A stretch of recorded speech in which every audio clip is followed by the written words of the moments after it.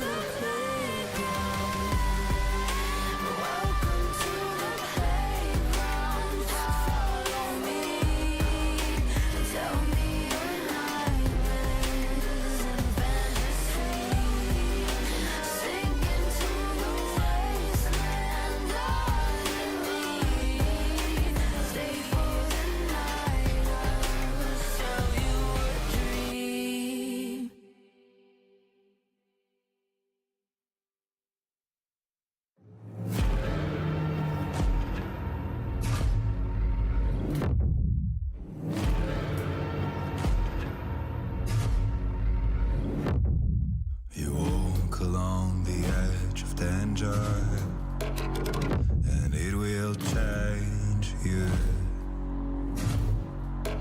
Why would you let this voice set in your head? It is meant to destroy you. You summon storms, you play with nature. Now watch it hurt you. Why would you want to shape the world in your head? You will never make it through.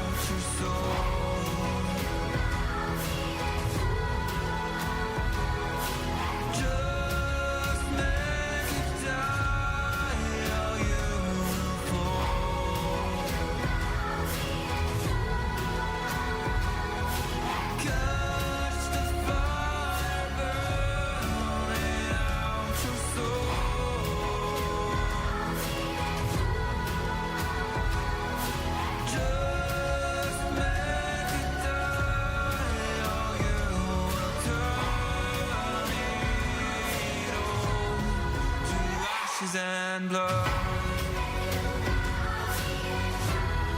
to ashes and blood, to ashes and blood, to ashes and blood, to ashes and blood.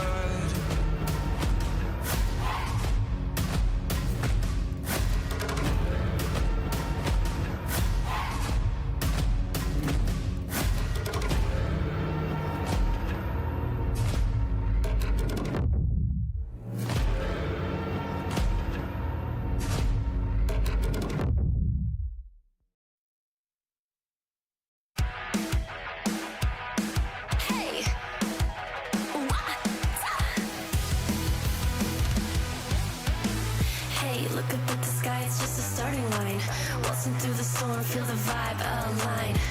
Radiant rebels in the silent fray. In the pulse of dawn, we embrace the day. We find harmony in mayhem, finding our own beat. Eyes ablaze with laser focus, dancing through the storm. We become the light. Against all odds, we'll stand and play in this never-ending fray. As alive in the pulse of dawn, we find our beat when the chances take form through the noise. Hey, look down at the tide, it's our warning sign. It's time to rock the wave or get swept aside. Crash through barriers, our destinies untied.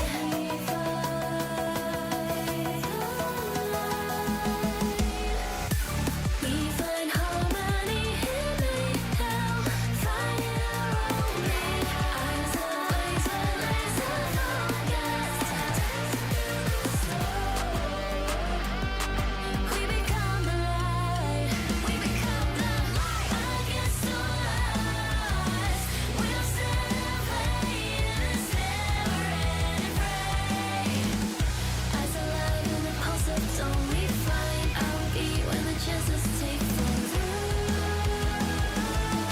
the noise.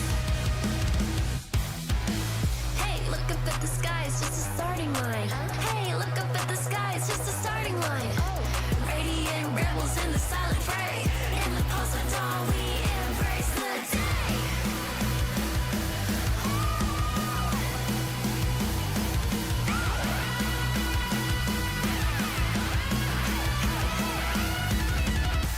We find harmony in mayhem, finding our own beat. Eyes ablaze with laser focus, dancing through the storm.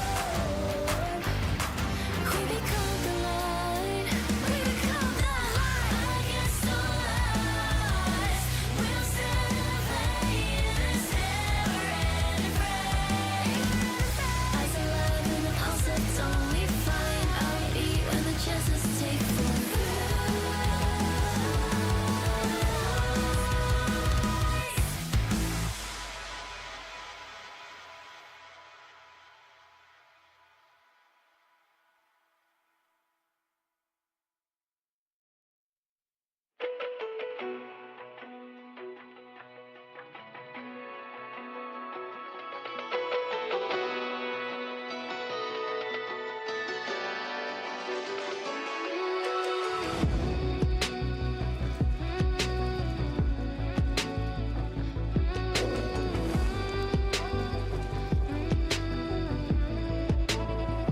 When darkness falls, you are my light. You take my hand and hold it tight. You are my home, I know it now. Don't let me go, we're safe and sound. I see your beauty shine, you radiate with light. Our hearts dance in time, you're one of a kind. Shine on and feel my heart. We're never lost, even when I'm gone. Like circles on, from near and far, above the flower bed. As we watch the stars, and I'll never be lost.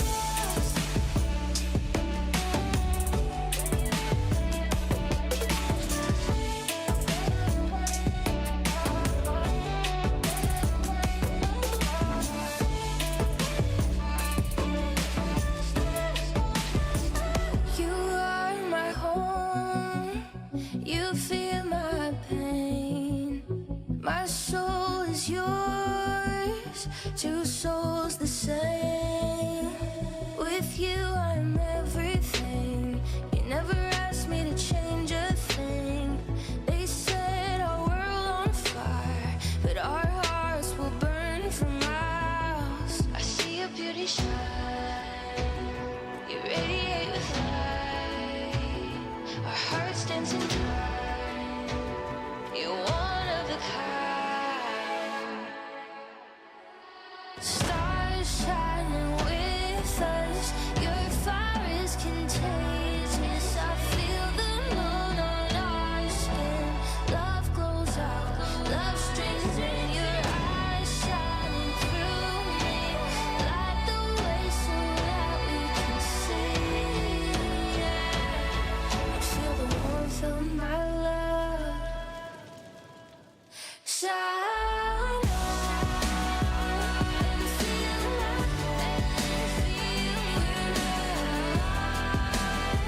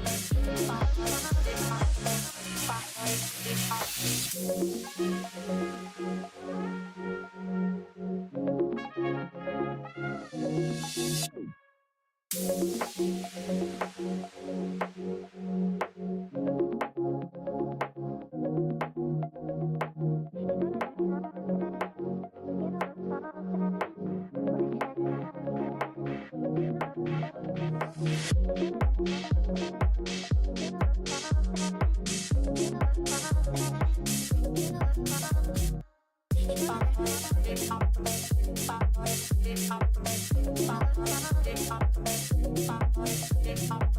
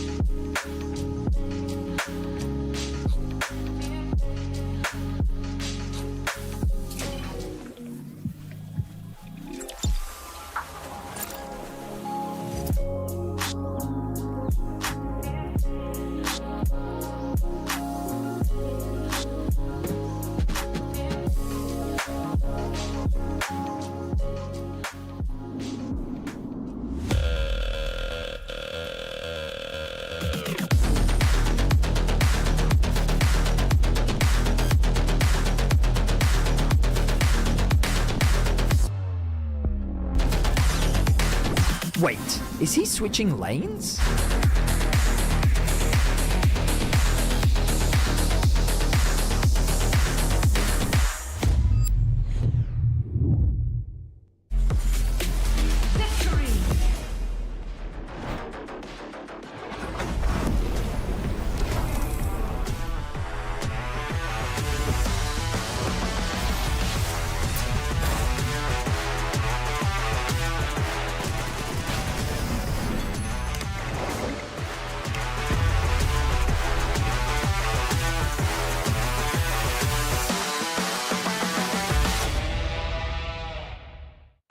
Now approaching the final pick, and what a ride it's been. A moment of hesitation, but we're getting closer to the game changer, and what a legendary journey we've been on. I mean, there's so many excellent options, but one of them has to be a perfect They're about fit. to lock in. Oh, what a pick! What a way to close things out. Join Marriott Bonvoy for a chance to claim a free Hextech chest and key. Marriott Bonvoy, a check-in at every checkpoint.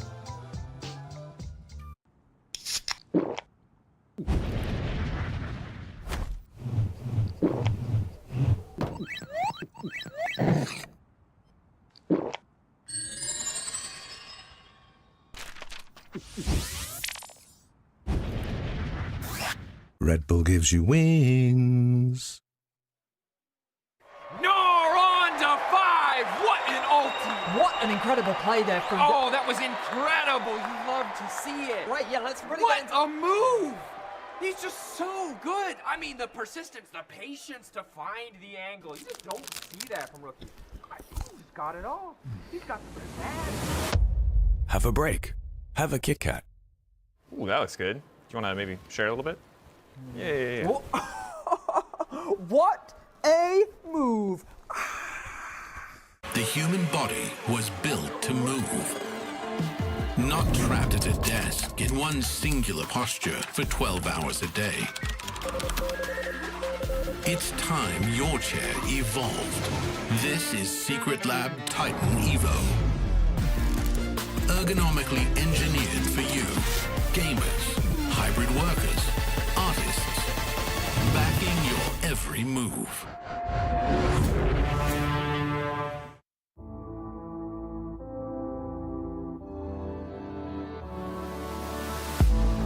If you had it all, would you look the fall in the eyes? Could you walk away this time? Will you realize, recognize it's never over? And the flame that once had died, awaken. Will you rise above the days to come? Will you be enough? Will you walk away this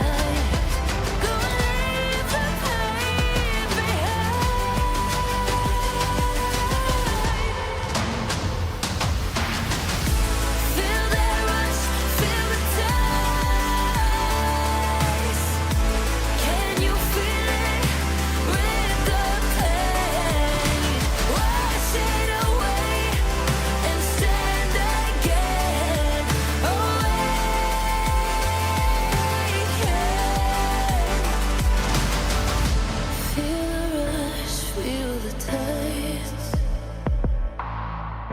wash away what used to be. Will you make your stand? The world in your hands again. 'Cause we all face the fires, and we stray from the light. Turn the page and make it right.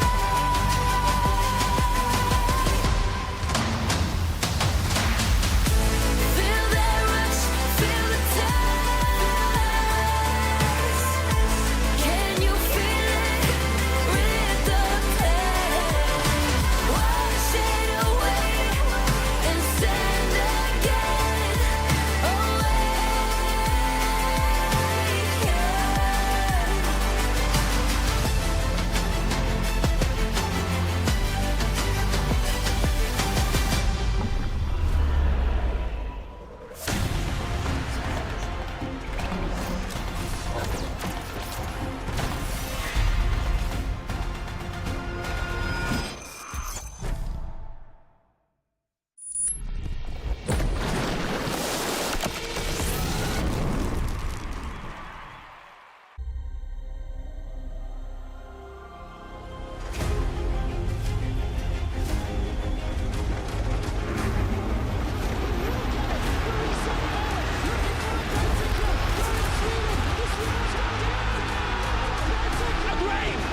G2, the perfect teammate. They take it all. Here comes the Crow's storm. It's not back. It's Tacoma, but the Quest is behind. Oh my God! Claps, everybody. You know the story. You know the legend.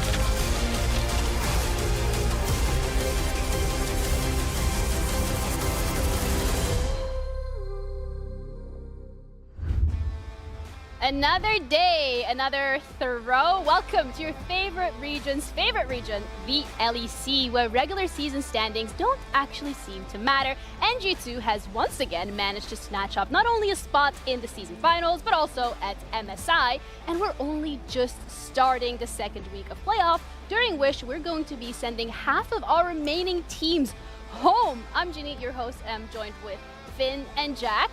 And you know what? It's great to know that the seeding doesn't actually matter. Yeah, I mean, who would have thought? Who would have thought the teams that actually ranked higher actually lost? I mean, for me, the big surprise was that MCOY versus Casey series. I really thought Casey would come in strong in the upper bracket after the regular season. I think we all did. But kudos to MCOY. They came in prepared and they did it well. I was really surprised about Fnatic G2. Maybe I got fooled. He fell for all it. this time. I don't know. But Fnatic looked so good and they had a great run. And G2 looked really weak. But then the actual matches happened, and then G2 looks really strong, and Fnatic looks really weak. And it's like, you know, everybody and their mother fell for it this time. Yay, Fnatic can do it! Unfortunately for them, though, they're now in this lower bracket. Nothing too crazy for them, nothing too crazy for KC, but they are going to be going up against GX and Heretics. So both of these teams also need to lock in. They do, yeah. And I feel especially bad for Heretics who actually just drew KC in their first lower seed game. That's a tough opponent, but maybe the lower seed has a buff. But also, like, the Heretics KC during regular season was, like, really close, so maybe... Oh, it was a banger, yeah. Right, so maybe they could replicate that, we'll get another banger. But it is actually, like, no secret, though, that this has been one of the most competitive and the closest splits that we've seen so far in the LEC in quite a while. Not just between teams, though, but also in between players. However, the votes are in, and the MVP LEC Spring split regular season is going to be...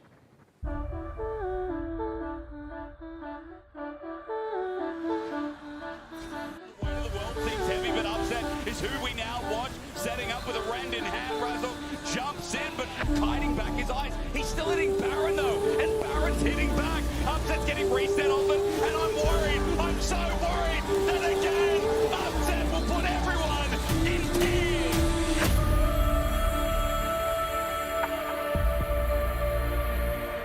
More than enough for the Renata. The re-engage, though. From Fnatic, they're going to look for a little bit more. Ishtal's impact. Razzle's going onto that one like Shy, having to flash away. Upset chases him down. And Linces is next up. Bad by the breath of life.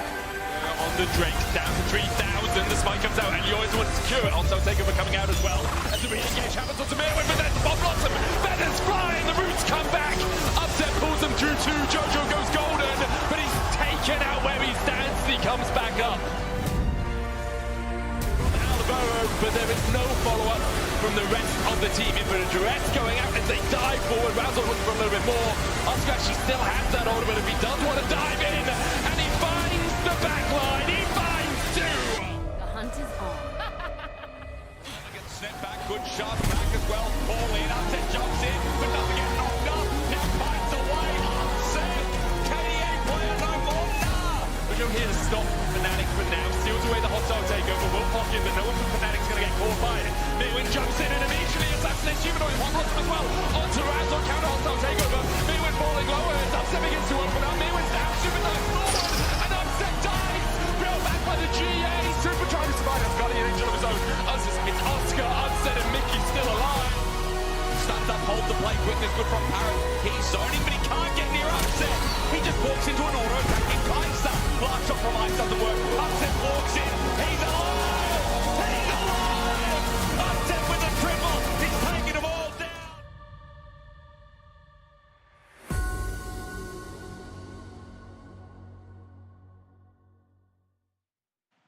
Thank you so much, Ginny. I am standing here with the Spring Split MVP Upset, Elias Leaf. I want to congratulate you first. Is this something that you expected, or does it come as a surprise? I wouldn't say I expected it, but I'm definitely felt I had a very good split, and I'm very, very happy that I was able to get this award. Yeah, this accolade of yours. Now you're a two-time MVP bot lane together with Mickey X. Sure. And I mean, you've always had a long career, and I really want to ask you, like, in the future, when your career is over, I hope in the far future, what is something that you would like to be remembered as a player?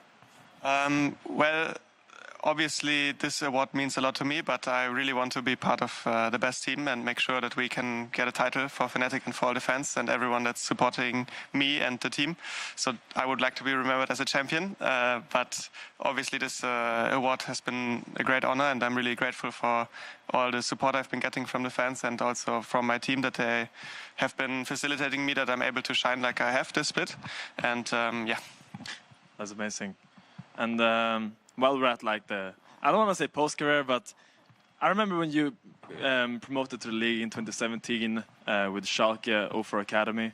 Is there any piece of advice that you want to give to that young man promoted back then regarding your career? Just be in the moment and enjoy it. I think time goes by so fast, and I've been playing now for a really long time, and it's already been like 8 years or 7 years or something crazy like that. So just really take it step by step, enjoy what you're doing, and do it with love. Yeah. Yeah. And thank you so much for that insight. And you're talking about the fans before. Is there anything that you would like to say to the fans? Yeah, I mean, we are kind of very good at bringing up the hopes and then crashing. So sorry, first of all. It's not easy for us too, I would say.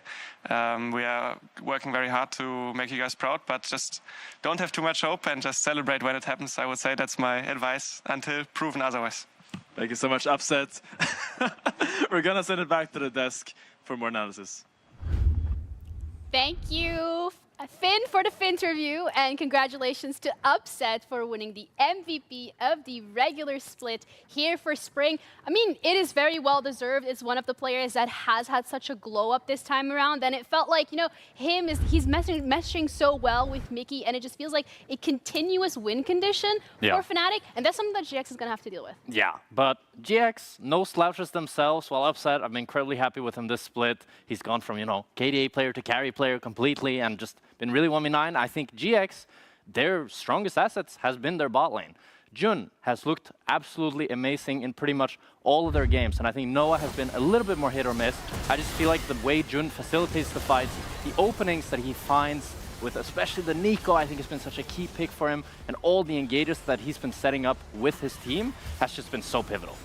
Yeah, I mean, I think Jun has been really, really good, and I think we always see this player always being so good, but one of the players that had been a bit scrutinized previous split, and also in the beginning of this year, is Isma. And I think he had quite a nice glow up this season. I really enjoy how he plays the early game and how proactive he is in trying to make really creative and resourceful plays with his laners. And I really enjoy how he kind of developed into this GX team atmosphere and how they kind of adapted to him so he can really play the game that he shines in. I think that's a big one, right? It's this Jun and Isma, how they've been working together, setting up. It's kind of like more, it felt like in the beginning, they were trying to make Isma adapt to them, but now they're more adapting to Isma, going for his plays, his invades, everything that he wants to do, and it's just making the team gel so much better.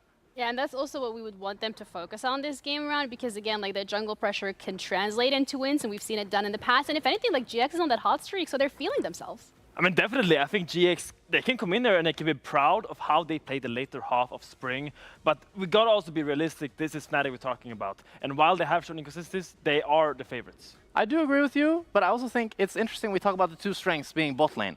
But there's top lane, which was the biggest weakness for Fnatic last week. I mean, Oscar, my man. I mean, it was a tough series for him. It was very tough. And Lot has just looked better and better. He had a great winter, then a bit of a slow start to spring. But I think if there's some place you want to attack as Giant X, it's top lane. And I just want to also say that, okay, sure, he had a tough series, but it was against Broken Blade. Probably one of our top 2 top laners right now we have in the league. And I really think Oscar is still on that upper half of top laners we have in the league. So even though he had a tough game against Broken Blade, I really still expect him to come in against Lot, who has shown improvements, I will say, but I still expect Oscar to be the better top laner today. Yeah, and also when it comes to Fnatic, they now have had that experience of playing a best of 5, you know, fearless draft. They were on the stage, they're back into the swing of things. And they really need to lock in. But GX on the other side of things, they were able to watch that series. They had the whole week to prepare as well. They were like, oh, okay, we're going to be going up against Fnatic. And I think for them, like coming into here, they have some key points that they really need to focus on to make sure that they can actually take Fnatic to Game 5 and maybe even cause the upset, send them home. Yeah, for sure. I think if I'm Giant X and I was watching that Fnatic G2 series, I really think you just look at top lane and you think, how can we send resources up there? How can we put Oscar behind? How can we use Isma and Jun as resources to punish Oscar? Because I think punishing Upset, punishing Humanoid, it can happen, but it's much harder.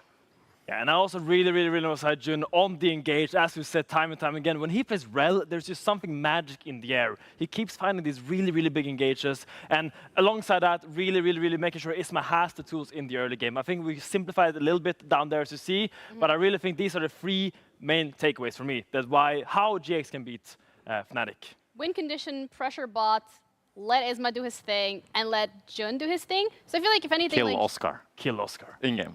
Whoa, do you guys have like a personal vendetta at this point? Like, what is going on? But the thing is, like, you are going up against Fnatic, right? And they are the favorites here. And they are no strangers to being in this lower bracket. Feels like under pressure, they sometimes do perform pretty well. Yeah, and now I'm going to show you now, just bring up the graphic here behind me. I'm going to make a little magic trick and pull off a staff here out of my jacket. And I'm going to explain to you how Fnatic constantly make lower bracket runs. They always go through the lower brackets, and they always find themselves going really far, either to the finals or semifinals. And sure, we criticize Fnatic for being a team that kind of chokes under pressure, but they always make it to those pressure situations. They always make it really far, and they are a top team in our league, and I think that deserves a lot of respect, not only for our organization, but also the players who constantly have driven them this far. But also from the side of GX, you're going to come into this and you're like, okay, we're going up against Fnatic. Yes, they looked a little bit iffy last week, and they had a really strong regular split, but you still need to lock in. Yeah, and you got to try to match that pace that Fnatic had versus G2, because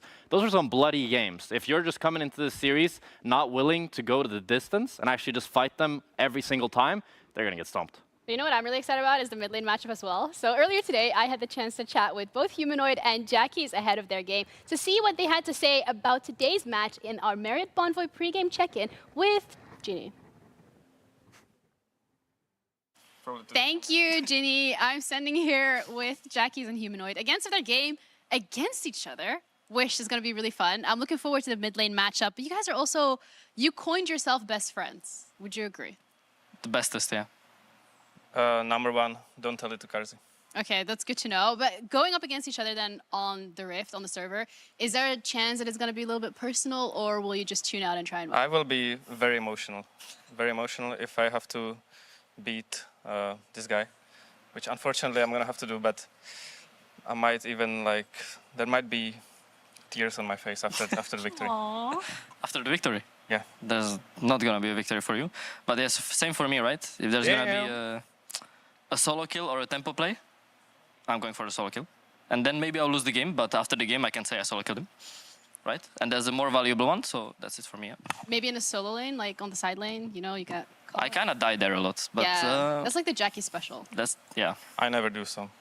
I don't. That's just a lie, I think. I think he's lying. Do you think? It's my whole brand. Safe on silence. For people around the humanoid on side? Yeah. Okay, yeah, true. So you're not going to catch him on the side lane then, I guess, in that case? No. But what if you win? Would you cry? But I mean, I think so. I think I'll go to him, hug and cry, honestly. I think that's like... I think we will just both cry in each other's arms and yeah. Yeah, it's going to be very emotional, yeah. Oh, it sounds like it's going to be a very emotional game. But thanks, guys, I guess, ahead of your interview, whatever we're going to be looking forward to. But both teams here are going to be on the chopping block. Can Fnatic actually bounce back after they lost to G2 and are knocked into the lower bracket? Or is GX going to continue their hot streak and get one step closer to their first international? Let's find out. Let's find out.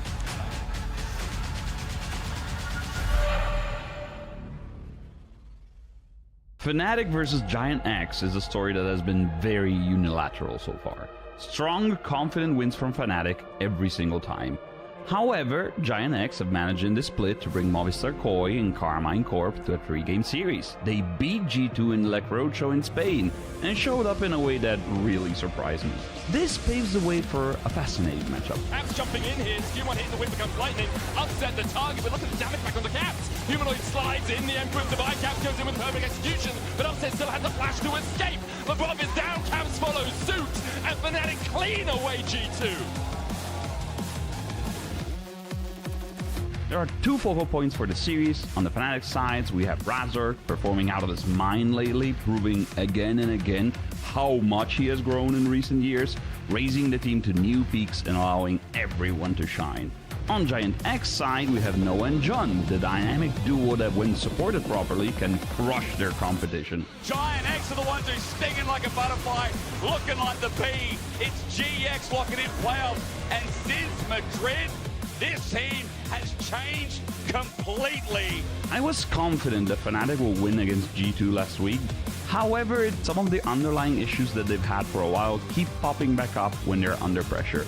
If Giant X can apply this pressure on Fnatic, it will make for a tense match where anyone could win. Hello everyone and welcome to the LEC playoffs. Fnatic versus GX, soon to be on your screens. It is hot out here, white hot. And I'm very excited to be here, as initialized, casting alongside my brother Nymera. How are you doing, my friend? I'm doing very well, and so much better to be seeing these teams face off in our lower bracket. Since Madrid, GX have been on a hot streak. Fnatic took a bit of a stumble despite coming in as one of our upper seeds into playoffs. They lost against their old rivals in G2 and now against GX, a team which they have a much better rivalry record against, rather. They'll look to stabilize. Of course, on the other side, for GX, that upward trajectory could take them to places I think people at the beginning of the split had kind of written them off from ever reaching. Noah and John as well going up against their former team, and the new bot lane, of course, in upset Mikyx, now MVPs as well, so it's all spice and narratives down there. You're learning the tricks of the trade well, Sam. I think in this first 2 minutes we've got out all the gameplay down the season, narratives which we would like to be talking about. Of course, the desk covered an awful lot of that. I avoided the legacy so far. That's a little bit later in the should have saved that one for later. No teams either. Waiting to see what comes up in the Champions League, players getting settled on 2 stage. But yes, obviously very excited today. And of course, before we got into our cast, saw that a lot of people here in the studio, a lot of people here for their first time at the LEC. So I very much hope you here in Berlin joining us for the festivities. Enjoy yourself as well, as we will get ourselves into that Champion Select. Fnatic, understandably, over on blue side does seem to be the side of choice, and so we're already seeing a few bans come on through. That Jax away from Lot, no surprise, alongside the Yone. On the other side, the Vi, the Azir. First bans out for GX. Of course, on 25-10 were some changes to some API itemization. We have some questions about champions like Senna 2. Here in Europe, though, we still love the Maokai. Currently not banned. Most LEC teams do love that. I suppose these two teams make a little less than some others, but that ban would be interesting. Of course, Rumble unbanned currently too. Yeah, it means the Gwen is also potentially going to be up and available. Yep. So a lot of those high value AP top lanes up and available. Interesting is the Warwick ban BB has been infected. He said GB, but I don't think he was the original Warwick. No. And of course, Oscar did play a game of it too. He was the only other player to play towards that. So, it's a bit of a gambit being played. The Rumble available. Stuff like that. Shinzao, Pantheon, Talia. All of these power picks up and available. The choice of blind pick is very, very telling. They do go towards that Talia, good nullifier in the mid lane. And of course, now it goes over towards Isra and say, well, do you want to play something like that, Pantheon, and trying to separate out those two global champions from that mid jungle, which tend to be so powerful together? Of course, something like Talia does empower people like Razork and Mickey X who do like to play with a little bit of pace and look for those aggressive picks. There we go. An option to follow up does feel good. And there's that Senna that we've all been hearing a lot about. They'll lock in the Pantheon as well. Could, I suppose, put that down bot side now. You've got the Senna if you so wished, even if it does feel like a farming Senna. Okay. Now, I know that Senna Pantheon was a thing in the past at some points, less so nowadays. So they do what we asked of them. They separate out the Talia and the Pantheon, because when they go together somewhere and they just crash onto one part of the map, it's horrible. You don't really want to be stood there. And of course, the Senna with a global to add into the play too empowers that even more, of course, for the Pantheon. Even if you're not there with the Talia on the other side, you've separated them. Looks like the choice of either the Gwen or the Rumble will be Gwen for the side of Fnatic. Certainly something we've seen a lot from Oscar Rinin. It'll be his most played champion by a fairly significant margin here so far in playoffs. Skarner also locked in to pair up with that Talia. Skarner, a champion which has gone up and down a little bit still. Pretty good as just being that frontline initiator as that is being hovered. I mean, I'd love to see it. There's a laugh on the other side. I see check mid laners, of course. Just say we have seen a little bit of Zed junglers. Not Sam, would you? So where does the Pantheon go at that point? Obviously, Wonderful. At this point, you know, this is how I feed my dreams, Alex. It's been hovered a little bit more. It's been hovered a little bit more as the Ahri instead. We had seen a tiny bit of Zed mid being played into that Talia, so you have to think about it. Pantheon Ahri though, point and click in the Pantheon. Charm afterwards. Ahri's doing quite well on the new patch with stuff like the Malignance and other items being buffed, which she does like to build. GX have a very proactive comp right now. Pantheon, Ahri go onto one target, the Senna ults over the top. Fnatic, I suppose with the Talia, can play some more aggressive things with the Weaver's Wall as well, but they need to be very aware that GX can pull the trigger quite fast and quite effectively. Keep our eyes on it. The scaling, the team fighting, all very good from Fnatic, but as you noted, just a lot of response in terms of that ability to collapse from miles away. Very difficult to manage for the side of GX there with the Pantheon Senna, as we've been kind of nattering about. It does seem like those bans now going towards primarily the bot lane, considering they're the two that have been left up and unpicked so far. Wonder where something like Kai'Sa comes into play. It's the most played of both of these AD carries, and when you've got quite fast picks on the side of one table, the Kai'Sa is good at defending against that, because you can, ult out of harm's way. Or Noah, who's played 4 games in the champion, could also join in on that play. Oh, no, hang on. So, yeah, okay, so he won't go towards that. But there's upset on the other side, potentially looking at that as to help deflect some of those faster plays. And it's of course worth noting these days the Senna is generally a farming Senna as well, so you don't see as many weird support picks to go alongside it because they're not getting the same amount of resources as Senna lanes in the past used to get. And there's our final ban on that site.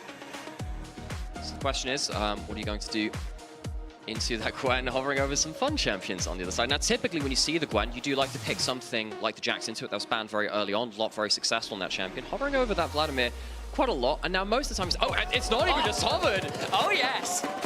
Blood for the Blood God, and apparently for the top laner as well, locks Vladimir, and immediate Kalista and Ada on the other side. Fnatic wasted no time in that. Well, they're going to be playing aggressively through that bot lane, have no doubts about it, even if GX pulled out some spicy options for the top lane. Vladimir sometimes doesn't want to run the TP and stuff as well, so can kind of cheat that by having things like the Pantheon on the board now as well. This raises some problems for GX though.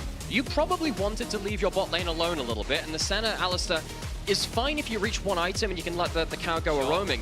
You can't do that against a Kalista and Ada easily, and you can't do that if the Ahri and the Pantheon are trying to go towards the Vladimir's lane. One of these sides of the equation, either the Vladimir or the Senna Alistar, must be self-sufficient. Otherwise, Fnatic will start to find some gaps in the armor, and particularly Upset on the Kalista has been a wrecking ball. This is danger for GX. Upset Mickey, they could just crash through the spot half the map. They really could, and I want to call out the desk as well, because they said some good things on this front as well, saying, look, couple options to beat Fnatic as GX. Smash Oscar Rinin, or set up that bot lane for success. And it feels like there's a little bit of a catch-22. You can do one or the other here, and it might not be easy to get both happening at once. So, Fnatic looking to stabilize after dropping down to the lower bracket. GX, we haven't seen them play in a little while, but last time we saw them, they were on a bit of a hot streak. Madrid ignited something in Giant X in front of a very cool crowd out there in Madrid. And Fnatic, of course, were there with them too, against different teams. Now here against each other in playoffs, elimination on the line. Exciting stuff. There's the crowd. They look very happy to be here, and I can't blame them. Fnatic looking to right the wrongs and make another one of those lower bracket runs. GX, the story, the recovery since Madrid has been pretty meteoric. They take it that one step further. Well, the fans are joining us in the energy here as well. Let's load onto the Rift and get ourselves into proceedings. Fnatic coming in with something to prove. GX wanting to stop them in their tracks. There's the Rift, a little bit of a cinematic overview. We log ourselves in, a match of the weekend, immediately a pause! I feel like that might have been a caster curse, I can only apologise. Yeah, we're ready to get into the energy. Well, where do be the energy? We got it, we'll delay it for just a minute. Folks, simmer, let it boil up. You can't, overdo it too early. You've got to hold on a little bit before you can completely let go. Still waiting to find out what's going on, but it looks like we're already conducting ready checks, so we should be back into game relatively shortly here. Just a brief pause in the action. Yeah. I didn't get the chance to see what runes and summoners Vladimir was running, because that'll really inform a lot of the conversation we have around the early game. Now, we've seen little bits of that Vladimir, and of course, I'm sure that's probably what a lot of people are interested in, saying, why the heck is this champion being played? Why is it playing here? We saw a game of it, I want to say, from Flandre over in LPL. I don't think we've seen that much else of it. And it was into the Gwen, where you just try and play that range, and Gwen has limited ways to really jump onto you. Did end up losing that game, but I remember he smashed the individual matchup really, really hard. Be interested to see whether Lot can do that versus Oscar. I think Lot started the split quite poorly, but I think he's improved quite a lot. I think that could be said the same for a lot of GX players, as we are getting back into play. So we'll be back on to schedule shortly after this point, and we'll continue talking about Vladimir a little bit, because it's interesting. I'm already going to look up some stats and see exactly how much he's been played. We'll see. Wonderful. We'll find out for you as we go. But there we go. A little bit of a bonus hit from producers as well. Senna ADC, it could be some fun stuff there. Absolutely. We will have a chat about that, because both sides of the match, very, very fun. Lot going towards the Airy, not going towards the Ignite, not for the Flash TP. It does mean it'll be a little bit safer in those team fights. Maybe a little less ability to dominate the lane with the stuff like the Ignite and the Flash, not the Flash, the Ignite and the Ghost, which we sometimes see from it. Indeed. So, we'll keep our eyes on it. As this bot lane in particular, this top lane in particular, very interesting for both sides of the map in different reasons. There's those runes you're asking for. It is that Airy, as you may have noted. And looking to get some value and get some scaling going on is the Vladimir. Gone for the Nimbus Cloaks. We did see some Axiom Arcanist on the champion, because it improves the healing which you get from it, which is really, really nice to some clutch scenarios, and of course that damage too. Focus onto this top lane then. Of course, there's so many important things to talk about, but this top lane was one of the things which the desk had highlighted, putting a ward down early, making sure that Oscar has to back off from that front push, and this top lane matchup will definitely be one which we'll want to look at very, very closely. Keep our eyes on it. Of course, these guys in topside have been very, very strong over the course of the split. In some ways, even if I feel like Oscar had a rough showing against G2, didn't have the easiest time. We're looking to redeem himself here in a lot. Fantastic Jax games, but still struggling to find some of those additional carries to really take over games. Of course, we haven't seen that much of Lot since his hot streak began with the rest of GX. We were, we've been saying a lot about Madrid and post-Madrid, but haven't had that many series to showcase it. Of course, against Fnatic, tough opposition. Holds up that W level 2, denies some damage there. Man, remember that time when Vladimir was briefly played before Worlds, where people were maxing W, where you could just kind of wave clear through an entire stacked wave by maxing that out? It was really, really nasty for a while. It's the last time I actually remember seeing this champion a lot. You see that Oscar trying to stack up the Q on the wave, like Gwen does in many matchups, and then kind of jump forwards with the hard trade. Vladimir's W cooldown obviously very long. So if you can buy it on one wave, then the next trade you take is much more free. Lot doesn't have the same wave clear, especially not with the Emax just yet, as well as we do get a look at some of their stats there too. Lot done pretty well. This is since week 5. This is since Madrid, as we've been talking. Turns out that's quite an important timestamp for both of these, and you can see why there's a lot invested into this matchup and these players on your screen. Very much so. And again, it's been a bit of an interesting one, hasn't it? Because I think for Oscar Rinnin, he had a tough showing, as we kind of noted. And it's on one of his more popular champions here, though, is the Gwen. So he can look to kind of make sure that he is up and running here in general. Of course, it's not going to be the only place we need to keep our eyes on, because bot side, nearly guaranteed will be spicy at some point here, because that's a Kalista and Renata for Upset and Mickey. And they are some scary, scary members. Once again, go back towards that top lane matchup, looking at what junglers are doing. Currently, Razork going in towards the enemy jungle, has a little bit of vision with him. Of course, with the Vladimir excitement, we've missed out a little bit on the early lanes elsewhere. You can see that Upset and Mickey, they pushed in that bot side. Humanoid doing quite well in the mid lane matchup there too. Haven't seen that explosive play just happening just yet. Both junglers have ways to interact with that early game. Of course, Sisma could potentially go towards Flash Gank. Currently off vision right now. Stops to put a vision towards that bot side jungle entrance. And no one's really decided where they want the first big play to be made just yet.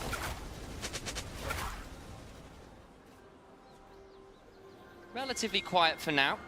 That is no bad thing necessarily for GX, I would argue. I think for Fnatic, when you're running a Kalista Renata, you often do want to make things happen a little early on, even if, of course, got. Yeah, I have to say, if we don't have to focus the camera down, if you don't have to focus the camera down on bot side, typically that's a good thing for the other team. Good team. I'd much rather focus on the players on screen because they're pretty interesting, aren't they? So, got a bit of pause. We'll get you more information on that when we see that as well.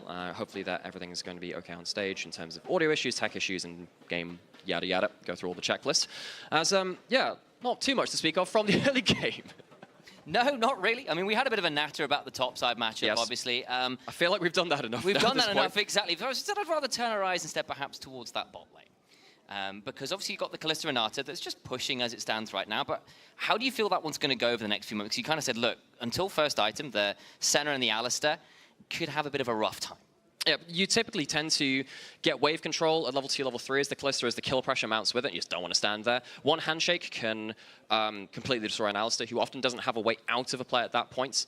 You can't headbutt backwards. There was a point where they were trialing, I think, like a free cast W. Really? Yeah, there was that a point. That sounds horrifying. I'm not sure it ever left the dark realms of PBE, but for understandable reasons. But of course, in the player matchup too, it means an awful lot. The fact that Noah and Jun haven't given up too much early on, no summoners blown, no random deaths and stuff like that, that is actually an important thing versus the Kalista Renata. Quick update as well. It does look like it's been an audio issue on stage, so that's being investigated. Hopefully that all gets resolved soon, but it does leave us a moment to just continue chatting about the game and where it's going, I suppose.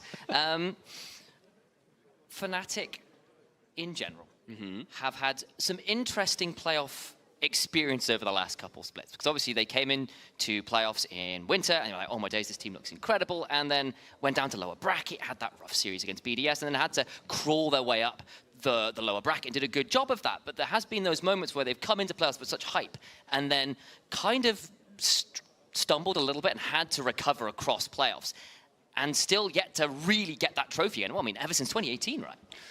Yeah, a team which has captured the hearts and minds in regular seasons fairly effectively. This team's been really, really good, and I was really excited for them once again heading in towards playoffs. Getting back in towards the game again now, it has been unpaused, and we'll get that back onto your screens ASAP. But yeah, Fnatic, once again, having to readjust. Now, they've buffed up their coaching team to help them with that. The Duffman effect we talked about once or twice, as the crowd is happy we're into it as well. Bit of an engage down bot side, though, as in they go. Noah now in danger, trying to back away. Making sure they're safe in the corner. Top side, looking for the 1v1. Lord gets it! Transfusion! And Oscar Rinnin is exsanguinated. The Gwen bled out by the Vladimir for the first blood of the game. As bot lane survives, we were saying, hey, Noah Jun doing a good job of not giving up too much in that bot side. They do, of course, have to hang on a second. Jun tried to stop a recall, might get caught now. He's in danger, flashes for a head, but knocks him onto turret. Mickey's in danger, stunned up, and he's dead as well. The bailout, it's just too late. No money in the world will save Renata. Supports go down, however, Upset gets the kill, so it does end up being a 1-for-1, but it favors Fnatic, especially since Noah is the one to lose out. GX decide to now remove themselves from the matchup, which is going wrong, and they move the center towards topside. Do wonder whether this will work against them at some point. Yes, Lot got himself the first kill in this matchup, and now he's going to have to farm up on the other side of the map and prove that he can still get resources and farm, whilst being against a Kalista, who's also going to be scary on the other side. Ult pulled in mid lane. To look for that ult as Jackie's needs to back away. Should be safe for now. Senna so far in the LEC. looking pretty hot. 3-0, undefeated, huge KDA as well. So looks like the changes have been pretty good so far for that champion. Of course, Senna escaping that 2v2 on the bot side early on. Particularly once you get towards that shiv, you just wave clear on your own. It's a little bit different to how, and we'll talk about it when it comes through into the next 5 minutes. We're just setting up so you can watch it as it happens. As soon as Noah gets the shiv, he's going to be sat in mid lane probably, tapping the wave with the shiv, hitting it with the Q. We might, hang on a second, is Razzle going to go towards this? There's no summoners actually on Origin. Okay, nothing coming up so far, but I guess Upset walking up the lane. I have to pay attention to this. So, Razzle looking for a potential dive angle here. Noah, to get a little chunked out, needs to be wary of the potential dive. Skarner with the boulder in claw. So he hand, of course, as the insect creature. Now looking to potentially dive one in. Last embrace is good. Noah, though, eats loads of damage. The piercing darkness is solid, but a handshake comes on through. And it is very firm indeed. Upset, putting a lot of spears into Jun, who will get rended. Isma, and I'm not sure he wants to be there, and will swiftly decide that Grand Starfall can maybe go back up to the heavens. Okay, this is a problem now. For a while, it looked like the bot lane was going fine, and now Upset suddenly has 3 kills. Reminds me a little bit what happened versus G2, and what's happened in most of the games for Upset on the Callista. This split, very, very impactful for this champion. Jackie's taking a hard trade there against Humanoid. Of course, they're best friends against each other. Taking a lot of HP out of him. But Upset getting this far ahead, I don't know whether GX have the tools to deal with this. They just blew the ultimate from Pantheon 2, the first one of the game. How do you answer this Callista? Who is going to farm against him? I don't think GX have anyone. Hang on a second, that's the Hemoplate pops in the bot side. Look, some more damage. The needles coming on down, but that Hemoplate's going to be scary. Flashes on out. Snip briefly, but Lot does burn that additional summoner. So Oscar trying to wave clear a little bit with the needlework. Lot flashing just to deny some damage. The problem is, if he's around this HP, Oscar doesn't have the kill threat, and Lot can still keep healing off the wave and keep whittling him down. Humanoid might go for a plant in mid lane, try and force the ult out of Jackie's. Does get that Weaver's Wall across, and Jackie's will be forced to ult. Lot will burn that Sanguine Pool for a second. But Isma is here, but it's just a double impale! And Oscar in and picks up the Vladimir. The back away here for Isma, looking for a Q, flashes on forwards and tries to get the shield vault that just doesn't end up being enough. Another kill over to Fnatic. Oh, what looked so good for Lot in the early lane has now been pushed against him. Oscar skips out of that last Q from the Pantheon, which would have killed him. And now GX find themselves at a significant goal disadvantage. As we go into this replay, we'll look at how he gets caught out here. Razork has been very, very threatening, forced out that full long cooldown. Obviously, you're not going to get that again. And Lot doesn't have that flash to use it to survive the needlework earlier. He goes down, and then Isma just a second too late. Can't stun someone up. This is the key player here. Flashes forward. Q goes wide as the E was buffered through that stun. Oscar makes it out alive.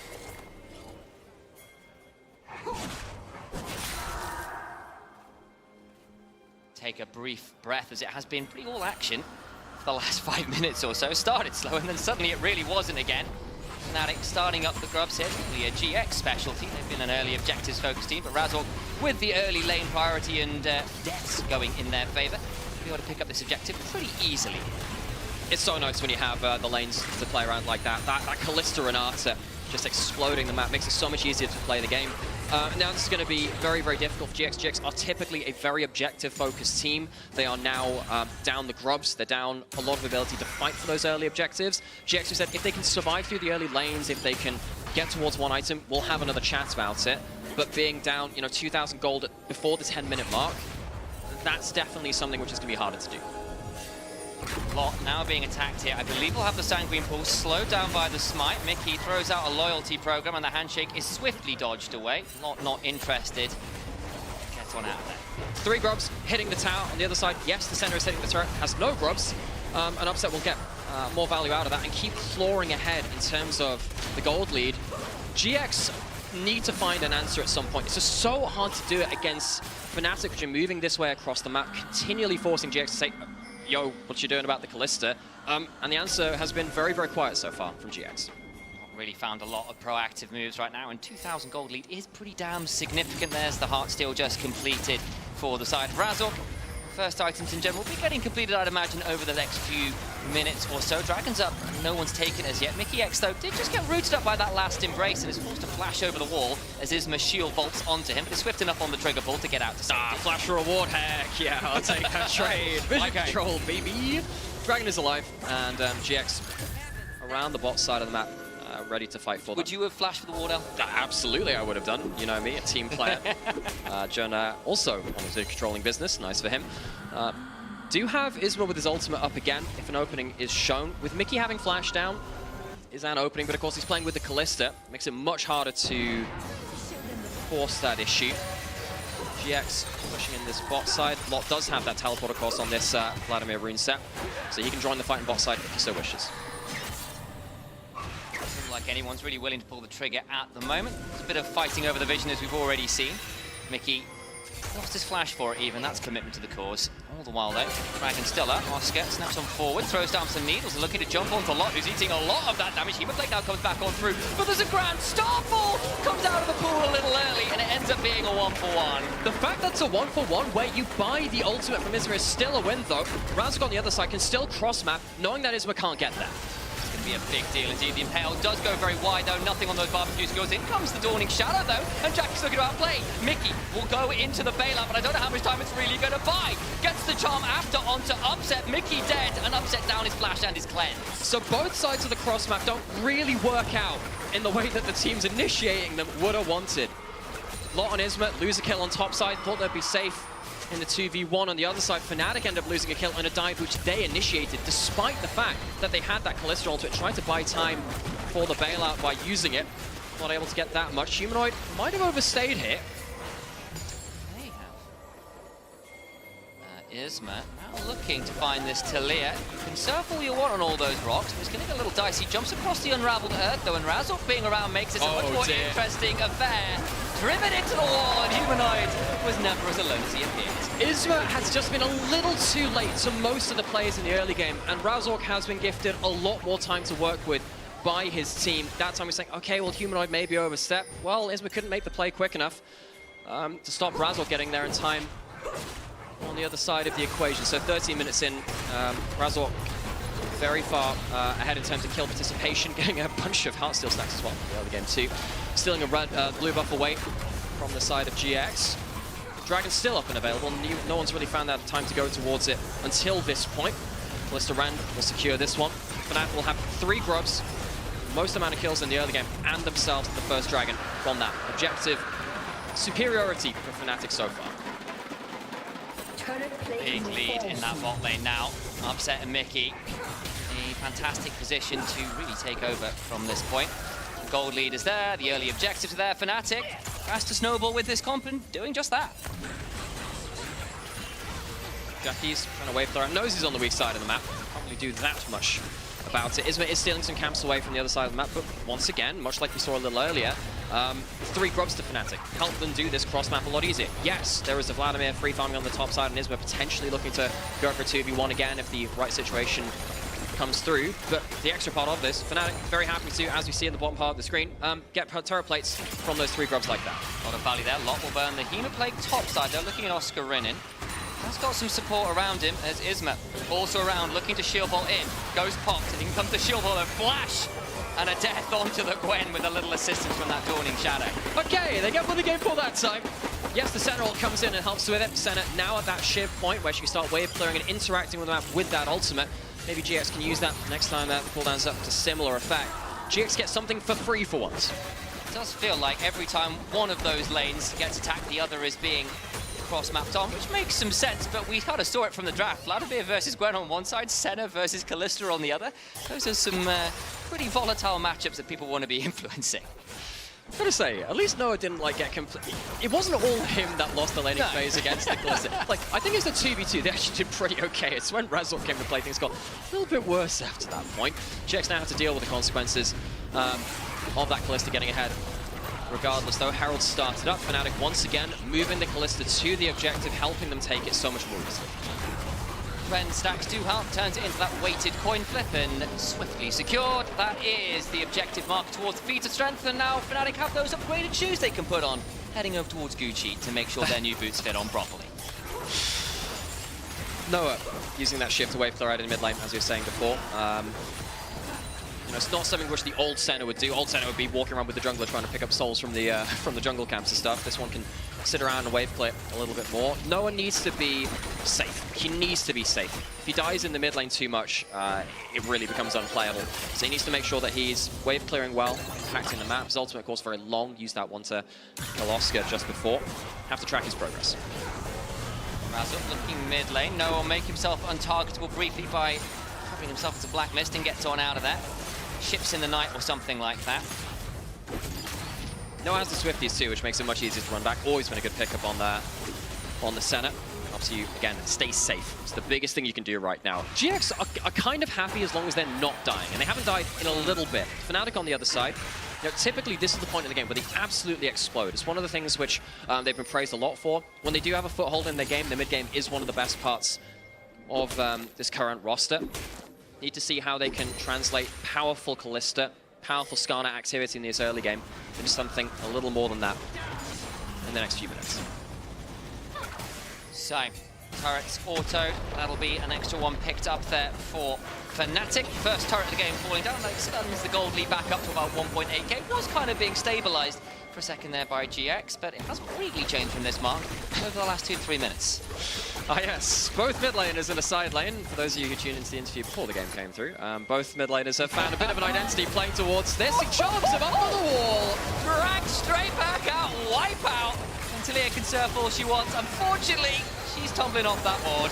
We literally had an interview before the game where Human was like, oh, I built my identity out of getting, you know, ganked in side lanes. Well, there you go. Jackie is giving him back his rightful throne as Humanoid dies in the side lane there. Jackie's will be happy to pick that one up. Isma has a good use of that ultimate to get once again involved in one of the plays. Does, however, give Oscar free reign to attack the turret on the other side of the map, so should be able to pick that one up. Jackie will do his best to get shove on that bot side, but I think a lot of damage has been done to the tier 1, so I don't know how easy it'll be to take down here on the way, but with this Pantheon around, you could still keep look to push it further. Realistically, you're already going to lose the turrets which you lost in those side lanes. Now, getting a play on the other side, getting a kill, potentially getting some chip damage back onto it, you take it as GX. Fnatic need to tighten up a little bit in regards to the vision that they have onto the Pantheon there. Of course, we do need to keep our eyes out though, because 20 seconds until the Dragon. That'll be second Dragon for Fnatic, and I think as far as a win con goes, looking to get towards Soul would be pretty valuable. Jackie's, though, still doesn't have the ult, and has stayed a long, long time in this bot side, especially with Dragon coming on up. Razor just walking and autoing, throws down the smite, trying to force at least something here. Gets a charm, but Upset coming alongside Mickey X. This box is going nowhere but an early grave. GX overstaying that bot side, and now both Jackies and Humanoid have found their demise in that side lane. You can tell that they've learned from each other. Senna pushing that mid lane, Razor going deep into the enemy jungle now. GX not really in a position to do much about it. Herald summoned and going to take a big chunk out of the bot lane in a turret. Need to try and get a little bit more value here. That tier 2 swiftly going to fall though, courtesy of the Herald charge helping out. Look to get off this wave shoved in, and then look towards that Dragon that's just spawned. Nice moment for Fnatic. Accelerate the gold lead a little bit further. Upset walking up again, actually. Very powerful. 4-kill Kalista, remember? He is mighty indeed. Gets the bailout, keeps hunting. It's a fair amount of damage. I see what he was looking for. Forces a Hemo plague at the very least. Yeah, you do not tangle with that Kalista. Knows that there's still a little bit of time on the Pantheon ult. There's no way you're going to get interrupted on that play. Dragon now started up by Fnatic. You know, a lot of people would have said, well, you know, they got that kill onto Jackies. Why didn't they immediately go towards the Dragon? Because they knew that they still had the full dominance on that bot side of the map. They didn't have to rush towards there. They got some other stuff first, and now they can make a play in the mid lane. Gonna look for that Weaver's wall to come on down. Don't get as much value as they're hoping for.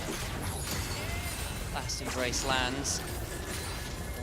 Back away. Dragon was taken by Fnatic, and the attempted follow-up doesn't really lead to as much as I think they were hoping. So GX, they survived that play. One of the globals thrown out. Humanoids won. Razor spots Jun walking into his jungle, sees his ult support and goes, yo, I need to just warded that. Get out of here. Drops another ward as well. Clears one of them. Did he get both of them? I think so in the duration of that sweeper. GX now needs to be aware that the Atkan is alive. That's the next thing potentially that could be fought over. Dragon not up just yet. A bit of an early whiff, but then again, you got Kalista with 2 items, you got the Talia, you got the Gwen. The worst taker of Atkan there overall. Absolutely not. You can just set up around at the very least. Razor clearing out some wards. There goes Mickey doing the same. At least threatening the possibility of Fnatic with that vision control around the bot side of the map. Upset. someone we still need to very much keep our eyes on. Largest gold lead on the board, and it's not particularly close. 2 going on 3 items, going towards a Wit's End, coming in second against the double AP solo lanes. Also gives you some tenacity, which helps you against the Charm, the Senna W, and of course the Pantheon W as well. GX trying to get as much value out of Jackies and side lanes as they can here right now, hovering Isma towards the side of the lane. Going to be potentially ganked here. Potential turns into an actuality. Jackies will Spirit Rush away. Has got his Pantheon behind him. Feels safe enough to just threaten with a little more damage and then backs off. Really like how quickly Upset and Mickey move towards that side of the play too, realizing, look, okay, we don't know whether Isma will jump into the play, whether they feel bold enough to go towards a multi-man play with the center ult on top of it. So Upset and Mickey move first. Always important to keep that in mind when you have globals like the Pantheon ult, center ult thrown into the play. Damn scary indeed. Looking to now return towards that mid lane, throwing up Evil at Isma. Noah just doesn't have the wave clear to help keep that turret up, and so Fnatic pick up the mid tier 1, no real contest. He's around here, does have the Weaver's Wall. Jun will face check that, needs to be wary of a seismic shove. Eats another threaded volley, that'll be the end of that. We'll see if Isma has to flash. He's currently not in the best terrain possible. Yeah, he's gonna have to flash out of this, surely. There he goes. A little bit greedy there with the Pantheon trying to catch someone out in rotation, ends up having to blow the extra summoner. Fnatic happy to pick that one up. No, Fnatic doing really well at just pressuring the lane, moving slightly off of it, see if there's something to be found. That's just very good fundamentals, right? You have the Kalista that can push in places, so push it in, and then move to the side of the map with your other members and just try your luck. Now they go back towards the Atakan after forcing out the bot side of the map. They will lose that top lane turret, but with the work that Jackie's had put into that earlier, it's likely to go down anyway. Jackie's get some gold, Fnatic get the Atakan. Enough with that. I think GX trying to get what they can off the map, because it has been a little bit rough for them over the last 10 minutes, so the mid game hasn't gone their way really. Still look to scale up well enough, of course. They've still got the Vladimir, hit 2 items on the Pantheon. Ari's there as well. The Senna scaling up pretty well. Still wants to pick up a few more souls. Only at 50 or so right now is Noah, so not exactly at the biggest break point ever on the Senna, but the scaling in general will be there. In fact, last week on the analyst desk, I think it was our last day, we had a graphic up which talks about the average souls at 20, I think it was. I think around about average is about 60 at 20 minutes, so no, is a little bit behind that. However, in this game, you've been on a hard CV2, you've been forced to swap around the map a little bit. Typically, Senna, when you're farming, you need to hit enemy champions to get more souls quite a lot too, because you get the double tap from an enemy champion every 8 seconds. You can get yourself another mist. So no, a little bit on the lower end, but you can understand where that's come from in the game. It's not like him just forgetting to click. Yeah, he's not like left them on the ground. Yeah, you know? No, I say that he's done that there. Mickey might get jumped onto here. He's been a little bit careful. Handshakes Jun though, for an easy headbutt. Pulverize still goes forwards and will run away swiftly there.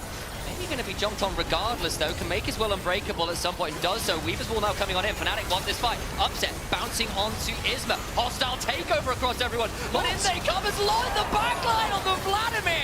Finds a few. Still though, it's dangerous. Soskarin begins to hunt and makes it a double of his own. Continuing to snip people down to side. Into the Sanguine Poogle's lot. Noah continue to try and heal people up. They've gone so damn deep. Humanoid doing his best to throw down to Freddy Volley, but Oscar will surely fall as well. It's a bloodbath. And Vladimir wins those. Both top laners dive into the backline and try to carry the fight, and the Vladimir gets more value out of it. Upset and Mickey go very far in, and Lot manages to find a great teleport angle.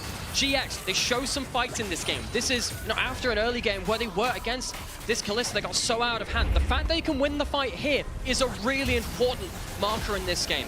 See that, Jun goes forward for the combo, tries to see if he can get himself a pick off there, doesn't get Upset, and then has to find himself in a slow retreat back. It's a good way to jump forward from Upset, but then they buy into the fight a little bit too much. The teleport angle from Lot is absolutely wonderful. Find himself a 1v2 in the backline against 2 squishies. Perfect opportunity for Vladimir. Gwen does the same on the other side, but then after that point, it's just the Vladimir versus the Gwen. And actually, Lot's been doing very well in that matchup so far, at least on the individual level. It shows his strength here in this team fight. Oscar in desperate to try and get one, and does actually make it a full 3 in the backline, so credit to him. This Gwen is online. Dragons just spawn though after the replay, and this will be sole point for Fnatic. I think, Chimera, we're going again. May well do. Lot doesn't have teleport this time, does have flash. Can you find himself a flank angle? We don't have that many wards on the bot side of the map right now. Blue buff stolen by Fnatic. Will be a team 1 because we're both, because we're past 25 minutes. Baron upgrades those. Can Lot do the same? Or will Fnatic find themselves a cleaner fight this time? The river is dark and full of scorpions, apparently, which just sounds awful, as Jun has popped his ult, trying to phase check there, and I think with that, GX say, yeah, maybe we don't go again, actually. Easy tool pops. Fnatic will find themselves a soul point, I presume. I don't think there's going to be any more contest from that, especially with the Alistair ult being so easily blown. That tried to cheat through vision, couldn't quite manage to do so. GX lucky to not lose a cheap kill onto Jun. Third dragon to Fnatic. Soul point secured. Fnatic was a scrappy last fight, but the end result is still an overall macro advantage. Ocean Soul when you've already got a Gwen and a pause. Fnatic are just gaining power. So much power from pauses. Pause. There we go. We know what that means. Still waiting to see exactly what's going on when we know more. What do you mean we lost a fight with a 4-kill Kalista? It was a really good flank buy. It was a really good teleport hit from Lot. I'm not trying to dunk them too much. Yeah, that funny as it was a great Vladimir It was a great angle. fight. I'm happy to see some creativity there from GX, looking to threaten the likes of Fnatic here. Still waiting to find out exactly what's going on with the pause, but it does give us a moment to kind of take stock and see where the game is at. I was really afraid after bot lane happened the way that it did, with, you know, the murder. Yes. There was a lot of it. There was a lot of it, and I thought that would be it. Honestly, we've seen so many Kalistas, particularly from Upset as well, get so far ahead of the game over recent days, where he's just managed to get very far ahead of the game, and things have just not been controllable after that point. See that there's a headset being toyed with on stage. Presume that's going to be the issue for the pause. And hopefully they'll get sorted out nice and quickly after that point. Did just get a note from production. Indeed, it is an audio issue that is being investigated, so hopefully that is solved soon. We can get right back into the action. GX, though. Good little fight for them. Now, that needs to be not the only one, right? Because we've seen how if you do give yourself an opening, like Jun missing that combo onto the clump, not quite catching the Kalista, the turnaround is vicious and very, very quick. If you give those openings to someone like Upset, who's just been awarded our MVP from the regular season, absolutely well earned too. This guy was an absolute machine in the regular season. If you give those openings to him on a champion which he's been very well aggressively on, you cannot win those kind of fights consistently. You need to make sure you find another way to make sure he is not just hopping and skipping untouched around the fights. It's going to be very challenging. And there's bailouts and stuff behind him. There's a lot of CC with Unravel there. I'm not saying it's easy. You just got to do it. Be done. Like, easy or not, you just do it. I'm giving them the checklist. You got to stop Upset. All right, yeah, let it go now. Do or do not. There is no try. No, you should probably try as well, though, is the problem. You do need to do that one. Let's see if it's... What's harder, lifting an X-Wing from a swamp or stopping Upset from auto-attacking in fights? You tell me. Has some pretty good stats, and this did lose one game to G2 in the playoffs, but even then, he got ahead in that early game. KDA's been massive. Gold advantage at 14, been massive. And once again, in this game too, did have near enough a 1.5 to 2,000 gold lead onto the bot lane of GX. This guy is really scary on Kalista and has had good results with it. Even in games where Fnatic have looked completely dead and buried, this guy on the Kalista has carried them out of those depths before. And he's ahead of the game now, and Fnatic are looking in a much better point than some of the worst games he's carried on this champion.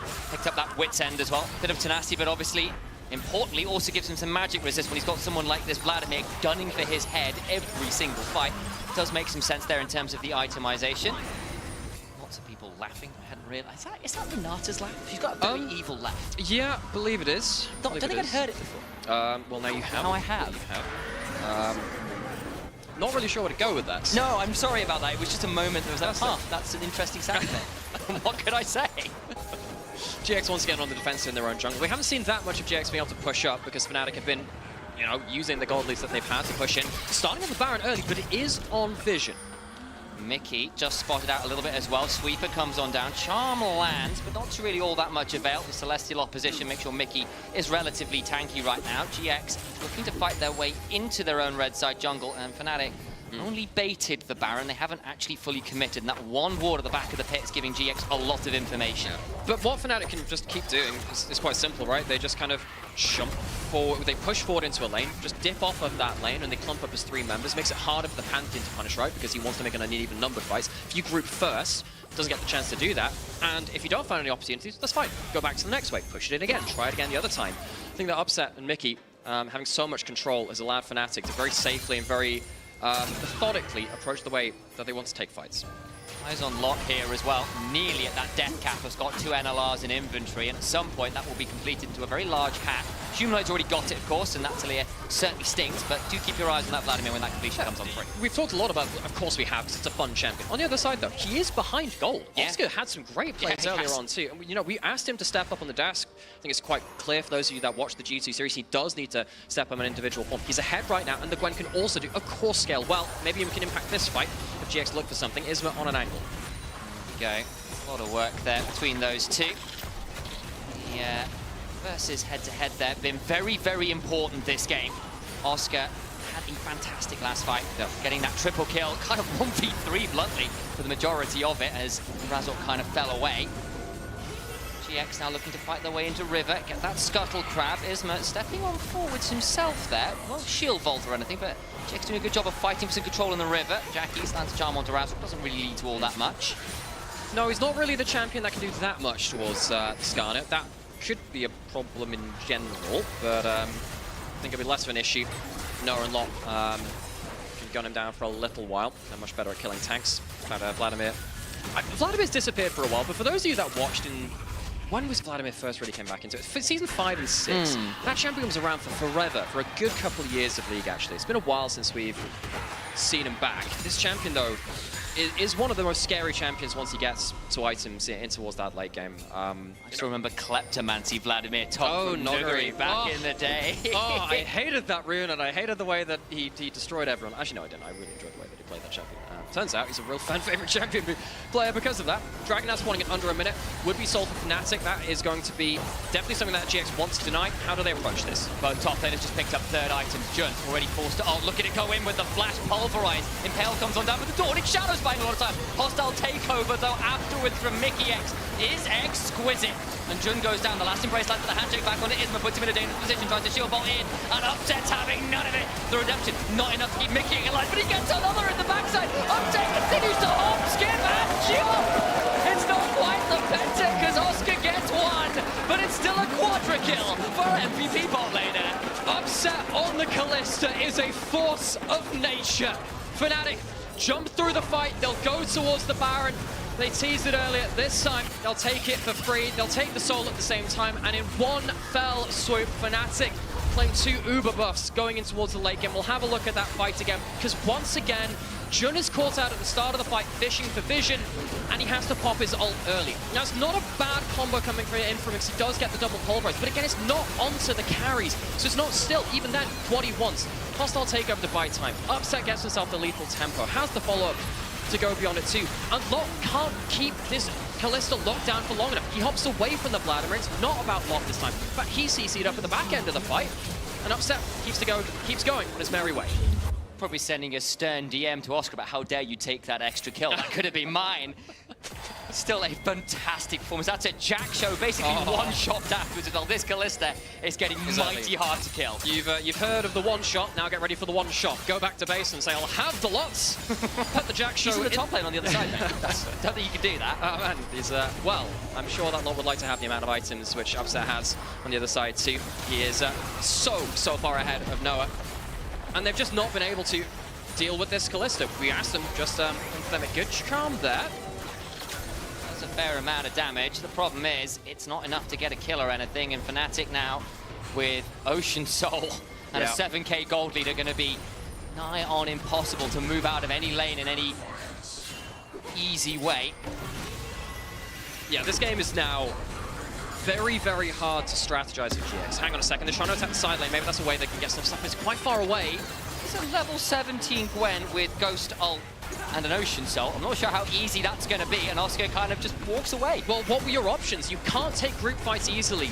Razork or Upset with the bailout with the Ocean Soul. It's too hard to cut through the first target in front of you. Maybe try and find someone isolated. Try and use the Hex Flash over the wall, maybe. B coming on in as well. Weaver's Wall there as well. Goes for the pulverize. It's only onto Razork. The hostile takeover doesn't really land onto anyone, but it has kept people split off. Jackie did finally get caught by that one of his. Lot is dead. The Vladimir is staked. Van Helsing becomes Upset. Very appropriate considering the stakes he keeps throwing out. They'll look to get a hold of this mid lane tier 1. GX try and go for a last gasp, but this might just be the base falling. 1 lane down, 2 lane down, third one to fall after that point. This is going to be tutorial League of Legends. All of the inhibitors down on the same push. And with a man down and a very important one of that in the Vladimir, there is no creature of the night here to defend them. That final inhibitor down and tutorial completed. Next step, Nexus turrets. GX have been on a bit of a hot streak, but Fnatic, they've got a point to prove coming into that lower bracket, and they have not taken prisoners this game. They were looking to prove themselves still very deadly here in playoffs, and they have done just that in game one. Another bracket blip, and they come back with a vengeance. GX defeated in short order. Fnatic are so good at playing Kalista. Upset is a really good Kalista player. As soon as he got ahead of that game, it felt like it was just very, very hard for GX to find the right moments to take fights, to stop this Kalista from doing damage. But that's enough from us for now. We're going to toss to a break, and when we come back, the desk will tell us exactly how Fnatic got that win.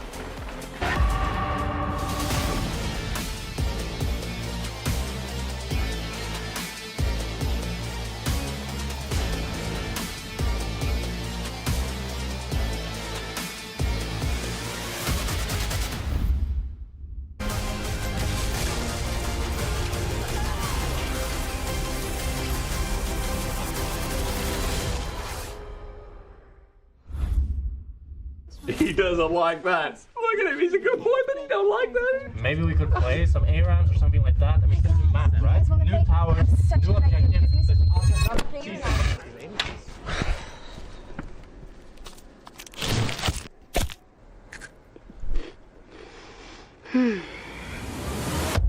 Have a break.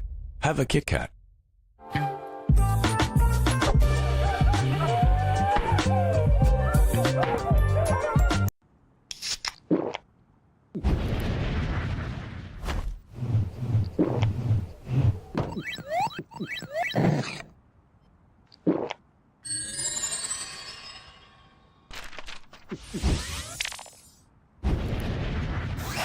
Red Bull gives you wings.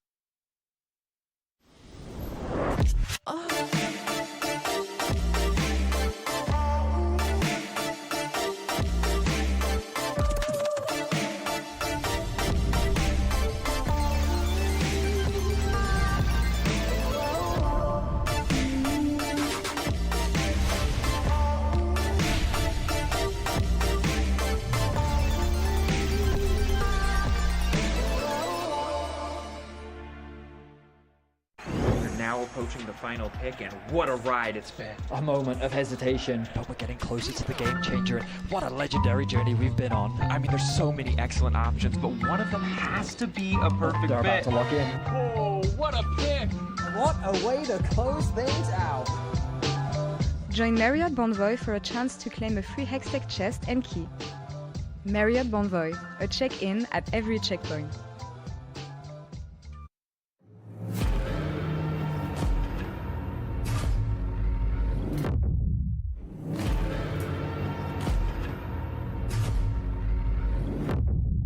You walk along the edge of danger, and it will change you.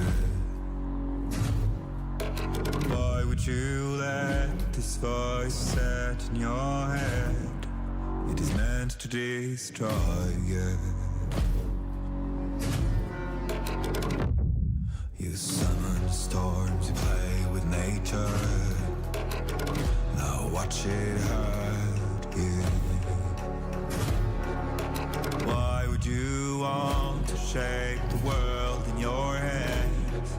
You will never make it through.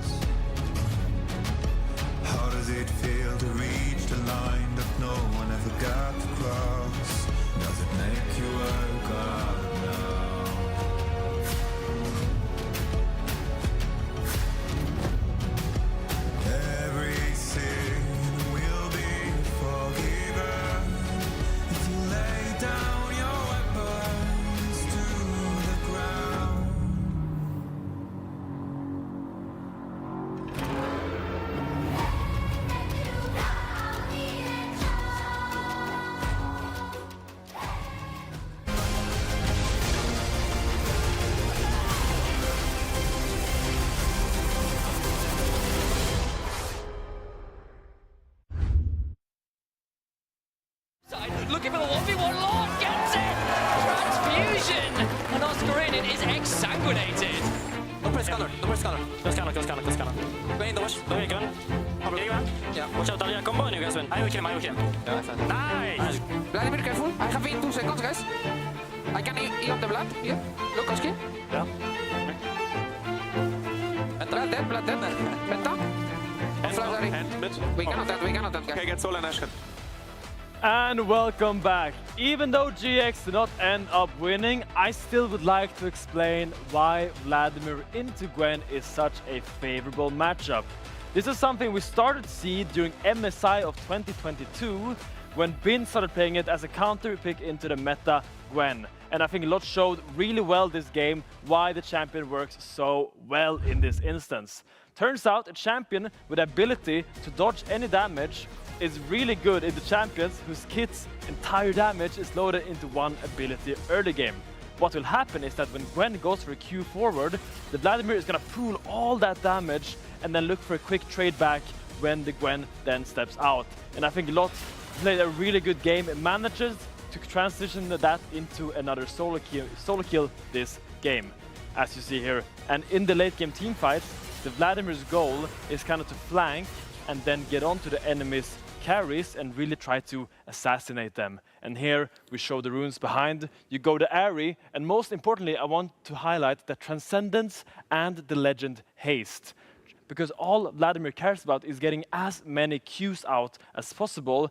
Really itemizing into that ability haste is crucial for him. His build was Proto Belt into Crypt Bloom with the Magic Pen boots, and then he finished off the build with a Rabadon. So if you queue up to solo queue and you see someone blind pick Gwen, maybe try out the Vladimir and see if you can make it work as well as Lot did, and maybe also transition that into a victory.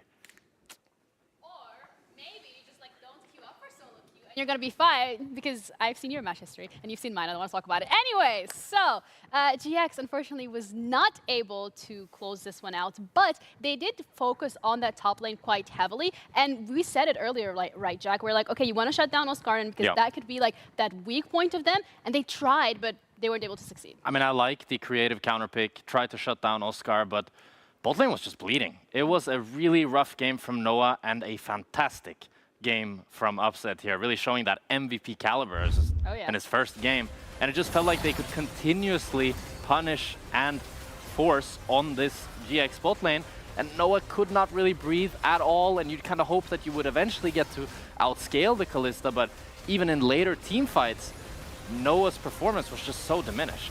Yeah, and also want to highlight the two champions that GX picked early in the rotation was the Senna, and it was also the Pantheon.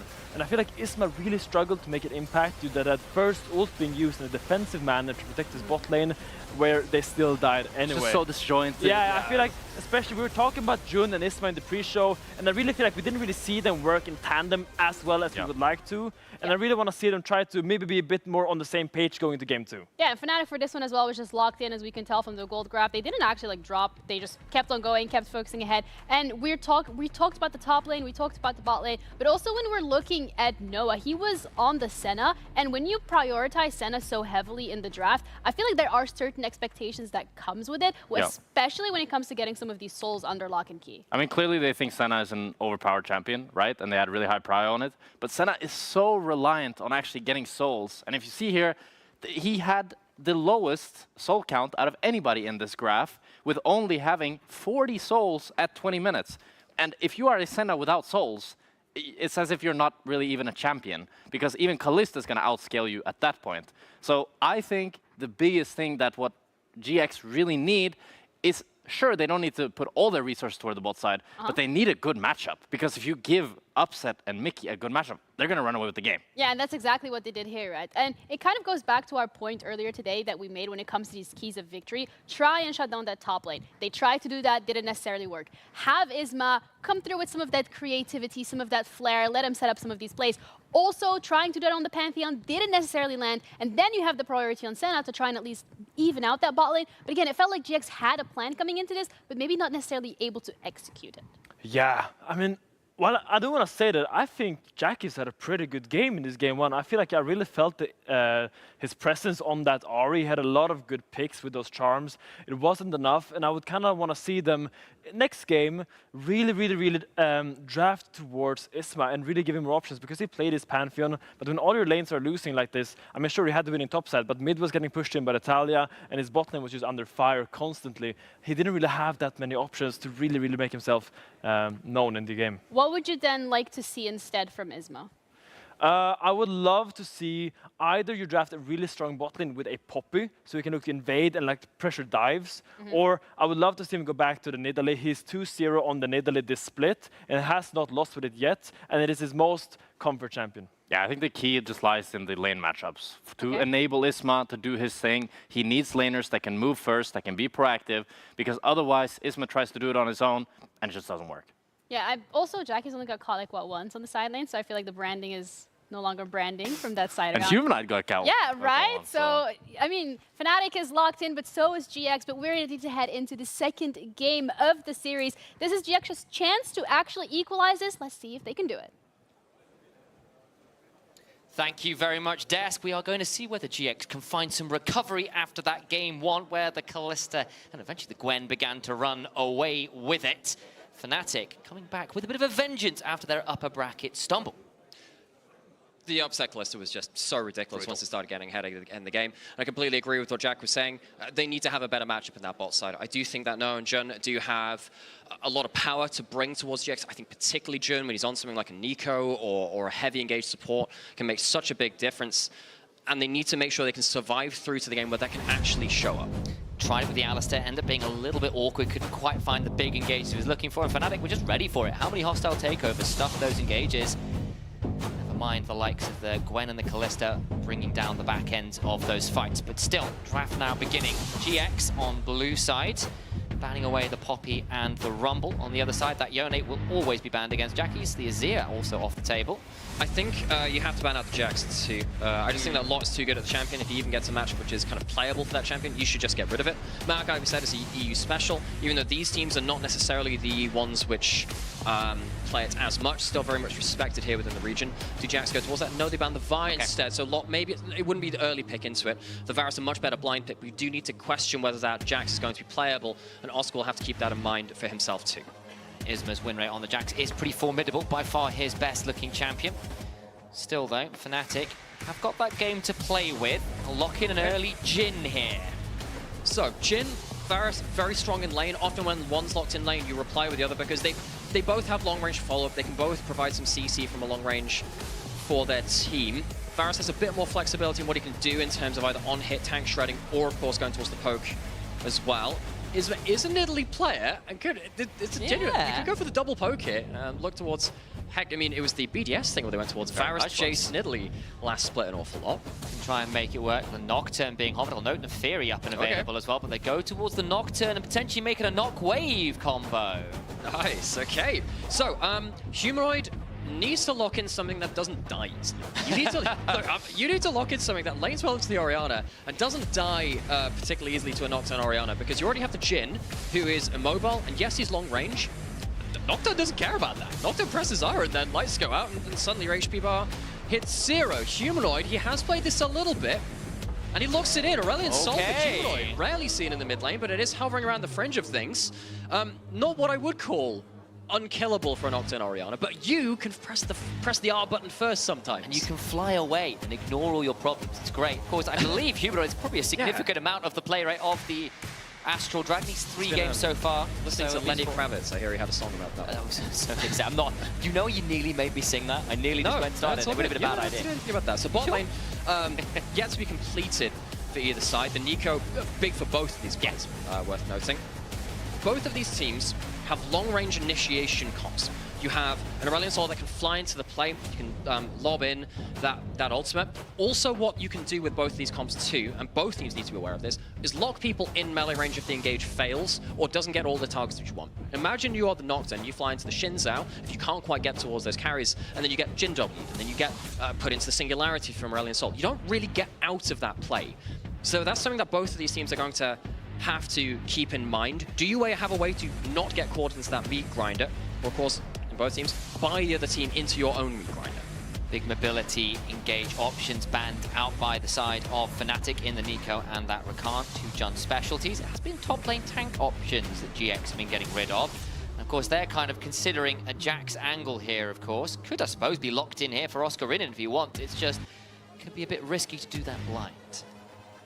Leona banned away from Mickey. Again, that would have been quite nice in regards to the meat grinder because you can throw the ultimate from a long range away. Well, I believe Ricky's undefeated on this. I think he's 5-0 actually on the champion. That's pretty good going. He had a hell of a game on it versus G2. Locks it in. His 6th game of spring, including playoffs and regular season. 5-0 on it so far. That Jax, which we said, hey, Lock, very, very good on this. I believe he's 4-1 on that champion. Would be another melee, which is, we've said there are dangers of it, but Jax, if he jumps into melee, often likes to finish the fight as he jumps in with a Counter-Strike too. So Jax and Fnatic both saying, all right, let's buy into the melees, let's jump into the meat grinder. Debating a Gragas right now. It's just a hover, so I hold off on saying it's locked in, but the moment I talk about it, there it is locked for Jun. I love that it's locked in for support for Jun, who has played a bit of it, but it's against Mickey X. I know. But before all of this other stuff he's been playing, he was that Gragas one trick who made a mess of solo queue for a little while. Really good at that pick. So Jun locks that in, pretty good again, dispersing people, and it's going to be the Cho'Gath locked in for Oscar Rinnan. Okay, so another kind of thing to lock you into that middle ground. Now if you dive in, you get hit by the Cho'Gath Q into the Singularity, into the Jin W, you just never get to move. Both of these teams need to plan their engages very, very carefully, because when the fight starts, you better have a way to finish that fight, because if you don't get the kills you're looking for at the start of it, you are getting locked down. It's very hard if you're the melee player. And look, you can't Counter-Strike the nom.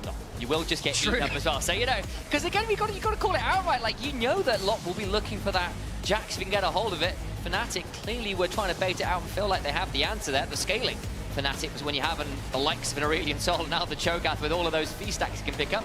Pretty scary to manage. Getting ready to lock in and get ready for the Rift though. GX, the mid-game spike with a Orianna Nocturne combo. Pretty brutal, but Fnatic, they can get that Aurelion Sol line, that Cho'Gath with a few stacks. Exactly easy to manage themselves. The Stackosaurus Rex. Is that the Latin name? What is actually Gorgon in Arena, which I miss very much, by the way, but definitely something which do need to keep an eye on. By the way, because he mentioned that to you before. But Fnatic, strong game one, very good snowball, very good team fighting after that points. Can they match that again in the second game with a very different kind of composition? Onto the Rift we go. Game 2 about to kick off. Fnatic got the Kalista the first time round and ran rampant this time. Very different look at the drafts. For GX's sake, they'll be hoping for a very different result.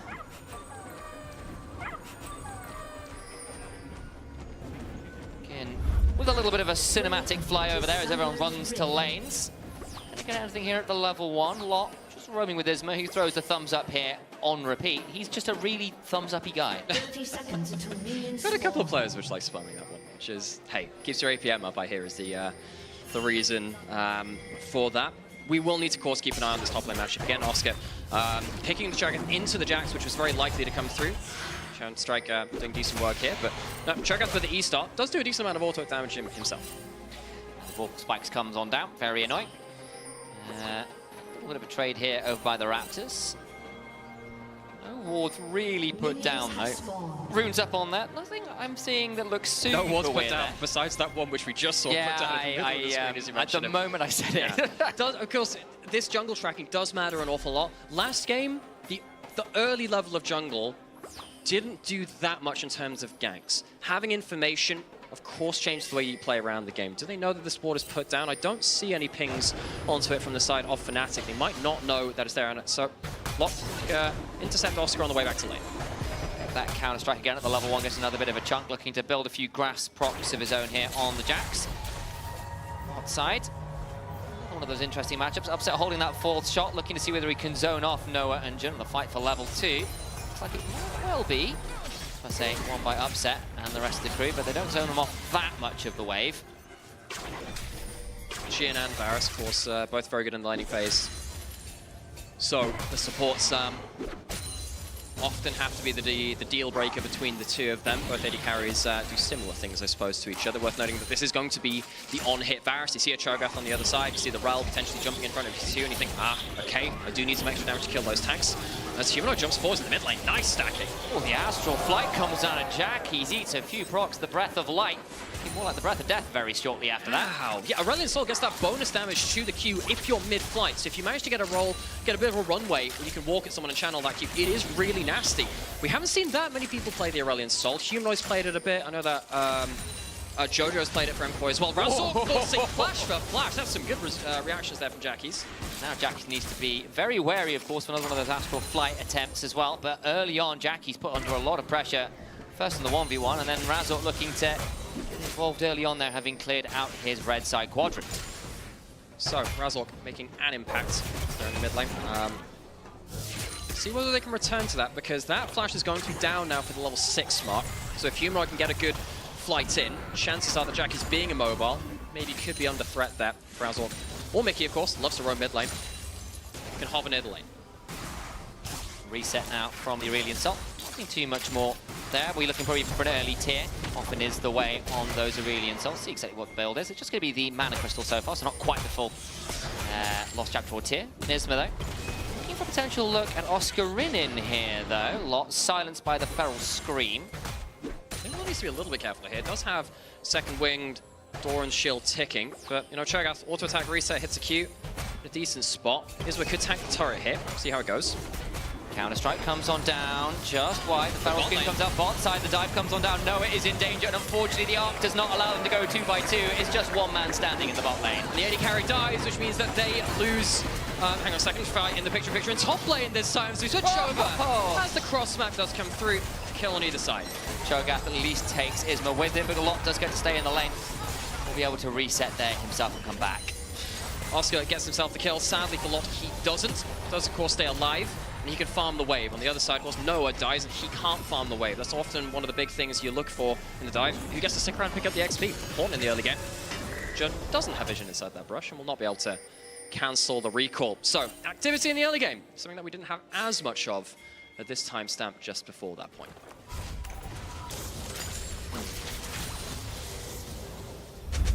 Have a look at this replay now as well. I suspect this will be the top lane dive that we saw kind of brewing before the bot lane one kicked off before it.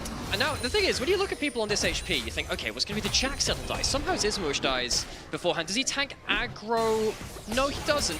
What happens is Oscar ends up keeping the ranged minions out of aggro, so Isma takes it just one shot earlier by clearing out Melami's very close run stuff, but Oscar controlling the wave there to buy him an extra tower shot onto Isma. Oscar did burn the flash. Of course, there's the rupture.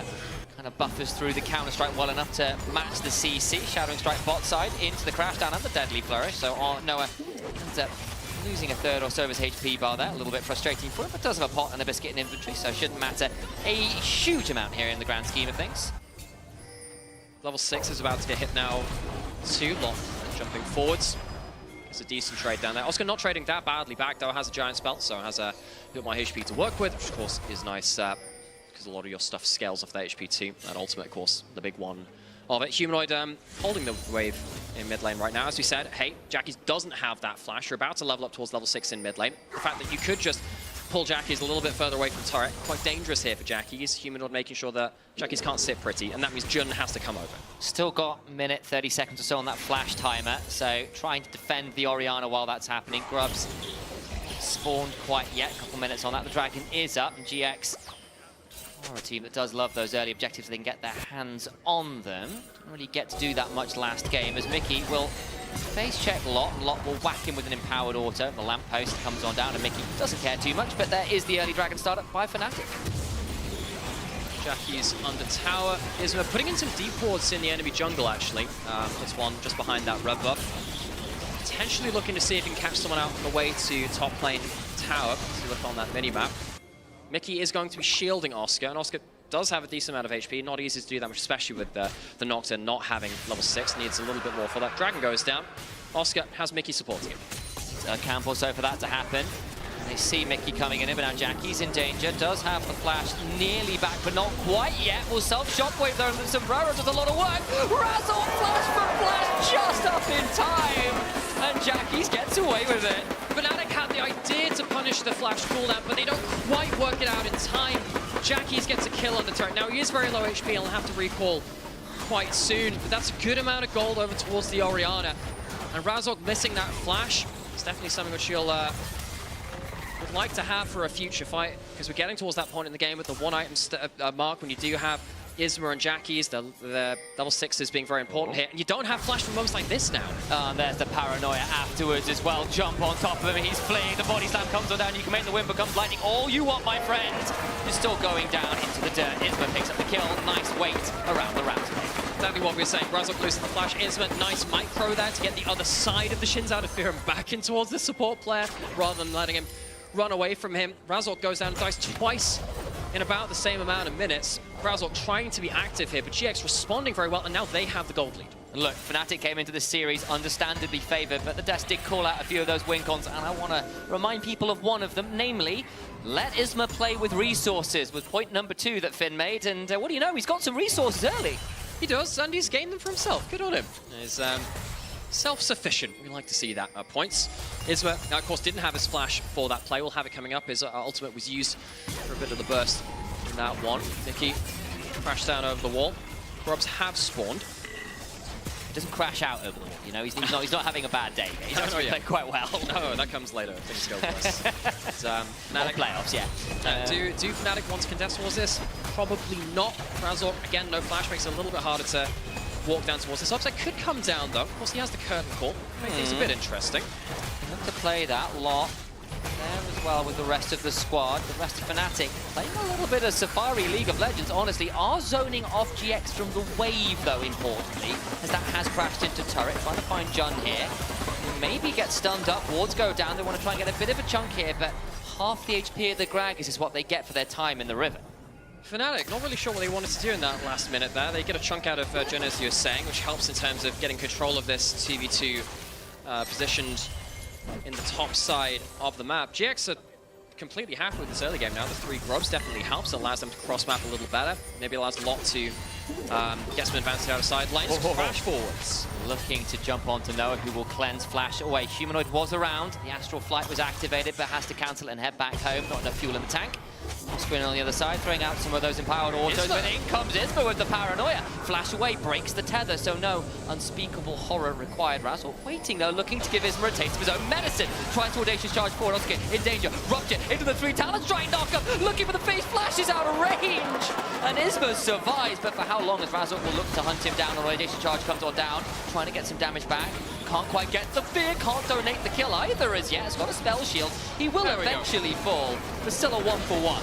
So both junglers getting involved in the bottom side of the map. Razork hangs out of position, out of vision rather, in that brush. Now Humanoid has a pretty high HP, has his ultimate. Lot will have to pay respect to that.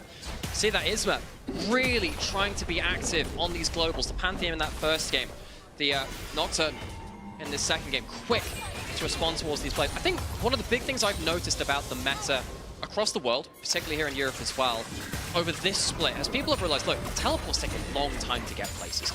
By the time you've ended that channel, a lot of the time, fights have already ended. So everyone has started locking globals. We've seen a lot of Panther, we've seen a lot of Clear. Now, it helps that they're strong champions too, but it also means you can react very, very quickly to these plays. Seeing something like Isma on Nocturne, which has been something which I remember him playing at low in EMEA Masters down in the ERL level.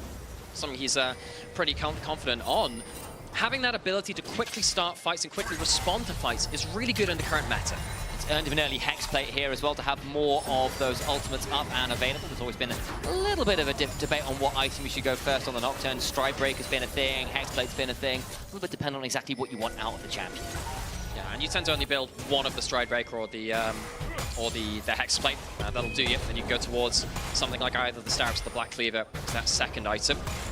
Isma, good amount of gold ahead of Razork, of course. Wanting to make sure that doesn't get too out of hand. The Xin Zhao, in a game like this, if he falls behind, can be quite vulnerable. He needs to hold on to stuff like his flash and not very well. He's not landing the combo there. All of the skill shot CC does go wide. Dragon is about to spawn. That must be second for Fnatic, and they are interested in playing for it. One ward in the river there, not being swept out though, is giving GX a little bit of an idea about what's happening, even if Fnatic largely have serious command over the river. Have now spotted out that ward. Finishing off, yeah. Humanoid not at the place. They don't have as much damage onto that dragon. Forced out of river, paying respect to GX. Only has 69 stacks towards the Sky's Descend, though. In they go. Paranoia pop. Flash away from Razzle, but has the Crescent Guard down. I apologize. Teleport in from Oscar Renan, who turns up. That should now secure Dragon. A few summoners blown, but nothing else. It does, but the big thing is you blow the teleport from Oscar. Well, you have a 3 Grub Jax on the top side, who we said was going to benefit if he gets a little bit of time left onto that turret. He'll get himself another plate up towards that top side of the map. Yes, Humanoid could have potentially teleported up towards it, chooses not to. Locke gets himself individual advantage at the cost of the Dragon. Yeah, big swing in gold there for him. Razzle does land that Whimper Comes Lightning and allows the extended audacious charge, but Jackie just shockwaves him! And Razork's gone too deep. Razork is really being punished as the person who is most vulnerable on the side of Fnatic. We've said this right the way from the early picks of draft. If you're a melee in this game, it's really, really difficult. Locke gets himself some more gold. That is important. That'll help him later into the game as one of those aforementioned melees to maybe survive the meat grinder. Razork there, getting caught out by something like that Shockwave, getting caught out by, the Varus potentially later into the game too, needs to be very, very careful. You are not that survivable in a draft like this. Oh, he's not, and especially now with the Grubs. Win condition somewhat on the line. Just a bit of an interrupt there on Locke. Counter-strike here. Is anyone coming up to support this? Look at the mini-map. In comes Isma. Doesn't quite have the paranoia. Continuing to jump at Locke, who does avoid the rupture. TP behind. Looking to make the play on this. Locke getting slowed down. Not quite going to get out. They'll TP in. And the Jax survives. No chomp from Oscar. Otherwise, maybe a dead Jax. Locke makes it out alive. Oscar, I think there was a blind cancel on the Rusher, actually. Not sure he had awarded that, but Locke gets himself a bunch of gold from top lane. Very nearly dies before he can spend it. Goes back now and will buy himself a full Trinity Force and components towards his next item. 1k ahead. Locke, very, very good stats on the Jax. Nice to see him not get punished there by Oscar. Very nearly clawed back some gold. Would have been quite important to do so. Now we're controlling this mid lane now. First item completed for both of our AD carries.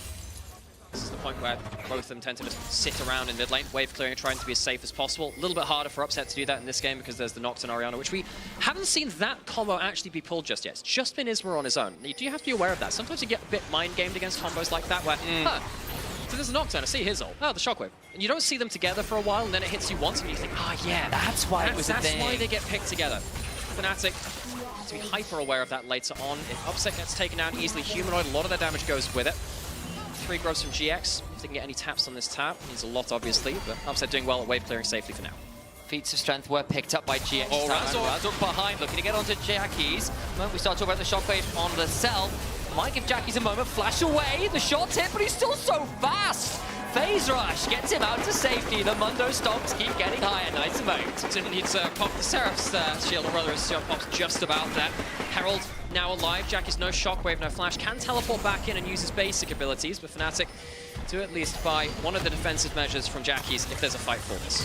Still though, GX are still up 2,500 gold, which is a solid amount at this point in the game. The Jax 1,200 of that should be pretty scary if you are a Fnatic fan. Going to try and get this Herald here too. It's a good early game from GX so far. They fought well. They're heading kills 2,000 gold up at this timestamp, getting good objectives down too with the Herald going on top of their grubs, which they had early. Coming into this matchup, I did think GX could give Fnatic a good game. If Fnatic was still for a second I just had to check. I've seen enough of random. Yeah. I've seen enough random arrow steals from Varus that even when it's on the same team, sometimes my brain has been wired to see what happens with them. Anyway, I have yelled unnecessarily before at those. It's completely fine. They do get themselves Herald. Minute and a half until Dragon is up and available again. Will be soul points to Fnatic with a Mountain Soul. Now that is definitely not something which GX would like to be giving over. Also worth noting as well, something that's happened in our inventories, we have the Catalyst sitting in the inventory of Humanoid. You do this because the Rod of Ages doesn't give you extra HP on completion now. You just get the 350 HP for it, so why not sit on Catalyst? Rylai's just a good item in terms of stats, and Humanoid can be someone that, again, just traps you into that melee area if you misstep. Humanoid quite tanky for this point in the game, but providing some utility at the expense, of course, some damage that you would have with something like a Blackfires or a Leandries. So GX at this point looking to try and get some control over the mid lane wave, drop that Herald, use it to buy pressure into the river for that Dragon Spawn. Should just take down that tier 1 in mid lane. It's already more than low enough for the Herald to do it just by itself. Upset doesn't really have a lot to say about it, and there goes that mid tier 1. Fnatic will have to force their way into the river while Jackie's begins to clockwork wind up the turret, just, throwing some insults up at it. He has 3 grubs to work with too, which are definitely more helpful That front Jun leaving a Q to keep some vision. One of the things about Isma is off vision. See what they can do with it. It's a ground stop. Well, Isma's now very much on vision. Has to flash away. In they go, though. Paranoid is going to blow at least one person. The explosive gas comes on down, fleeing for the moment, but he's still alive! Upset finally falls as Lot TP's in, but it's already a lot of damage that Fnatic have managed to find onto the backside of the skies. Descended, and GX were caught under the crashing stars. Lot goes down as well. Razor has got a 3-talent strike waiting. Jackie sidestepped well, but he's hit with the breath of the light. It's just the light at the end of the tunnel. And Fnatic are the train waiting to bring Jackie's down. He buys a moment or two, but the clockwork ballerina dances no more. GX pull the combo, but again, it doesn't involve the shockwave. You need to have the shockwave, I think, at this kind of timestamp to have the damage to kill the carry. You'll go back into the replay, and then one of the immediate things you'll notice is that Jackie's is still pushing bot lane. They pull the trigger too early. There is no shockwave. Yes, the combo from Jun is pretty good, but if the shockwave is here, you don't get the extra damage from Upset during that fight. You don't lose the flash early from Jax, and you have more tools to fight with later into it. I really think they have to pull the trigger while Jackie's was there. The miscommunication, Fnatic pick up the pieces, quickly realize they have an opportunity, and they force them afterwards onto the flash to Soriana to pick up the last kill. Great fight, that's Soul Point. I mean, the gold lead pretty much non-existent now for the side of GX, and what looks like a great game for them. Been left in a much more precarious position, 4 or so minutes, and Soul comes on down for something like a Cho'Gath, and you start to cry a bit about all of the shields and resistances of this massive tanky top lane.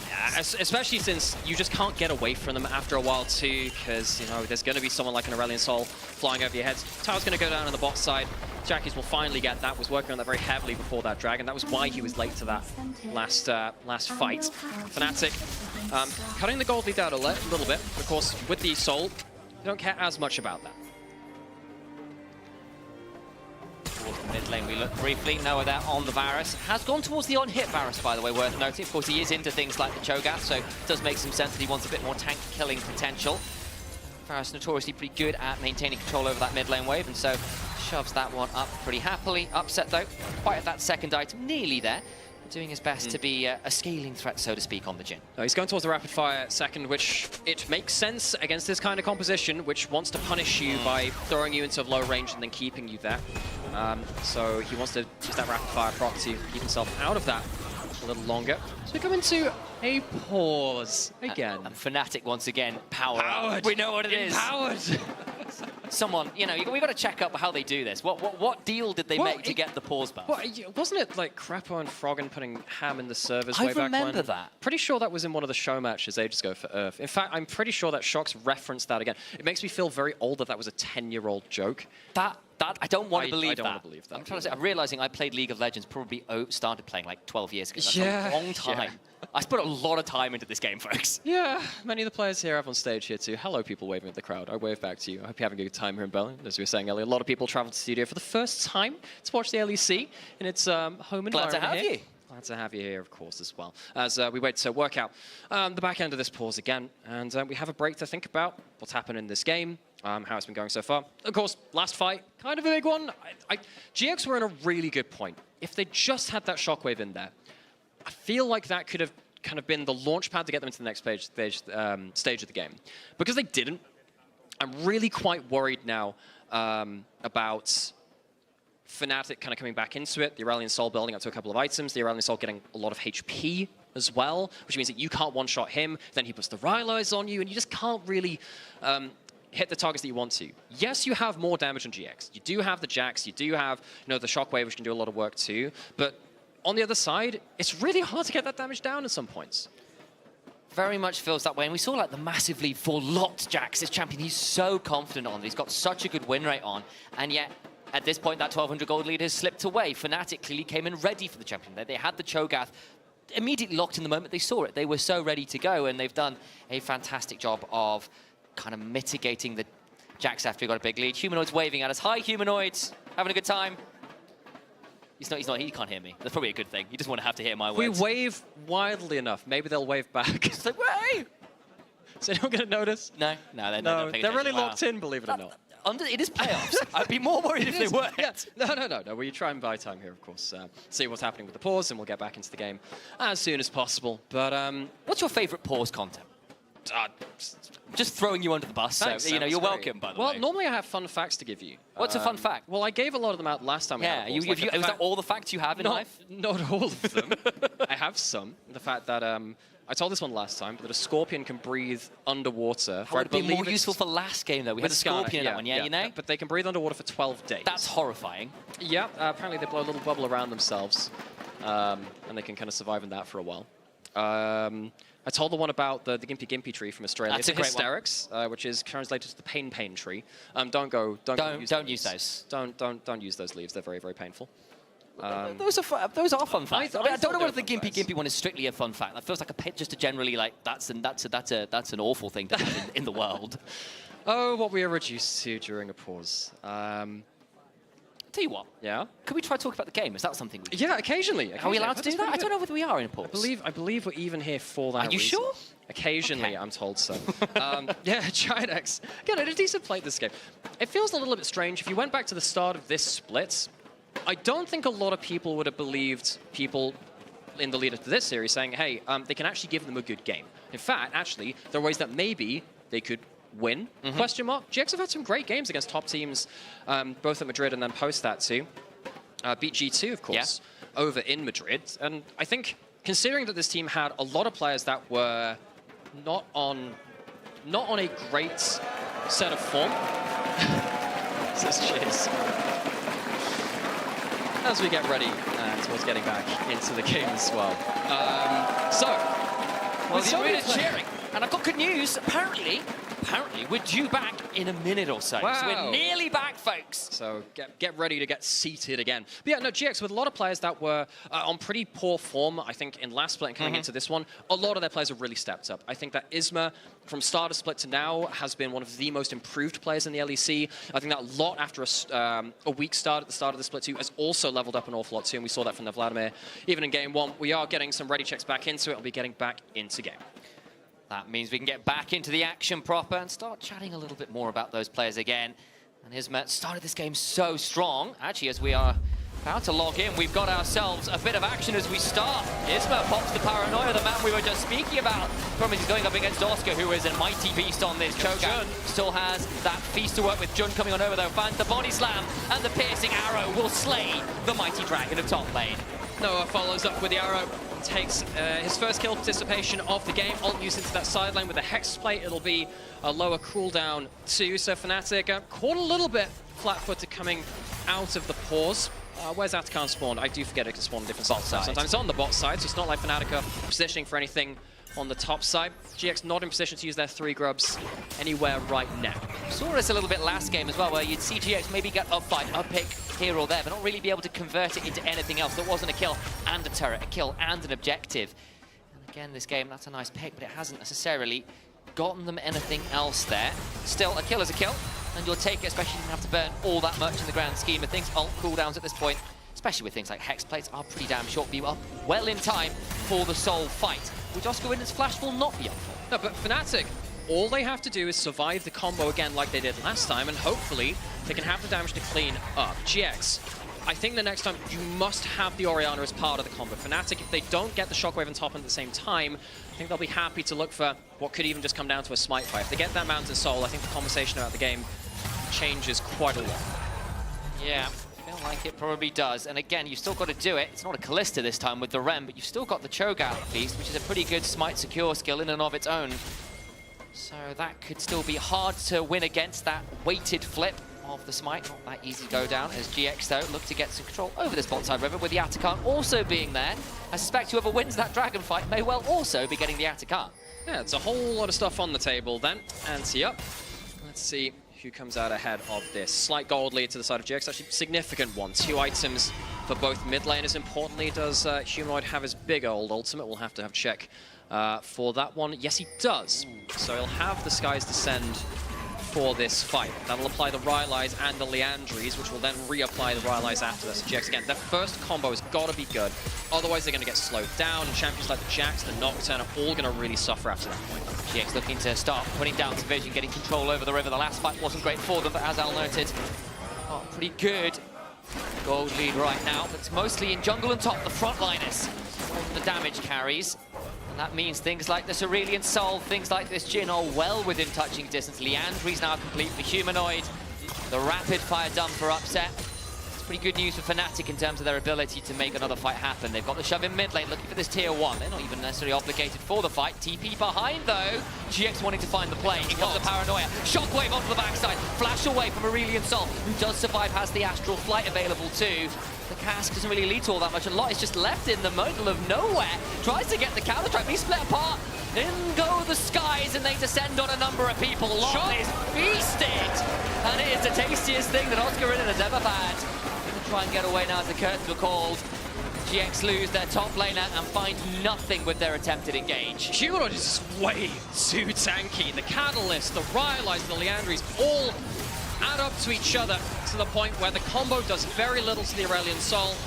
Dragon will go over to the side of Fnatic. Mountain Soul claims because GX's combo didn't really deliver on the promise that came through from Draft. They get towards that outer camp, both for the taking. Start that one up as well. We said it would be something Soul secured. Atakan now very much on the table. No ult quite up for Isma, but he's going to come over and try and contest anyway. Dustbringer was used for a bit of extra speed over. Oscarina clearing out that bot side wave. 3,000 HP, and Isma, I don't think is going to be allowed anywhere near the Atakan. Paranoia gets in nearly there in time. They'll get a kill. What happens in the rest of this fight is Isma just goes in a 1-for-1. The rest of Fnatic continue hunting forward. Upset blows up the Gragas, overcomes the Dragon. Will die to Noah, who gets to continue autoing. The problem is Razor gets to Audacious Charge, and Jackie's is broken apart again. Lot left splitting up as Noah will at least try to bring down Oscarina, and will do so. Not bad from the AD carry of GX, but it is small mercies. He's caught on a captive audience, and captive he is as Upset looks to show him exactly how an AD carry does damage. Fnatic get the Dragon, they get the Soul, they get the Atakan, and they get a bunch of kills off the back of both of those fights. So it's a pick onto Mickey in the brush. You use the Paranoid to try and cut off vision through that brush. It's a very powerful tool to make sure they can't auto-attack beyond it. And then Isma goes too far. This is the problem again. You're into the grinder at that point. You're slowed. Your combo has not killed the carries it needs to. Fnatic can keep walking forwards. Now, at least Varus is pretty happy with people slowly walking towards him. He gets a kill or two back, but even then, a lot of damage is dealt.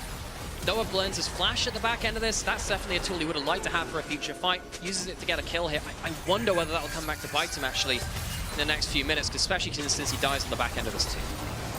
Caught out by that Jhin trap, and ends up giving another kill over to Upset, who's now well and truly in this game as well. The gold lead is still strictly there for GX, but I think in the grand scheme of things, that 1,000 gold or so means very little in the face of the Mountain Soul and the scaling that's beginning to come on 3. Exactly. If you already weren't one-shotting, you're not one-shotting even harder now because of the extra resist. You're like 10-shotting. Yeah. Very, very different thing. That's like a campaign now. Yeah, that's not a one-night thing. Exactly. You got to book in lots of sessions, and that's the horror of adult tabletop players. As Fnatic in a really good position now. I really think that Fnatic have absorbed the combos very well, chased back again, especially after a difficult early game where I think Razork in particular underestimated how quickly GX could punish him and how well they could punish him without flash, but credit to him, he's stabilized, he's done a very good job of running down the back end of fights. Congratulations to Humanoid there as well, 25.5 minutes in, getting Fnatic's first turret of the game. Yay!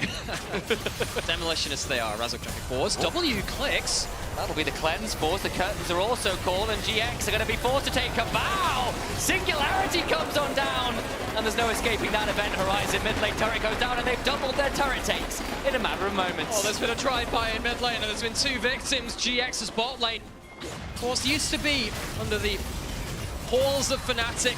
Shown no mercy there, though. Baron started up as Fnatic moved from one side of the map to the other. Looks to take the objective. Onto the Baron they go. Oscar in there with the feast, and there is going to be no way they get to contest in the picture-in-picture. At the very least, Lot gets a tier 2. That'll have to be the silver lining. It's not going to be meaning all that much. Oscar gets to feast for 1,300 and picks up a 10th stack of the game. This Cho'Gath is turning into a bit of a Godzilla here. Kaiju mode activated. Has an extra bunch of HP as well from the Heartsteel. Currently has 1,111 HP from that item, which is all very, very nice and alliterative, I guess. So, Wind Becomes Lightning is actually what sets up the Jhin W. Very rare is that skill, which leads to it. The cleanse comes in a little bit late. Maybe Noah was surprised to get hit by that one. The follow-up damage is absurd from the side of Fnatic. 2 quick kills. Tara, they're going again. That they are. When a Fnatic ever not going at this point in the game, they'll try and turn it around. The knockwave combo comes in, but it does no damage. They lost the shield on upset, and that is it. Isma gets to run away, and Razzle's pretty deep, but a knock up from the Rupture. Donates another kill over to Humanoid, who picks in a double. Continue to hunt for more, knocked up into the air, and they'll give another to Oscar in it. 3 men down, and GX with 2 surviving have to do something about defending the base, but I think Fnatic have at least an inhibitor in their eyes. I'm not sure there's much they can do about that whole defending thing if they can't kill the champions. They can't kill the Baron buff on top of it. Humanoid jumps forward again. The breath of light comes on down, and upset with the curtain call. Make sure Noah takes a more permanent bow. John, the support alone on the Gragas. He did it into Mickey X, and Mickey not pleased about it. Throws out a cat. Does get Oscar onto the mountain. But he gets feasted on the way down. Not bad for a death row meal. And Fnatic will make it 2-0 in the series. Dominating in the mid-game. Fnatic move to match point. GX have been obliterated in this second game. Yes, a couple of kills come from the fountain. But it doesn't look like it changes anything. Toying with their food, very apt with a Cho'Gath in the game. And they make sure they bring us to series point. Fnatic move to match points. GX, well fought in the early game, just could not get themselves that big combo later. No, they couldn't, and we started to see it, right? The shockwaves would come in, it wasn't quite coordinated with the team, and they weren't one-shotting the Jhin. They weren't one-shotting the Aurelion Soul, and at that point, you're into all the scaling, the Mountain Souls come on through. What do you do at that point as GX? Not that much, really. I mean, we saw them, they tried to pull it before, but we have an interview with Ginny, waiting alongside Razzle. All right, Razork 2-0 so far. Only 1 game away for you to go on to the next stage. Any words of encouragement to the fans who are watching this and absolutely hyped up? Yeah, I don't know. We are looking, I guess. We're starting to play a bit better. Hopefully we can keep going with the same level for today. And if we win today, on Monday against KC, hopefully. All right, I'm looking forward to it. Thank you so much. I'm going to let you go. But for those of you at home that are watching, players like Elyoya, Flakir, and Supa, they've got their start in Spain's Circuito Tormenta. So it's where the path for a lot of these rising stars has begun. Make sure that you join so you can compete and also chase your dreams.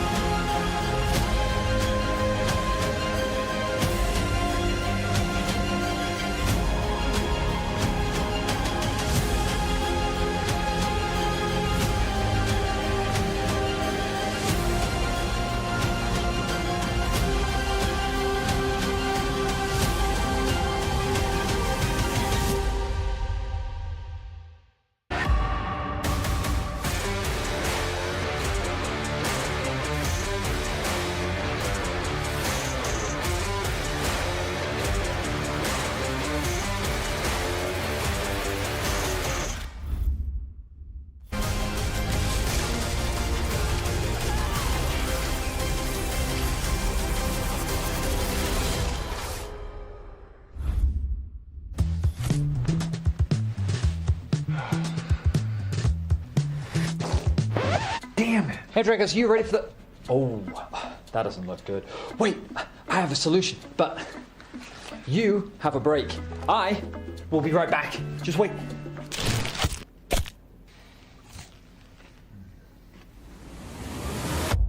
Have a break.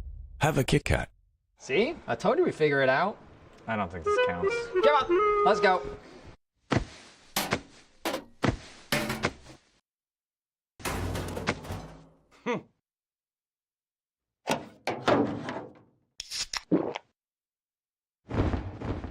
Red Bull gives you wings.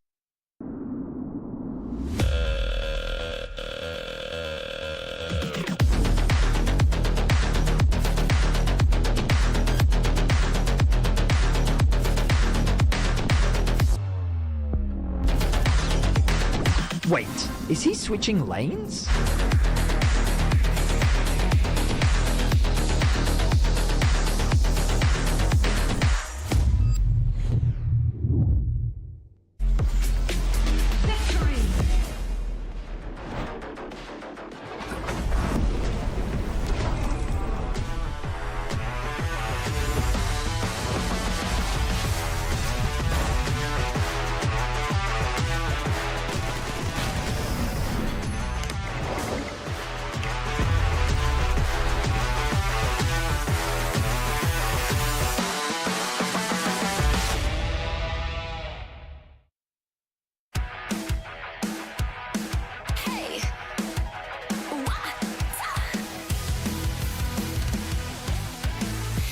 Look up at the sky, it's just a starting line. Waltzing through the storm, feel the vibe align. Radiant rebels in the silent fray. In the pulse of dawn, we embrace the day. We find harmony in mayhem, finding our own beat. Eyes ablaze, we're laser focused. Dancing through the storm, we become the light. Against the lies, we'll stand and play in this never-ending fray. Eyes alive in the pulse of dawn, we find our beat when the chances take form through the noise. Hey, look down at the tide, it's our warning sign. It's time to rock the wave or get swept aside. Crash through barriers, our destinies untied.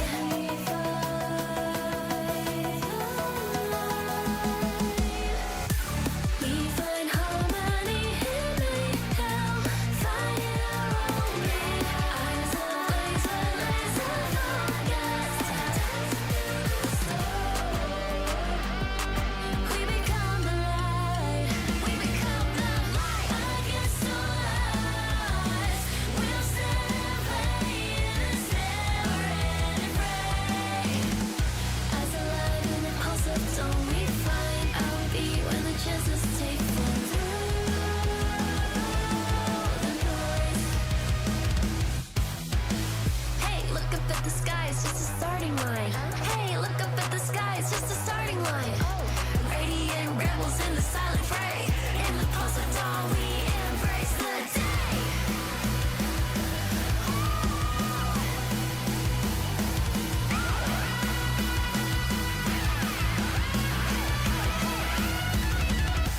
We find harmony in mayhem, finding our own beat. Eyes ablaze, we're laser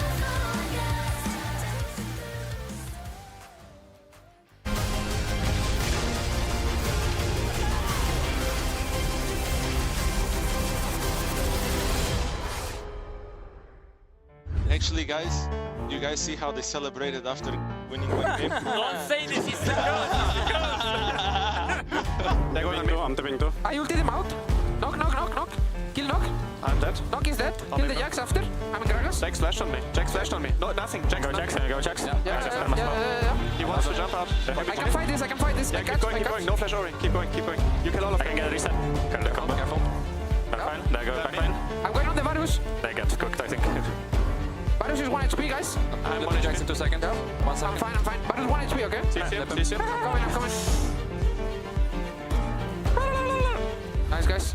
Welcome back to the LEC, where Fnatic find themselves 2-0 in the lead in this best-of-5 series against GX, who, as per quoting Humanoid on the mic check, is getting cooked, I think. They are getting cooked, and they are making me sad to watch. Aww. Because I just feel like they have so much more going for them than what they're showing here. They're able to create leads, they're able to punish Oscar, they're able to do things, but then they just throw it all away. Okay, Prestige Cadrel. I want to talk about what Fnatic is doing good. What? I love the Renisol pick from Humanoid. I feel like he kind of figured out and solved the league. He's just like picking Renisol and he keeps winning with it. 4-0 on the champion, 8 KDA and 800 DPM on the champion. I think those are insane stats. And he just keeps popping off every single team fight when he has that big one. I don't know what it's called, honestly. Okay, but let's see some of these team fights. Because can we bring up the 17-minute team fight? That's so specific. We are playing Nocturne Orianna, and my Orianna is pushing bot. So why is my Nocturne ulting in? He has no ball! I mean, content, but also I can kind of maybe potentially understand the fact that you already had your Jax on upset, so you think, oh, I can follow up, maybe we could one-shot the Jhin, but that just wasn't the case. It just feels like they're trying to do way too much all the time, and you see this in the next fight as well. It's just... Yeah, I mean, it really feels like GX has one mode, and it's to click forward and go in.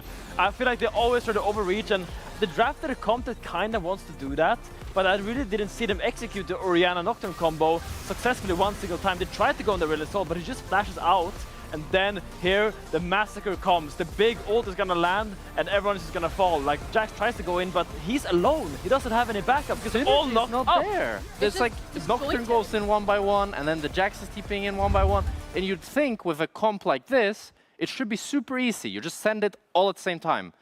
But they can't do it. And then it makes me question, like, if you can't pull off this comp, this easy to play team fights, how are you going to win the series? I don't know. That's a really good question that I'm going to have to throw back at you once we get to that point. Because first, I would like to check in with Gyoto, because you spoke to him 10 minutes in-game in the Marriott Bonvoy check-in. So let's have a look at what Gyoto had to say.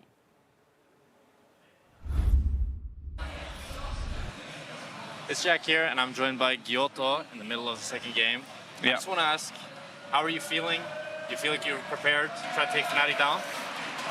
Yeah, I mean, Fnatic was probably the opponent that we were expecting to play the least when it started, but we had a good week, so more than preparing against Fnatic, we are kind of in a trajectory where we focus on ourselves.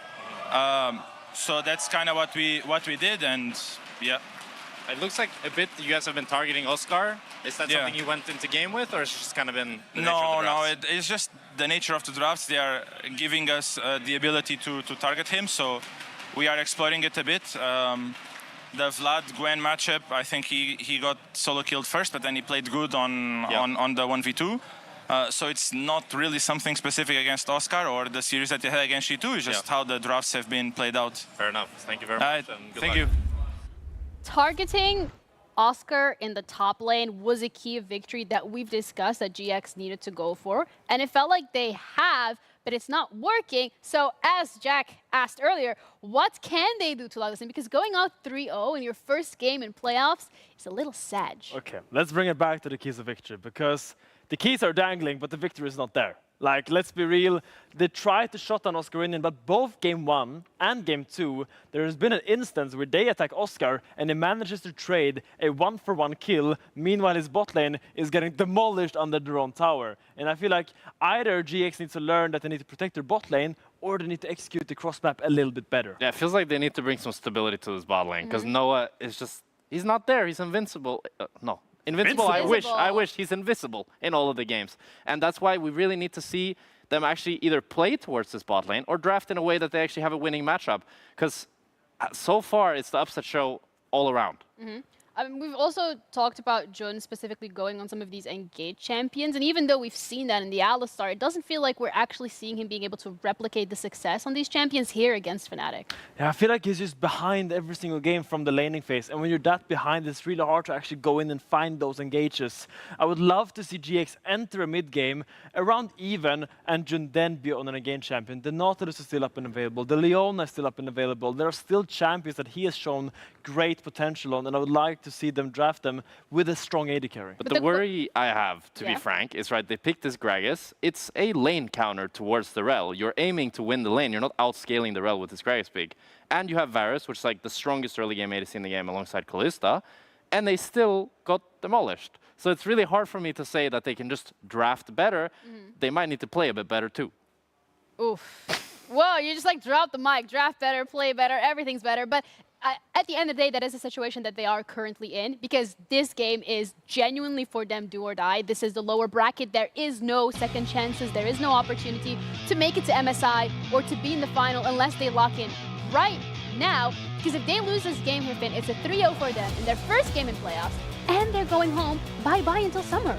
Yeah, it's a tough one, and it has to start in draft. We need to see them have a little bit more proactivity, because it feels like they've been dancing to Fnatic's little fiddle the entire series right now. And I want to see what they can do, because they have chosen blue side.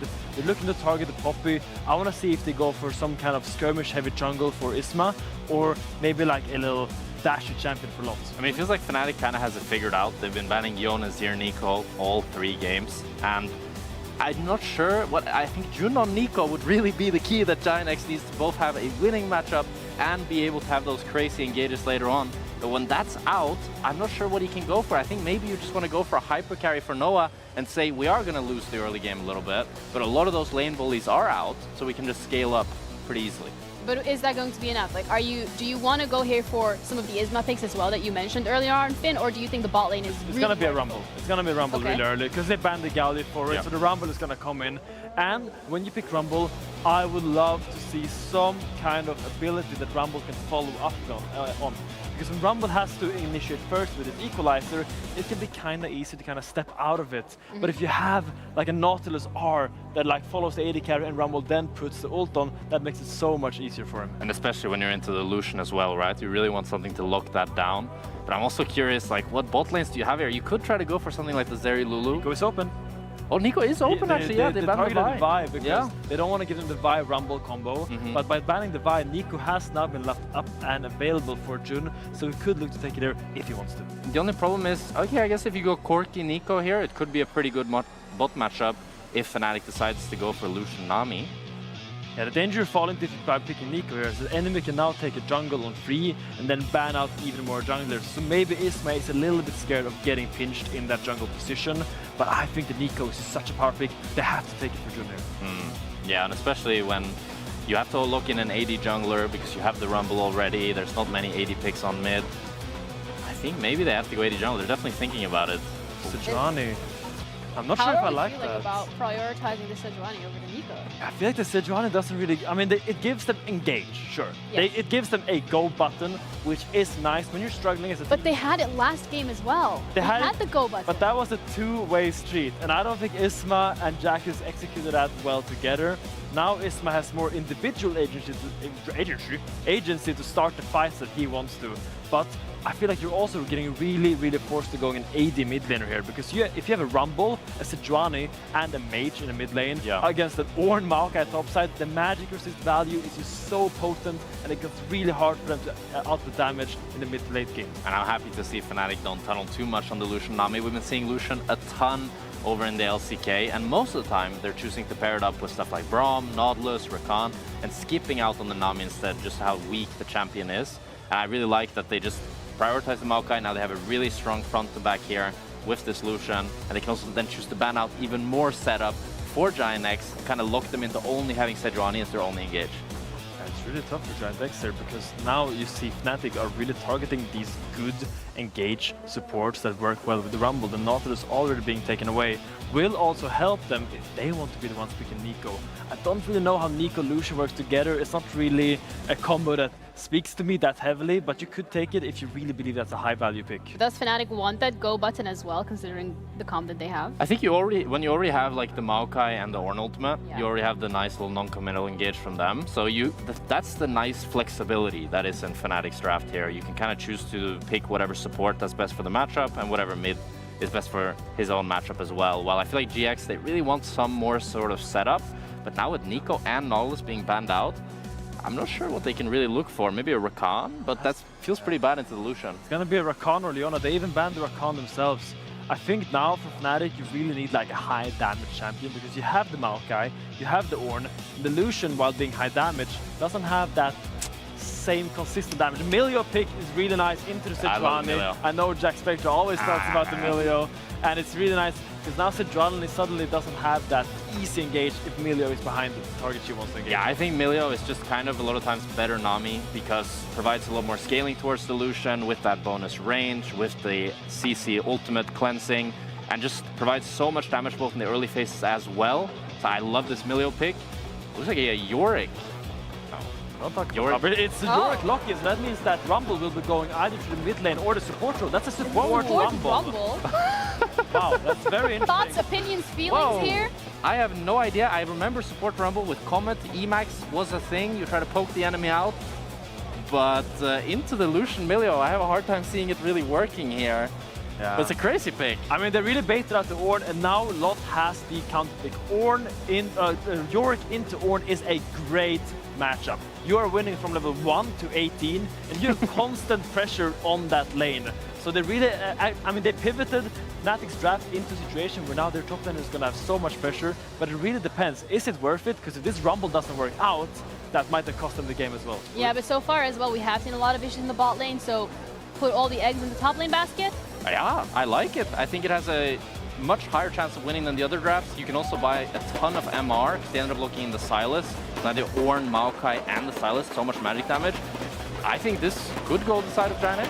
Some pretty great drafts that we're seeing here from the side of GX, because this is their chance to try and keep their skin in the game. 2-0 so far for Fnatic. Can they close it out, or will GX give them a run for their money? Let's head into the third game of the series with our caster. That is the million-dollar question, Ginny. I absolutely agree. GX have pulled a fast one. They've thrown that Rumble into the support role. We saw it a little bit last year. See whether they can make it work here again. Corky Rumble was not what I had on my bucket list for a bot lane. Well, me neither, but you know, last time that I saw GX on the Rift, they were playing the Sion mid. They were flexing things around a little bit. They have been chefs, and on the whole, it's not been too bad from them. The Rumble and support lane bully. You know, the Milio can't exactly stop the Rumble E hitting you. Dogs having life in the LPL. Loved that bot lane last year amongst a couple of us. We've only seen one game of Rumble support, I believe, in this split so far in the major regions. It's a rare seen thing. GX using it to potentially keep themselves in. They have got this final game to prove themselves, or they are going home early. That'll be it for their playoffs. Fnatic win one more game, and they'll move forward to face the winner of tomorrow. Of course, is Karmine Corp versus Heretics. That'll be a whole thing in and of itself. Do tune in tomorrow for that one, because that'll be spicy in its own right. But for now, Fnatic need to manage the sudden shift in game state from that draft. Last pick of that Sylas, though, of course, overshadowed by the Rumble that was locked in before it. Because it's a support Rumble who's, you know, they have the Comet, they have the lane bully runes where you go towards Scorch and Comet, you hit an E, you max it, you can reduce the magic resist, and of course with the Rumble, the Corky doing that with the Gatling gun as well. Gets a surprising amount of magic damage shred across the enemy team. Yes, it's good, however, you are still a support with support income. You know, you're not sat there with, you know, like your crazy salaries. Humanoid could steal the Equalizer and do a better job with it in this game. Now, that's not the only AoE ultimate he has. He can also go towards the Chaos Storm as well from the Victor, which can be oh so powerful as well. Humanoid, with that last pick, Sylas is actually very happy, I think, with his choice of ultimates this game. There's some great ones to work with there, for sure. Equalizers and Arcane Storms and I was going to say Daisies, but actually it's Peaches, because of course he's not got Daisy, that is Oryx. Our favorite one for Ivan. Yeah, you know what? I have to say, I haven't seen Sylas taking the Yorick ultimate. If that happens, I will be learning alongside you in chat as well. Lot going towards anti-tank split push top laner in that Yorick. If he gets an individual advantage, can be an absolute pain in a macro sense. Now, Yorick is better at team fighting than he was in the past, but still struggles in that, especially compared to someone like the Ornn who can just dump an ult across a team fight. Lot looking to pick something for an individual advantage, which is one of the win conditions which we thought they might go towards today. Level 2 was hit there by GX first, understandable considering how potentially dangerous that Rumble could be early, throwing out a lot of poke there with the Electro Harpoons. Upset Dodos now hit level 2. Dashes on forward with the Cozy Cambar on top of him and does chunk out Noah very well there. Nice work from the Fnatic bot. They still have their heal and barrier to work with. Upset know that he's the one to jump forwards, has the barrier, can put the heal on top of him from Mickey after that point. very strong CVT. Humanoid in the ground fields. Jack has taken a good trade here. Let's get a good chunk, and we see a bit of contest in the enemy jungle already. GX looking to shield their bot lane by having Isma go in and fight Razork over things like this blue buff. Blast cone available. People already looking to try and collapse in on that blue buff. Now, the fact that Jun and Noah can hold this tri-brush does mean that Upset and Mickey find it hard to contest, though. Blue buff secured there, now looking to turn this around. Jun in the middle of everyone there, throwing down a flame spitter or two. Just trying to get some value back as Razork losing out to Isma on the other side, but Jun now split off a little bit from his team. Bit of an odd choice in pathing. Will now need to back away, gets twisted, advanced onto Upset for relentless pursuit forwards. Flash over the wall keeps Jun alive, but that was a little bit messy in terms of the pathing. Overcome Jackie's though. Still wanting to play this one as Razork's low. A couple of key skill shots I think it just about ended up missing there. I think that Noah missed a Foss bomb, which of course in the early levels can be very high damage. So I believe that is a camp takeaway from Izzo. It's a bit hard to track actually amongst all the cows. So I think it's a camp takeaway. But Fnatic very close to getting some kills on the other side of it. Force Isma back without any kills gained from GX either. Noah does go for the early reset himself, picks himself up that cull. Let's be real, this bot lane in general was always going to be a spicy one. These guys are mighty dangerous indeed. Now, the thing is, we've had such a spicy top lane matchup. It's hard to remember that it is. Of course, Noah and Jun versus their old team, which Fnatic found a lot of success with. Had some of the stats, of course, on there too, just to, you know, look at them. On the whole, Mickey and Upset have done a very, very good job. Of course, Upset walking away with our regular split MVP. But Noah and Jun, with a point to prove, sadly have been under the boot of Fnatic's huge early game pressure and the matchups which they've had. Dest asked about it. Well, he basically gave the question to them. Can you find yourselves a winning matchup? Can you get yourself into mid-game on even footing? Early game had a bit of a back and forth, but we haven't found the answers to that in our third game, but it is oh so important to GX. See whether that Rumble support will be able to manage it, because on the other side, Upset on Illusion, Mickey X looking to empower it with Amelia. We've seen how dangerous Illusions can be at the very top end of League of Legends. Still remember the likes of Elk dancing around on it last year on BLG. See whether Fnatic's bot lane can prove their MVP status a little bit more with that kind of play. Nice little relentless pursuit forward, gets another chunk. He'll back up with that cozy campfire and some warm hugs, and that's all you need to feel yourself better as Upset. The magic sponge comes out from Mickey to try and help Upset regen a little bit of When is that going to become a skin? A magic sponge? Not exactly sure who that would apply to. Just like Milio, it's like that. Just give you the magic sponge comes out. Car wash Milio or something like that. Come here. Can get your. I'm trying to think what else you'd use it for. You've got the kind of cleaning. Hey, and honestly, the Janet's and Thresh. Yeah, we have Janet and Thresh. It needs to be part of this same skin line. You know, Jackie's doing okay. Hang on a second, out of Fog of War here. Marco heading towards bot side. Try and get involved here. Noah still got the Valkyrie and the flash. Oh! Razork a long, long way. And the kill's picked up by Noah. Does eventually get traded. But over comes Isma, looking to get involved himself. Jun is no slouch in terms of the damage right now, but unfortunately for Noah, can't quite survive. Kill ended up going towards the Milio, so there is that, whereas Noah did pick up the kill of his own. He did lose both summoners, which will be a bit annoying, especially since we get the, you know, those summoners will be, particularly that flash down for the level 6 mark from the Lucian, which is of course one of the strongest points in the game. Isma heads towards the Dragon. We'll be looking to secure that one. Go back to a replay of what happened here. Razork finds a moment where his bot lane have pinned the wave towards their turret, force the enemy to overextend, but gets dragged under that turret with a lot of mobility coming out. Makes it a 1-for-1 at least. Flash Valkyrie does go quite a long way in the end of it. It's the Vi Marco problem, where you click on a target and you realize, oh no, they're going to end up a very long way from the point I clicked on. So it takes a bit longer trip than he previously thought. A long commute towards the grey screen. Exactly. There you go. See whether he got his frequent flyer miles. Is going towards the early phase dashes here, as well as got the Scorch Claw as the jungle item of choice. So going towards, at least at the beginning of the game, a slightly more damage-heavy Maokai. I think basically when Maokai's in jungle, he struggles to be as hyper-tanky, obviously in the olden days, Maokai was so good at that. But in the jungle, if you get that one dip towards the Liandry's, even with the nerf to Liandry's in terms of the AP, just the damage from it makes you significant at controlling space by applying that burn off the bush saplings around objectives. Razork flying well spotted on the top side of the map. Does that leave an opening towards Isma? Potentially. It's got level 6, the Glacial Prison available. Dragon was taken initially by GX. Upset though, trading forwards. Noah very low, Glacial Prison just wide. Upset glides out. The fact that they get out of that play just using a barrier is absurd to me. That is a no level 6 Milio. This is your last chance to hit that ultimate onto the bot lane before the cleanse becomes available from the ultimate of that Milio. So an opportunity missed there from Isma. Tried lucking and upset just fast enough to get away. Hijacks the Arcane Storm. So we'll have some storm fronts colliding in the mid lane. Jackie's trading up well with Humanoid. Again, Silas still farming just well, uses the stolen ult to farm the wave out. Okay, so we do have Grubs coming up. That's a very Doomby ult where you just drop the ult on the wave. It's always his favorite thing to do on the Victor there. You do it as tempo. Humanoid doesn't have the teleport, so won't be available for the Grubs fight. It means that it's harder. Hang on a second, Razor. Does get a nice little twisted advance into Bramble Smash combo on top of the sapling he put down in the bush. Isma, though, is already on the Grubs. And GX will happily pick up a lot of those early objectives. Dragons and Grubs both secured. So, GX, game 1, hang on a second, Razork does have ult on the bot side of the map. If there's going to be an overstay from Jun here, Razork could potentially get a kill angle. No, spot in that Triburst, so he'll back off safely.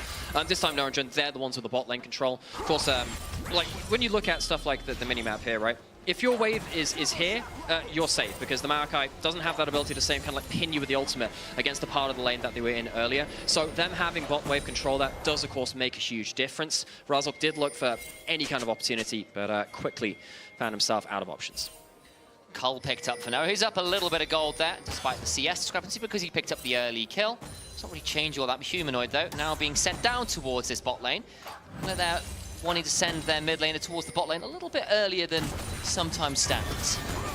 See that Lot, hang on a second, Oscar's not got that much HP to work with, actually. Lot pins him in the baby cage. Throws down that Dark Procession, and Adjus gets to keep walking. He's got the Maid on the Mist looking. And Oscar left on about 10% HP. Lot, though, took a couple turret shots, so he evens up the trade a bit more than it might otherwise have been. Jackie steps on forward with the Siphon Power and the Death Ray. We'll leave that one there. Yeah, the top lane matchup, again, it's one that we've seen a little bit more coming out of EU now. We hadn't seen it as much during the split. It was really just consigned towards the LPL, where we know what LPL top lane is going to be like. They do like themselves a bit of a split push threat. We saw Adam play it a little bit. I believe it was Broken Blade played the other game. It's not been that common, but it's so good to like deal with tanks in that top lane and potentially force them so far behind an individual matchup that it causes macro issues. Because typically stuff like Sion, Ornn, much better in a team fight setting because they have great engage ultimates and they can throw that front line. If they are deprived of a lot of gold and they're not able to get to the fight because they give up so many towers, then that value starts to diminish. And he's already got 3 Grubs, which means a lot for this Yorick as well in terms of that ability to really threaten and become a side lane win condition. Keep our eyes on it. Lot. Of course, the Jax game wasn't a win, but a Yorick could certainly look to try and repeal that favor. Goes back and buys all the components of a Trinity Force, even if he doesn't manage to get the completion quite yet. In a good spot so far this game. Rest of the map, a little quiet so far, even if, as we said, GX have been the one that have managed to get most of the objectives in the early game. Fnatic, close towards that one-item spike on the Lucian. Of course, when your support hits one item as well, it tends to be the really big thing for Lucian lanes. Particularly with an army something like the Imperial Mandate, the melee doesn't tend to do that as much, but jumping forwards with the 1-2 item, with the Lucian getting buffed up with the Vigilance passive, pretty nasty that. So Mickey will look to get as much value out of that as possible. Isma just hanging around mid lane. Again, the level 6 being hit from the melee means that the options are limited. 30 seconds on the next Dragon, fighting over that mid lane priority. GX will be the ones to head to the river first. Bot side though, Jackie's in danger. Out comes the ult from the Maokai. Bramble Smash comes on, Humanoid trapped under the turret. It's a 1-for-1.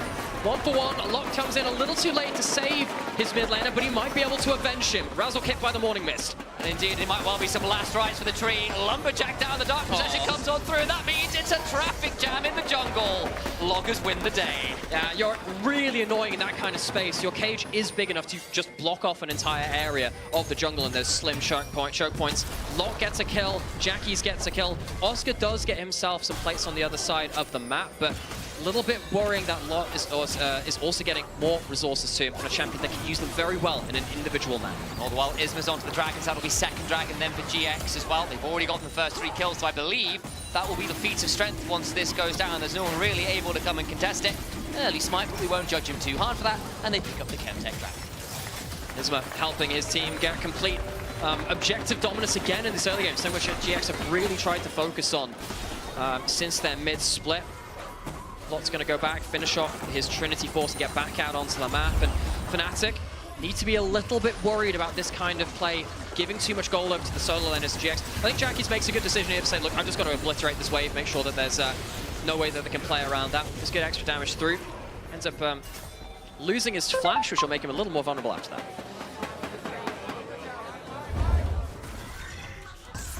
Well, I meant to hear the. I'm not sure if I didn't hear the comms. I did. No, you did. I didn't hear anything, so we could try and make it up. What do you think he said? He said, "Wow, you guys are smurfing, wonderful, and that's a great couple of kills." These casters, they're amazing. I've decided that's what he said. That's wonderful. Yeah, I'd take every chance. No one else will take it for you. Mickey's spot on the top side. Isma could look to get a decent. I mean, could get the Heartsteel proc onto him. Not that threatening. Is a Sejuani in a brush like that? Well, Super Mega Fire Kick came out and leaves that one alone. But Locke gets to walk towards his bot side turret, picks up another plate for himself. He's got a Trinity Force now. There's no Milio here. Looking for it. That means there's no one to keep Upset alive. Milio now coming on down, and the Glacier Prison going wide means that Isma, unfortunately for him, is about to get culled. Oh my dead, oh my days, he's getting away. Where's he going to run to, though? Mickey's hunting, and Oscar's there. He can throw out as many flails as he likes, beginning to charge away. Can he execute? Not quite. And Oscar Ridden has donated the kill. Gives the kill over towards the Ornn instead of the Lucian. I guess you got to give it over to someone. Isma found out Mickey in the enemy jungle and thought, hey, there's a great option to get that ultimate onto Upset. Doesn't manage to land the skill shot. Sadly for him, he ends up paying the price for it. Jackie's on the other side of the map, using the 3 grubs to take some damage off of this tower. The plate's now full. Throws out the Hex Tech Storm, and Humanoid flashes away, afraid of a potential combo with the Siphon Power. Jun zoning off absolute everyone, but there's a flash on forward. Equalizer comes on down. Jun in danger. Super Mega Blaze Kick into the Nature's Grasp, and Humanoid slides on forwards, and with some Petricite bursts and a bit of King Slaying, down goes the former bot lane of Fnatic. Fnatic doing a good job of, again, collapsing on the play first, by and large. You know, Jackie's did a good job on the individual matchup, but there were more members from Fnatic coming towards that play. So Fnatic get the best out of that. Lots not able to accelerate this lead as much as he would have liked. The charge does destroy the terrain, mind you. Worth knowing that about the Ornn Yorick matchup. Lauder, seeing his enemy top laner get gifted a kill, a bit annoying for him, but he'll still probably take the turret anyway. That turret is gone. Now Oscar needs to be really afraid as the Morning Mist comes on down. The little army comes on through, the ghouls all over him. Another Dark Protection, the last right's not quite enough! Oscar will away, the Morning Mist is well wide, and Oscar Ridden walks it off. Swing and a miss. Fancy feat from Oscar Ridden to see him out to survive. That Morning Mist would have killed. Important that he doesn't die in situations like that, denying some of the gold which could be taken from Locke in such an important individual matchup. Herald on the top side of the map. Both top laners could teleport into it. If Oscar can teleport with a full HP, he will be much more useful in the 5v5. That he will be. Has the Call of the Forge got to work with hijacked Sejuani ult? The Glacial Prison can be turned around. Lands it onto Sejuani. Isn't that ironic? Taste of her own medicine, and the bacon is cooked. Sent to the dark cells of bit of isolation there. Solitary confinement for the jungler, the only one to go down. GX tried to contest a little too hard. Oscar did indeed teleport in, could have gone a little bit further, but that's just one of the examples of this Sylas being really powerful with the array of ultimates he has to throw from GX's champions back at them. And GX, much like we saw in that last game, have some good moments of playmaking, but on the whole, Fnatic are still coming out a little bit ahead in terms of these mid-game plays. And we've not really talked about Humanoid this series. It's not really been about him. We've seen Oscar Ridden have some great games on the Gwen. We've talked about the His ASOT was pretty good. Exactly. His ASOT was fantastic. I give you that. So I think we did talk about it a little bit. Okay, you know what? Give me that point. You know what? I take carry it. on, brother. I take it somewhat back. So what would you like to talk about Humanoid now, I was about to say the Humanoid's 3-1. Now I've thrown you under the bus. Yeah. Yes. Wow, Humanoid's 3-1. Anything else you want to add to that? Look, I think it's been great. My leg's in a lot of pain from the wheels of the bus. I think Humanoid's been really good in the last couple of games, and you know, now 3-0 on a champion with so many tools available to him. Potentially we can see him determine the course of the next few fights. We do have Dragon up in 30 seconds, of course. That'll be a big moment for that. Fnatic largely coming into their own now down this 1-2 item. GX had the early item, the early objective priority rather, but potentially Fnatic can stop the stacking of the dragons. Lot, Partafay found out, throws out some Morning Mist. Razork's also coming on over. That Nature's Grasp is likely going to be pretty wide here, so Lot just avoids it, but it's kept him in danger. Out comes the Herald, maybe used as an escape tool, but the Call of the Forge got it started. Razork's in damage. He will use that Herald to try and get on out of here. And they'll be able to drive right around with the kill successfully picked up by Oscar Ridden. We have seen more and more of this. The Herald is not just a tool for breaking towers. As Grond hits the tower, it can also be a getaway vehicle. Razork, knowing he's actually in danger at that point. Good that he doesn't disrespect, hang on a second, he might have disrespected the overstep. There's going to be a teleport back in from Jackie's here. They might think they've overstayed. On the dawn of the third game. Look to the bot lane, overcomes the rest of Fnatic. He's going to try and take the turret, but he's surely dead. And with the jungler going down, that's probably going to be soul point to GX as well. I'm not sure about that. We'll not even get that turret. So Razork, that one's a goof. You're absolutely right. He's gonna die, and the Dragon's gonna go over the side. They're teleporting in to try and salvage the situation, but Humanoid, I don't think he can do much against Jackie's here with Isma warding off. Upset and Mickey are coming though. I think the violence is about to continue. The Humanoid goes on in, lands the abduction, but there's an equalizer after! And Fnatic! The decision making is perplexing. As soon as Razork got behind the wheels of that goddamn Herald, everything went a little bit awry. He Fast and Furious, we should have known. We should have known. You know, they do end up getting a load of damage onto the bot lane out of turret, but look, we'll go, look, show us whatever you want to show in the replay. We'll figure out what happens after this point. They try and shut down the Yorick in the side lane. Yorick is really powerful against two lower damage champions compared to some other champions you can find in these two roles. Gets a lot of healing from the last strikes. Humanoid is caught down as well. But if the Herald was not put in here, there is a decent chance that actually the Maokai could have fallen. Use it as a pseudo getaway vehicle. Actually, all he ends up doing is put himself right behind enemy lines. Goes down.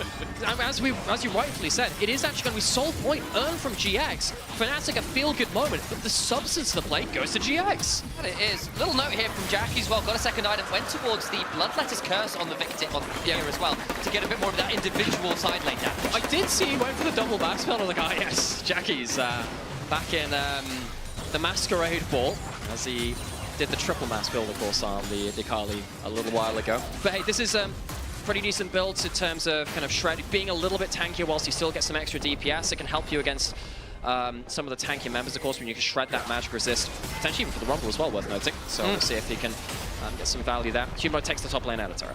John also now with the Realm Spike and the Leandries is actually not exactly a small threat either. We've not really seen the Lucian and Milio get involved over the last little minute, and when you're running a Lucian plus Enchanter bot lane, you do want to start getting some value at this point in the game, especially now down a potential Soul.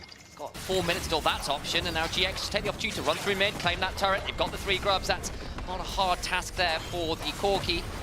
Waits a moment or two and then takes that turret. GX are in a good spot. Yeah, they're in a good spot. They are. No, suddenly you look at a bot lane which has, for the first time, had a decent gold lead heading into mid lane. That is a big amount of gold to be up against a Lucian, which typically tends to spike around the 1 to 2 item mark. That's how it falls in favor of Fnatic, no one around for the local gold, I believe. Yeah, these objective stats come from their recent games since week 5. GX on the whole do get themselves those early dragons on the whole, but they tend to roll them early. Later on into the game, Fnatic with their mid games have typically picked up more Barons and the likes there, but GX have really showed a lot of that objective prior. We'll see whether they can capitalize on that to get a soul a little bit further into the future. Well, if you're looking for indicators that GX were going to win a game, those were a lot of those metrics that go towards that happening. Already looking for a bit of a pick here or there. The Glacier did just go wide. Yeah, he's not actually hit all that many in this game, it has to be said. No, I will say, this is actually the kind of game where the Sejuani ultimate can be a bit decorative, where you're just using it to buy the Milio ultimate. Yeah. However, you would still like to hit the ultimate in the first place, particularly the early ones where it was before, while Mickey was away from the carry or before he was level 6, they were a little more important. Hit Upset trying to use that 2 item spike. You see the Corki trading well. Equalizer comes on down, but there's still a Maokai ult to work with the next scratch. There's no reason. Danger is dead!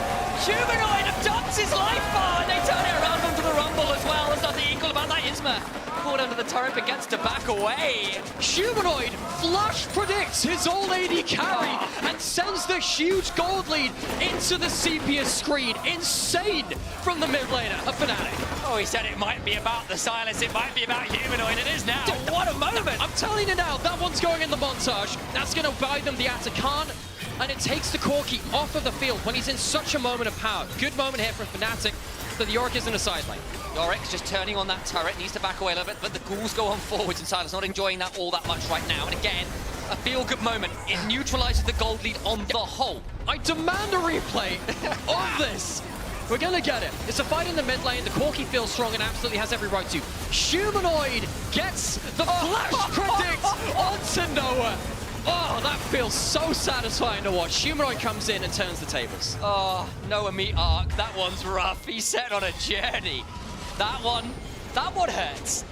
Well, there's currently a scoreline is 2-2. So yeah. So GX, you know, they are trying to fight for this soul point in a minute and a half. Any kind of advantage they could have in the lead up to help towards setup would have helped an awful lot, but because they end up losing that top side fight and the Atacama, Ward's now lit to the bot side from Fnatic, and GX will have to set up the vision control a little bit late towards the play. They still have a minute to do so, but Fnatic using that play not just to, you know, feel good, wow, we got a really cool kill and that'll be annulled montages for the next couple of days, but also it'll give them the vision advantage for what could be the determining fight, the fight which GX desperately need now. Worth noting, though, that of course you've still got the 2 items fight now on this Corki button towards a 3rd item. You've got 2.5 items on the Victor, who's not that far off level 16. This Yorick is still scary. I don't want to say that GX don't have ways to win. Honestly, they can afford to give up some dragons and look to allow this Yorick to be a problem in the side lane if they want. Yeah, that is actually true, very true. Potentially they can give up a dragon or something like that, but my worry is the longer it goes into the game, the harder objective fights are to play against an Ornn and a Maokai, which is so strong at kind of keeping you away from the team, getting that long-range firepower, especially with Humanoid now picking up some items as well. What happens if he starts throwing some of your ultimates back at you? 20 seconds till the dragon. We are getting a contest from the looks of it. Teleport in from Jackie's. Lot still has his, gonna try and get as much done topside before he's forced to leave the split push and join the team. Isma walk down the river and Arctic Assault's back over the wall. Is Fnatic now looking to wrest control of the river? So Yorick will get the top lane in a turret. That's gold over towards him. We'll see whether he has time to recall, spend some of that gold and come back into it. Dragon start up by Fnatic. Do they give it? Looks like it. They might just look to split Fnatic off from getting back towards the mid lane. They're happy to allow this Yorick to throw down again as they have to TP in, because this Yorick is such a problem. But if he's TPing away, what about the 4v4? Isma in danger, gets caught up, mid-lane Arctic Assault, and he's charged on down. The Forge Guard is called, the answer's with death. Upset, needs to run away, but John dies for it. It's a double to the mid MVP. Jackie's and Noah now forced to retreat. All the while, though, look in the picture-in-picture. Lot gets the inhibitor.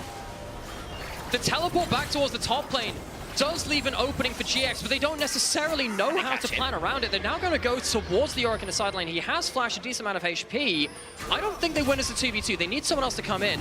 Warning Miss Slow comes on down. There's the Dark Procession, prevents Oscarinin getting over too easily. Humanoid still roaming down here. Razork, no ult, no flash. I think he's the Yorick just gets out. to walk Look, away. he's just out. Like, the Ornn and the Maokai have precious fuel tools as a top jungle 2v2 to deal with the Yorick. You need someone else to come into that play. So, Soul is not secured for GX. Fnatic add a little bit of time onto that timer.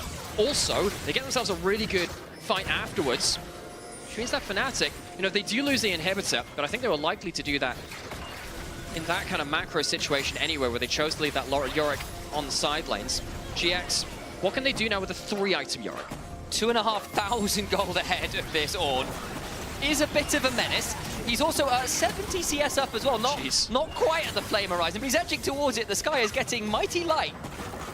Yeah, that is really, really scary. Now the question is, because I don't think Sylas beats out Yorick at all in a side lane either. There are too many ways to block the E with the ghouls and the maidens. You rarely get a clean E onto him. Often you want to E out of a play anyway.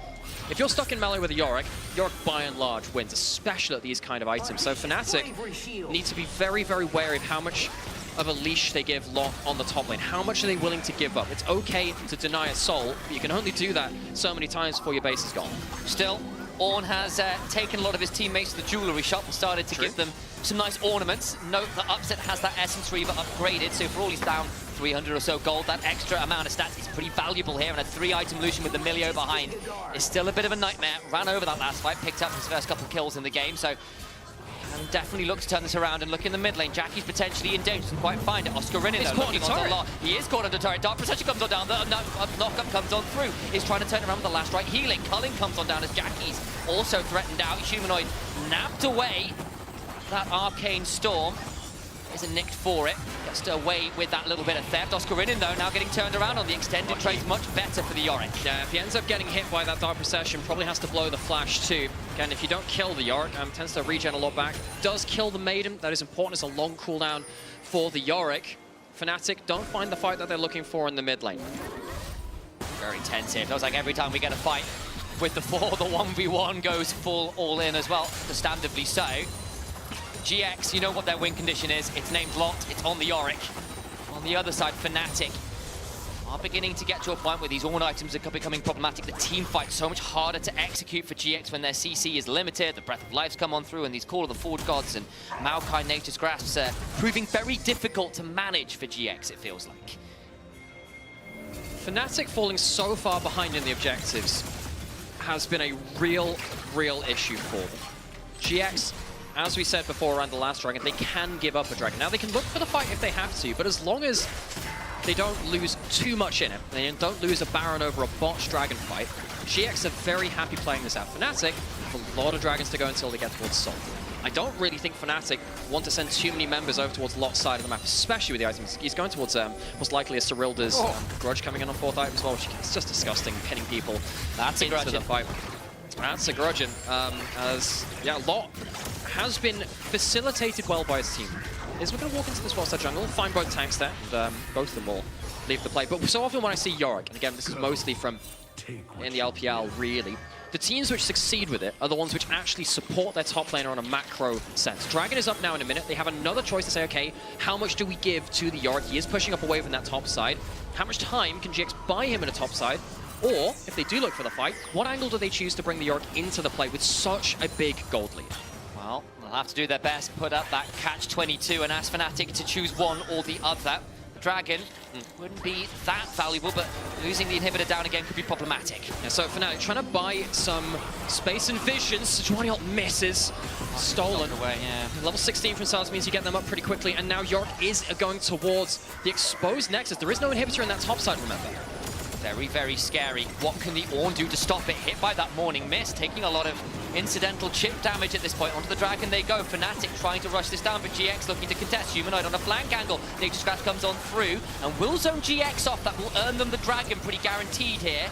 All the while, the Lot ended up taking a bit too much damage as the Equalizer comes on down, trying to buy some time. On the retreat is Malo, though. Humanoid looking for the abduction, can't quite find it. Dark Possession lands. Will look to back away. The inhibitor respawns topside. So that is going to be another Dragon given over to Fnatic for a chance for Lot to go towards the Nexus. He's pushed up quite far, but I think he'll be safe again to walk out of this. From what I was seeing, I'm just looking at Lot's point of view on the other side of this. Lot took too many tower shots to really go for a clean take. He ended up kind of dipping in and out of the tower range on the Nexus itself, meaning that, yes, he did end up, taking a lot of HP off of that first turret. Doesn't end up threatening the end of the game. Blew that Starix quite easily. Fnatic breathe a sigh of release. That's one of their, I guess their macro pop quizzes to say, okay, catch this, what are you doing with the Yorick? One of those tests has been passed. The gold lead, nominal at this point. 8,000 gold lead, just under that at 30 minutes means not all that much. And we've seen GX get that kind of gold lead pretty much every game. But it has felt like Fnatic, as I go for a full sentence, have been better in those team fight scenarios, have ended up in those mid and late stages just being better team fighters and often scalers. And you can see that a lot of that gold really for GX is in that top side. And the Ornn at this point is providing lots of value elsewhere. That's an upgraded Leandries for the Maokai, it's an upgraded Rocket Bell for the Silas. The value is coming in. The overall gold lead is not that much. The things which are not gold are dragons on one side, right, where you have them, but then you have the Ornn items being built up on the other side, almost all of them being gifted over to teammates by Oscarin, and that adds some factors which don't show in the gold itself. If GX get the soul, they are very, very happy. At that point, the Yorick is very, very, very hard to deal with. Fnatic on the other side, they really need to get a Baron, I think. If they get themselves the Baron, I think that if GX mess up enough for them to go towards that, that's their way to really break open the map, stop the Yorick taking over. If they can kill the Yorick, of course, in the play too, that opens up things a lot easier. If they get this, it gives them so much more room to play with, because they're struggling to get the clean fights that they need to stop GX playing the macro around the Yorick. And here they go for it. Was GX who were initially in the river. Leave it. Yorick going to start split pushing. Has to teleport. So does Oscarin. Begins to join the play. Thank you for the big picture. But it's another Maokai ult. In comes the Equalizer. Glacial Prison comes on down. But there's a Breath of Life. Into the pit. Though goes Isma. GX find that moment. Lot on the other side. Oscarin to call the Dark Protection against the damage on Noah. Begins to unleash the fourth bomb lands. Jackie sidesteps the abduction. But Humanoid still lands. The Glacial Prison goes golden. They're still overdoing it. Humanoid is dead. Silence cannot break those chains, and Lot will bring down the shovel. The Forge God meets the Maiden, and even gods can die. Silas only the second biggest thief on the Rift as Isma steals the Baron that Fnatic would have needed to come back into the macro of this game. GX live to fight potentially for another game. They can at least break the inhibitor here in mid lane. There's 30 seconds on pretty much everyone that's meaningful. It will not be the clean sweep. It will not be the 3-0, and GX will do their very best to end the game right here, right now, and bring us to a game 4. The Oracle makes short work of the towers. We will not have a clean sweep. We will at least go to 4 games. GX, stay alive. They refuse to bow out. They refuse to go quietly into the night. And a Baron fight, a Baron steal. And we're going to 4. Fnatic came in pretty heavy favorites, but we said that GX potentially had a fight, and they've given them a fight. In this game 3, we'll have game 4 coming up right after this break.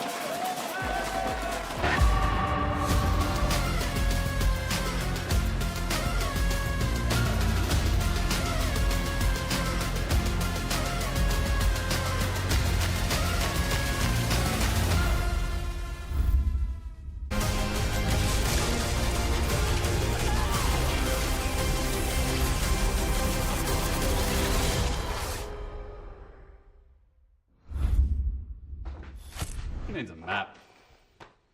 Wait, I'll take care of this. Lord, be careful. That thing belongs in a museum. What is this? Wow, that escalated quickly. What do we do now? Let's have a break.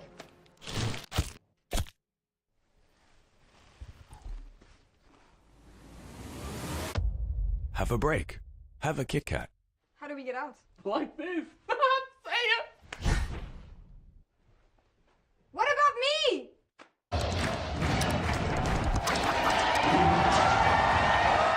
Red Bull gives you wings.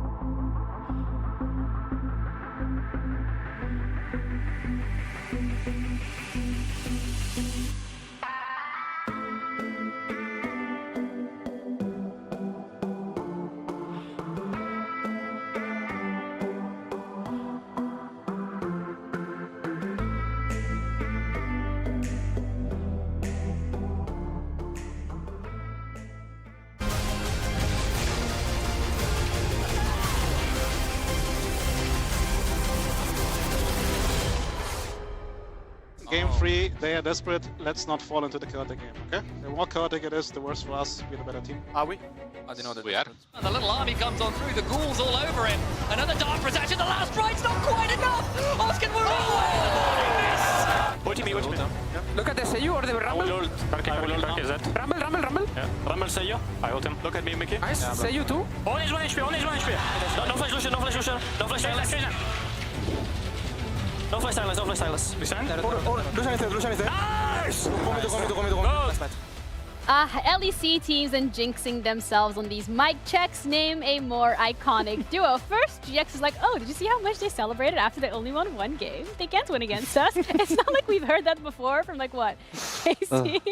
And then don't fall into the chaos. It's game 3. They're desperate. Well, whoopsies. They fell into the chaos, and it felt like it was a very back and forth game. It was a bit throw-nation, just throwing it back and forth. So it was just chaos all around. But it was GX eventually that kind of thrived in it. I feel like this Yorick pick was just so genius. It generated so much pressure all across the map. I don't think Lot was playing perfectly, but he just did so much work. No, I feel like that quote that Broken Blade once said just keep rings true. Like, even if you're not like the best on your champion, if you pick those champions in a good spot, you will manage to have a good impact if you know the basics. And I think here Lot had a great game.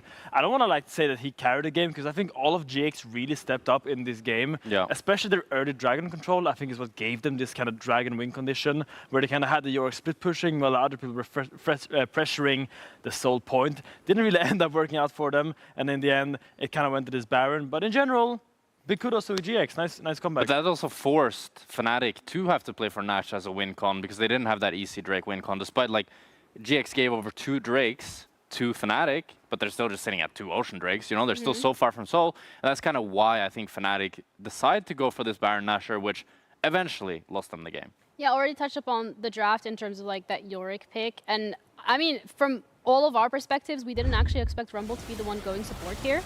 No, I don't think Fnatic did either. I think Rumble support is an LCK classic, so maybe Jun has some experience from that from last year when it actually was played in support, and I think he executed on it quite well. Usually when I see a support player play Rumble, I get really nervous because I feel like he's going to overheat with the wrong spell, but in general, really solid play by Jun. We see this fight here. I mean, it's the Fnatic special. Start Nash, lose the game. And it just felt like they started this Nasher without really being quite on the same page. Oscar was really late on the TP. They weren't able to stop Sejuani from entering the pit, so the Nash was stolen. And it was just a full disaster for them in an otherwise pretty one game. Yeah, but it's also really good from GX to be able to capitalize off of these opportunities and these mistakes that Fnatic does throw their way. Because again, like from the last 2 games, it felt very one-sided. It was like Fnatic continuously putting the pressure down on that bot lane, the top lane not necessarily being able to thrive as much as we wanted it to. And now they make a mistake and GX like, oh, okay, we're on to you. Yeah, we were talking about Isma being resourceful. He was very resourceful with his smite button in that fight. Really crucial smite fight, or smite steal from Isma. I think really stepping up there in the clutch. But I like, as you said, I don't understand why Fnatic is starting this Baron, because there's no real threat to them. Maybe they're getting, I think this is maybe the Yorick pressure really getting to them, and them feeling like they have to kind of propel the game forward in another manner because they feel like their base is always under threat. I think the thought process is that Yorick will push in bot, and if you try to then go towards the Yorick, then enemy team can pressure Nash. But if you pressure Nash yourself, then Yorick can't split push anymore. So I kind of get the idea, but just the execution was not it. But it felt like from the get-go, Fnatic was like under pressure, because we've seen them dive bot lane multiple times. It was how Noah was able to get that first blood as well, because you're seeing the gank coming through from Razork on the Maokai, and he like flashes on the tower. It's like, oops. Yeah, I would love to bring up those replays, because I feel like constantly Razork is looking for a place that, frankly, I don't think exists. He's going so deep here under the tower, and I don't think this is worth trading your life as a jungler and your flash just to get a trade kill. It was flash for flash. Yeah, sure it was. But in the end, you were making a play there. Same thing here again. Razork goes in, but in the end, here, because of the build that Jackis has, he has so much HP and he manages to trade onto Humanoid. Really crucial, and maybe these masks are working in his favor. Maybe, and it looked a bit personal there towards Noah in the first gank, and just Razork wanted him so damn bad. But, as you talked about, it's only 1 game away from GX getting eliminated. Yeah. But you know what's also crazy? It's 2 games away from Fnatic getting eliminated. Wow, that's like double. Okay, we get it. I mean, even looking at the gold specifically, GX was in the lead from the start, and I really feel like that Jun did more damage than Noah. Okay. Well, crazy. there you go. Rumble support works. This is a crazy good flex pick, and it just shows the value. It won top and it won bot, and kind of carried the game. So we want to see that creativity continue from the side of GX, because if anything, if we weren't expecting it, I mean, Fnatic also didn't look like they were expecting that Rumble to be going support. So you're throwing a little bit of a spanner in the work, and I feel like that's exactly what GX needs to be able to continue this streak.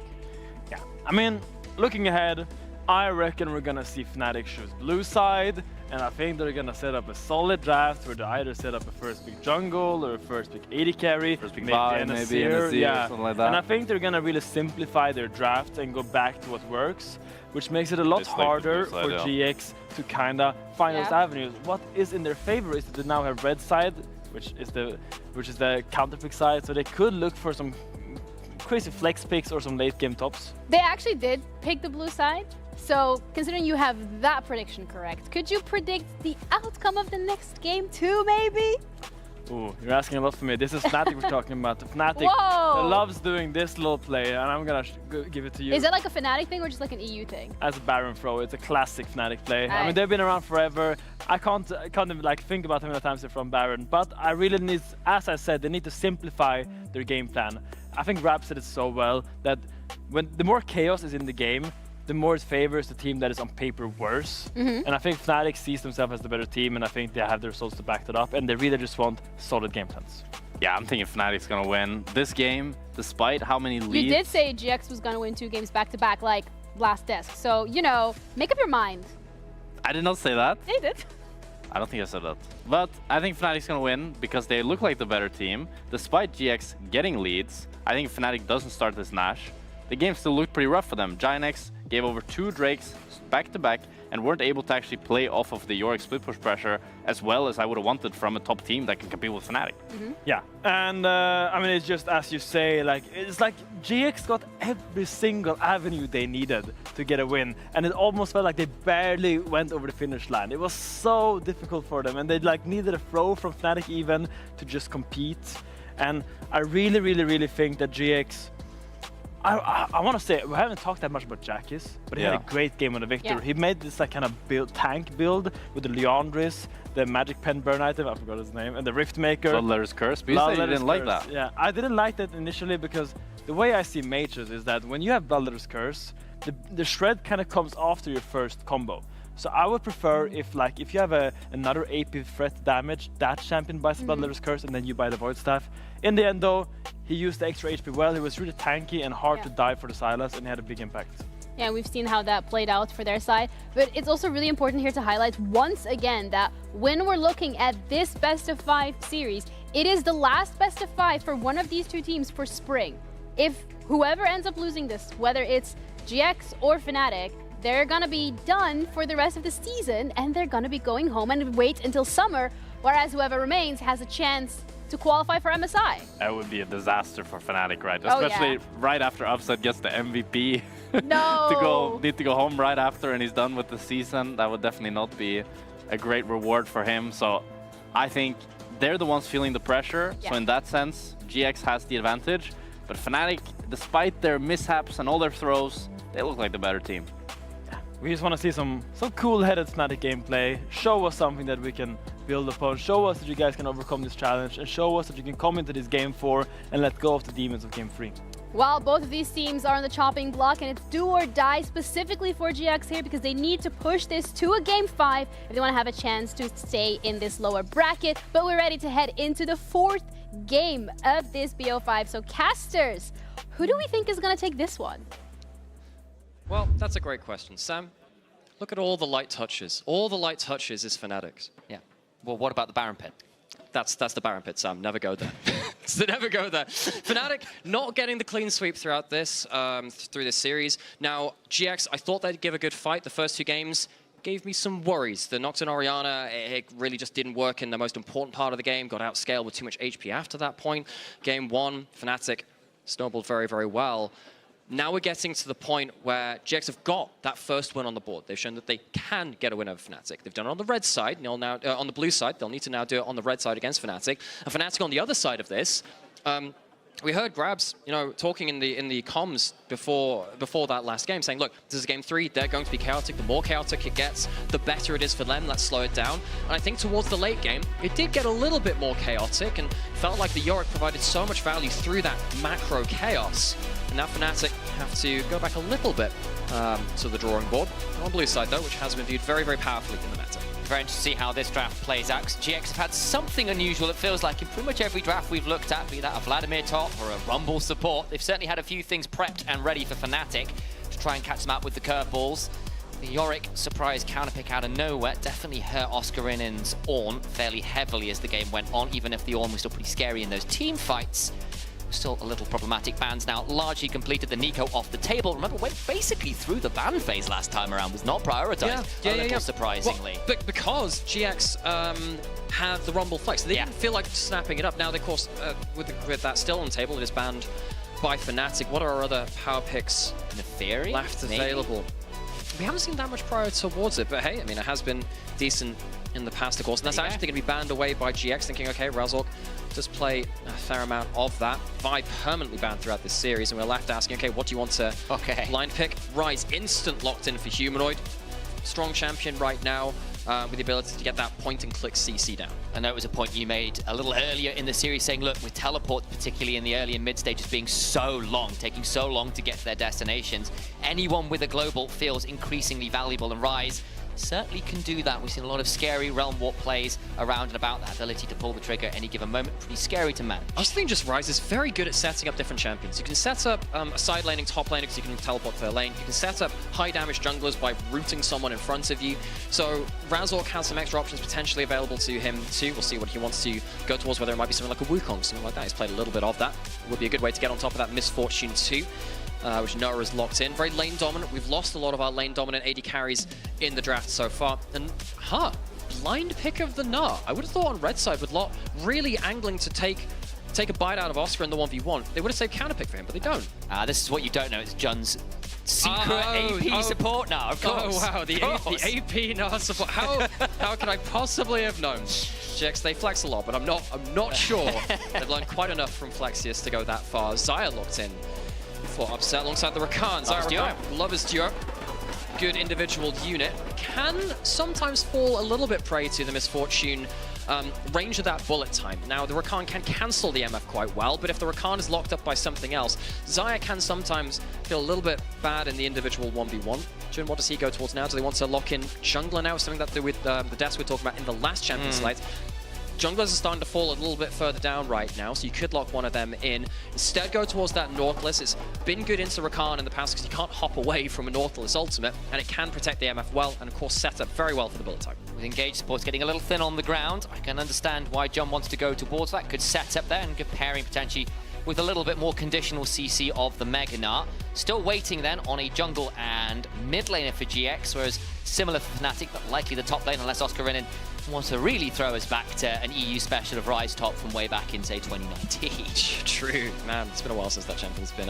Actually, no, there were some games of it into Kennen, weirdly. Oh, yeah. It was around a little bit, but not really that widespread a phenomenon. Jackie is going to get denied the Hui. Of course, mid laners for him potentially going to get targeted too. GX needs some magic damage somewhere. You could technically go in towards a magic damage jungler for Izmir, something like that, if Jackie's wanted to play something like the Tristana, which also does quite well into the Ryze. He has played a couple of games of it. Poppy banned away by GX, so the anti-dash champion not available for Fnatic. Very potent, it feels like right now, that Poppy. We've seen that kind of rise to priority around the world quite a lot right now. Flexible, dangerous in the jungle, understandable ban. See what GX want to lock in here. Are they going to want to lock the mid and save jungle for counterpick? If Isma's looking at something like a Nidalee or something a little bit unusual, I can see that being an angle here. Yeah, who do you want to give the priority to? Okay, there you go. AP damage in the jungle.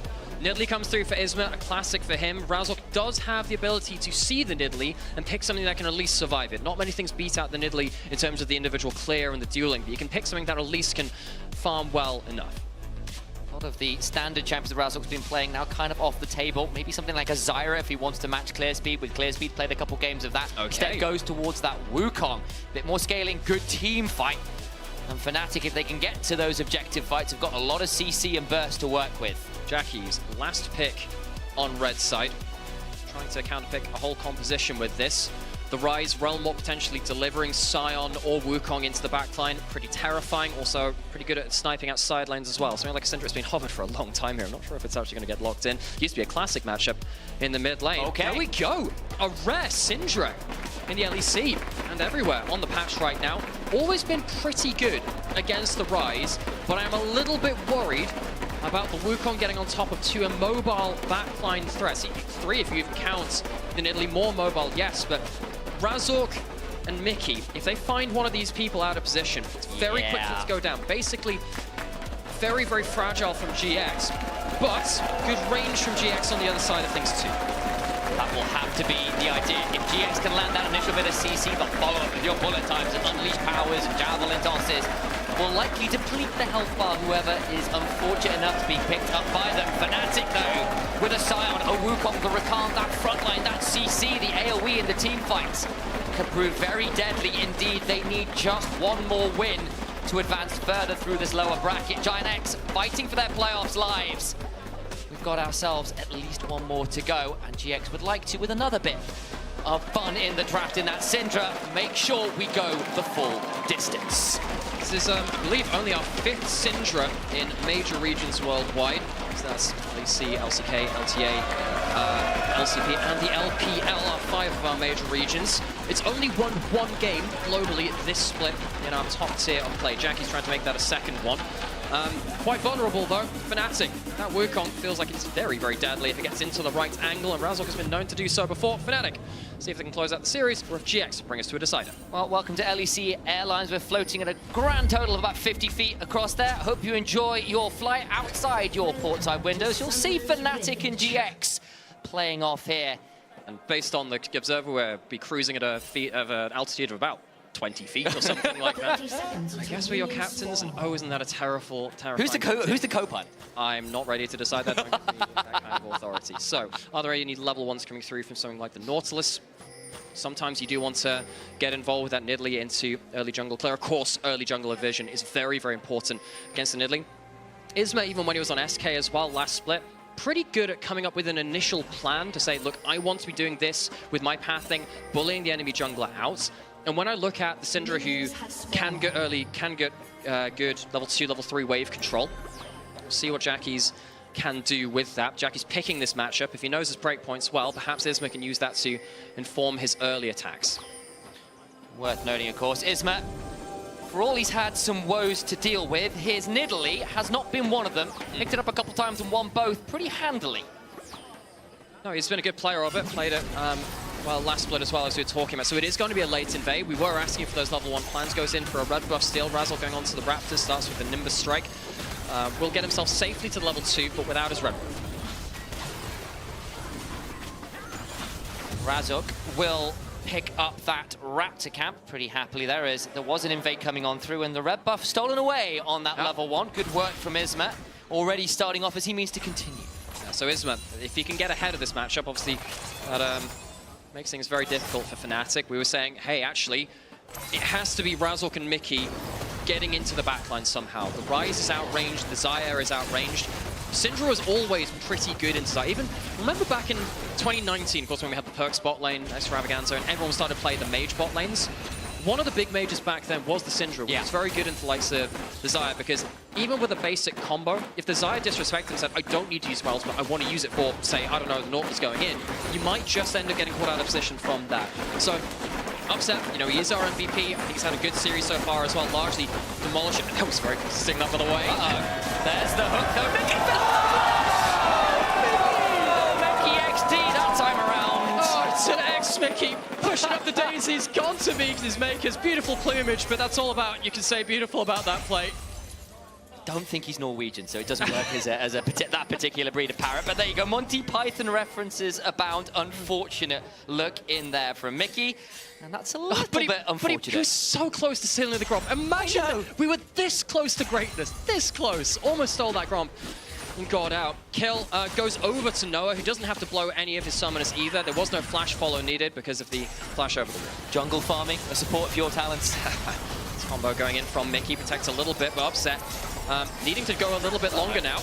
The pull comes on through, Noah avoids a few of them, so isn't rooted up, tried for the double up, and Upset just out of range of that potential angle of attack. Really important that Upset got those extra few auto attacks through. If you lost that that mid trade very, very hard. Isma coming in towards mid lane for stun land. Oh no, Humanoid, where on earth are you? When he just decides he's going to clear the wave, and Isma is donated a kill. GX off to a flying start here, flash away from John on the bot side. He'll also pop by Mickey. What is happening in this early game from Fnatic? Now Mickey going in, trying to get information on the jungle, goes a little too far.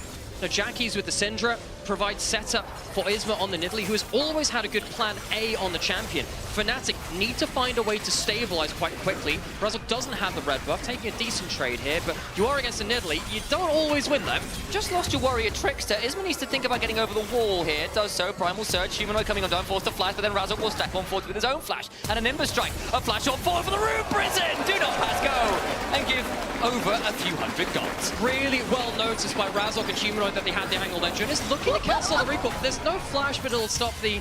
So there was no real kill threat. It'll stop the reset coming through. Isma dying there stops the momentum a little bit. That's the kind of play which Fnatic desperately needed to stop this potentially spiraling out of control. Isma losing that flash, losing his life, giving a kill over towards Humanoid, which will get him towards his time-dependent items early, is really important. A little over-eager there on the invade onto the Raptors. Thought with the Nimbus Strike and the Warrior Trickster down, he can look to fight that, and ended up being a little trickier than he appreciated. Still costs a flash off of Razork and of Humanoid, and being flashless into a Nidalee Syndra we've already seen could be a little bit dangerous for this Rise, especially if he doesn't get the Space Rush to run away. No, you're completely right to mention that. Investing your flash for that does leave you vulnerable later. You know, Jackie's is heading towards the level 6 mark.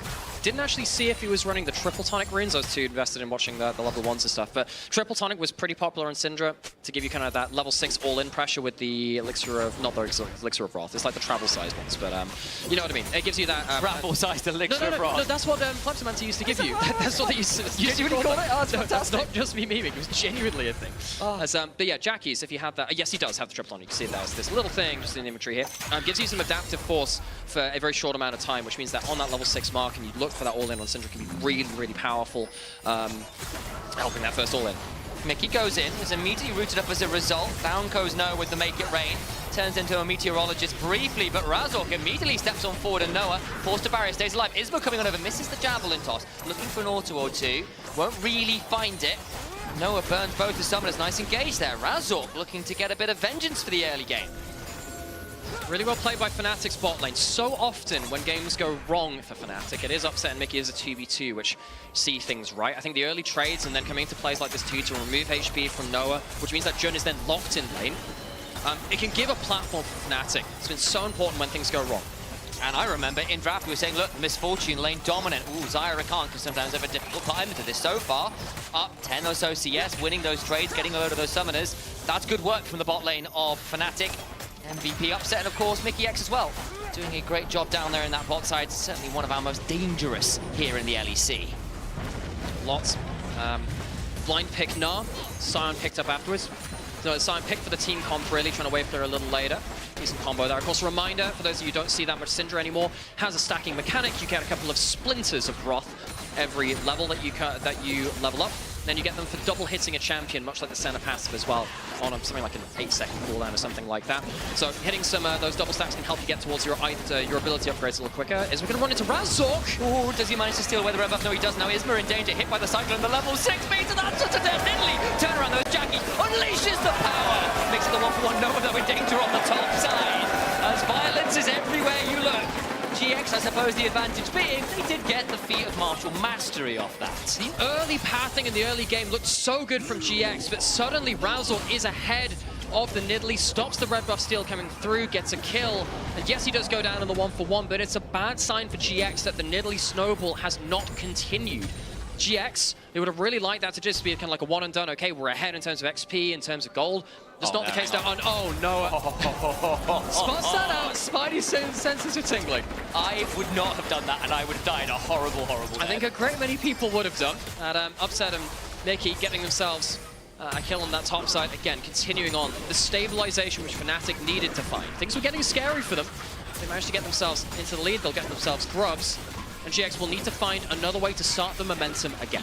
Last game, we pulled up a little graphic that said, hey, if you want a bit of a litmus test to see when GX is going to win the game, it's the early control of objectives. In fact, Fnatic getting those early grubs is great news for Fnatic. We'll manage to get all 3 of them. Humanoid finds Isma, roots him up, and costs half the HP of the Shapeshifter.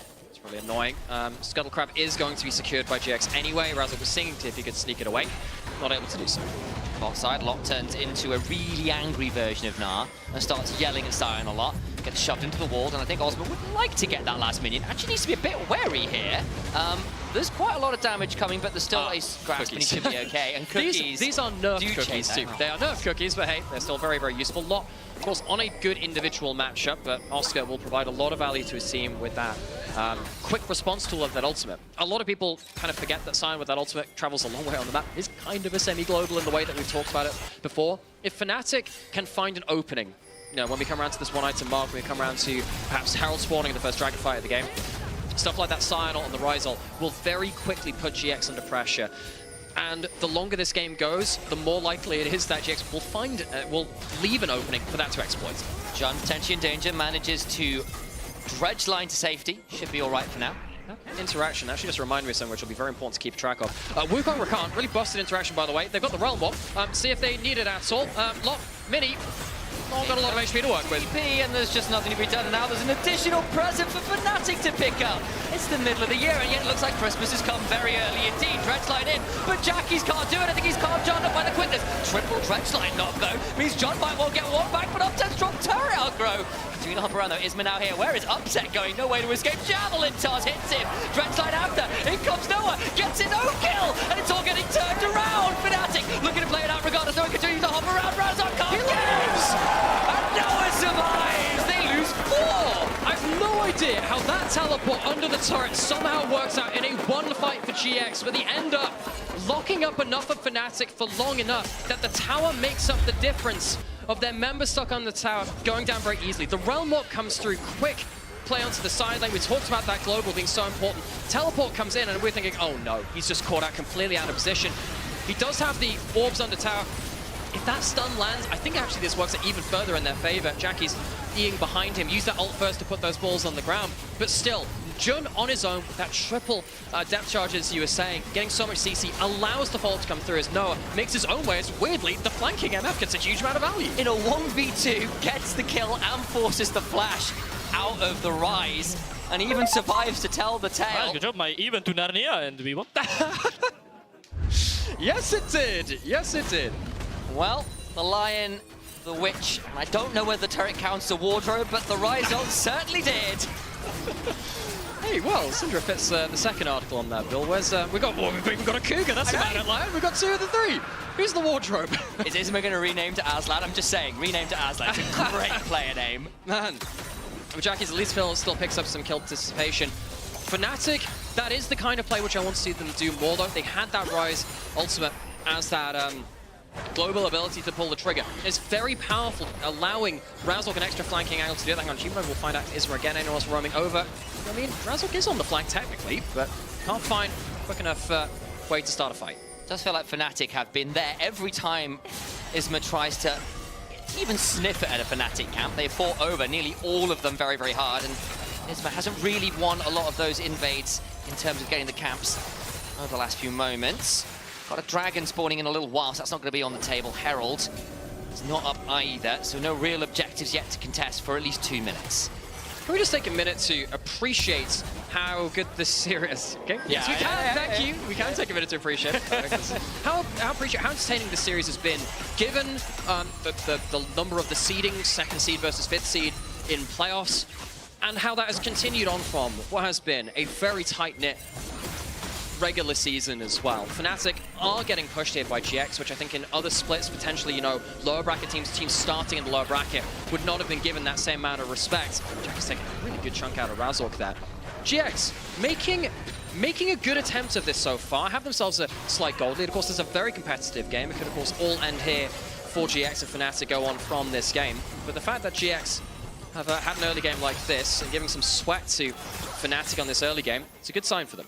And credit to Fnatic for coming back after what looked like a really nasty start to a snowball. Managed to stifle it for a moment or two. That turret dive, though, did change things around again. Noah on the Misfortune gets towards the Bloodthirst, a slight lead. Isma as well picked up a lot of kills in that top side, managed to get a lot of advantages there. And those first items largely now getting completed across the board. Not really wanting to blow any cooldowns as yet. Do have a kind of window here before something like the Dragon spawns, if you do want to use an ultimate or a flash or something. With a Realm Warp on the table, there's always a chance to make a play. It's just setting up far enough in advance. Actually, with that in mind, let's have a look at some key things. You have a Realm Warp, so having wards like this can be very, very important. Just to make sure that there's no Wukong coming up there, so Humanoid doesn't just dip that back out of vision. Put a Realm Warp down and then threaten you as you push up another lane, especially in moments like this. Jackies needs to be very careful. Yeah. The scat of the week did not land, and Mickey is anything but that right now. Humanoid lands the Rune Prison. And this Syndra will once again be centered on. It flashes away! It survives! Close stuff. The Realm Warp getting into retreat now. Mickey tanks the hook. We're just praising GX, saying you've got some vision to protect yourselves, but obviously, apparently not enough there. Jackies loses that flash. Losing flash on Syndra in a game like this is something which Fnatic will absolutely want to exploit. They do have flash on Mickey. They do have flash on Razor. The second Jackie sets a foot out of line, it's going to get stomped on. Credit to Jun. Few plays now where Fnatic have tried to play very aggressively with the Rakan and the Rise, and the counterpunch from the Nautilus has been really nasty. I know it's something which the desk has been bringing up to you, saying, hey, you know, the Rumble Flex last game really helped them get that advantage in bot lane to allow Jun to be a more creative playmaker. Here again, this was actually not about the flexibility XYZ, but they've given themselves a good matchup, and that good early fight which we just saw before this really helped Jun and Noah have a bit more of a platform after what was a difficult 2v2. I appreciate Isma and Jackie's trying to be sneaky like getting into that tri-brush and didn't realize we were stood on the wall the entire time and then swept and went oops. But it's all sorted. All the while though, Razork throws down a control wall and begins to start up this Herald. Do GX want to commit members to this? Remember, flashless Syndra, a little bit risky to do so. Don't want to be walking into enemy vision too much. They do have some decent wards around the area. It's not like it's completely blacked out, but Razork going to get this one without a contest. That'll be the third objective for Fnatic as well, so a mark towards the full feats of strength for them. First set of kills went to GX. All first three objectives went towards Fnatic, and that leaves us with both teams vying for that first turret to get those oh-so-swanky upgraded boots. Speaking of, keeping the wave on the turret, making sure denying as many minions as possible. Why not? Keep going, Berlin. A bit louder. Louder. That's it. Come on. Hey! We are so entertained by brickwork here. Berlin, woo, building. Zoska takes it down, but denies as much of the wave as possible before it goes down. Fantastic, and there's the feat of strength of Fnatic, as we were calling out. Dragon spawns in 15 seconds, though. Be second dragon for Fnatic, or a first for GX. Does look like GX want to fight for this. Vision control, very, very important in moments like this. Trying to see if there's any wards behind GX right now. No, they do have a Realm Warp to Fnatic to try and open up an extra angle. Can they find a way to do so? Do they need it? Fighting over the rip control now, hook misses. Does indeed. Control wall goes down to that banana bush, which means GX will have to fight and try and get control of it. Has been a pinch point and pain point for a lot of teams trying to fight for control of that. Jun lands the hook into the make it rain, uses the force to roll the blue buff. Razork in the backline though gets the double cyclone, and the Nidalee and the Misfortune live up to the namesake. Jackies tries to run, but to where? It's just down a short hole in a grave. Razork gets the double ultimate in the backline, and the Wukong we thought could really deal with the immobile carries in the backline does just that. Fnatic walk away with a big fight. They'll get themselves the two dragons. And as we go into a replay, just look at how deadly a position Razork is in here. There's a combo we're going to talk about earlier, which is the fact that as a Rakan, you can actually clone onto the invisible Wukong. Doesn't even need to use it there. Either of them have great ways to get into that backline. Razork, massive ults. Humanoid survives on about 5 HP, gets out. The heal from Mickey prevents the unleashed power from killing him as well. Jackie's was close to getting a couple back there. Unfortunately for GX, Fnatic's backline engage was just a lot more deadly. It's a really good angle from Razork. They didn't need the Realm Warp to get that one. GX just didn't have the vision control to be pushing like that. Noah pulling that ult too close to the Fog of War, and GX have discovered one of the foibles of their comp. They're I'll stop that recall there. Yeah, very hard to keep your carries alive if Wukong gets within close range. And now we're in a position where the game is no longer even. Fnatic 2.7k up. Humanoid looking for a chunk onto Jackie's from the bush, get some spell flux 3. won't manage to find the Rune Prism. Happy enough with that chunk. Lot will at least claim the first turret of the game here for GX. And Fnatic, as I was beginning to say, a lot of the early objectives got the feat of strength, up 2.3k gold. This is much more like that game 1, that game 2, feeling a lot more in control here again. And particularly when the carries' flashes are down, they feel like they can just walk into so many threatening spots that GX just have to fire back off. Now, Jackies, though, do have their flashes right now, so maybe they'll feel a little bit more brazen.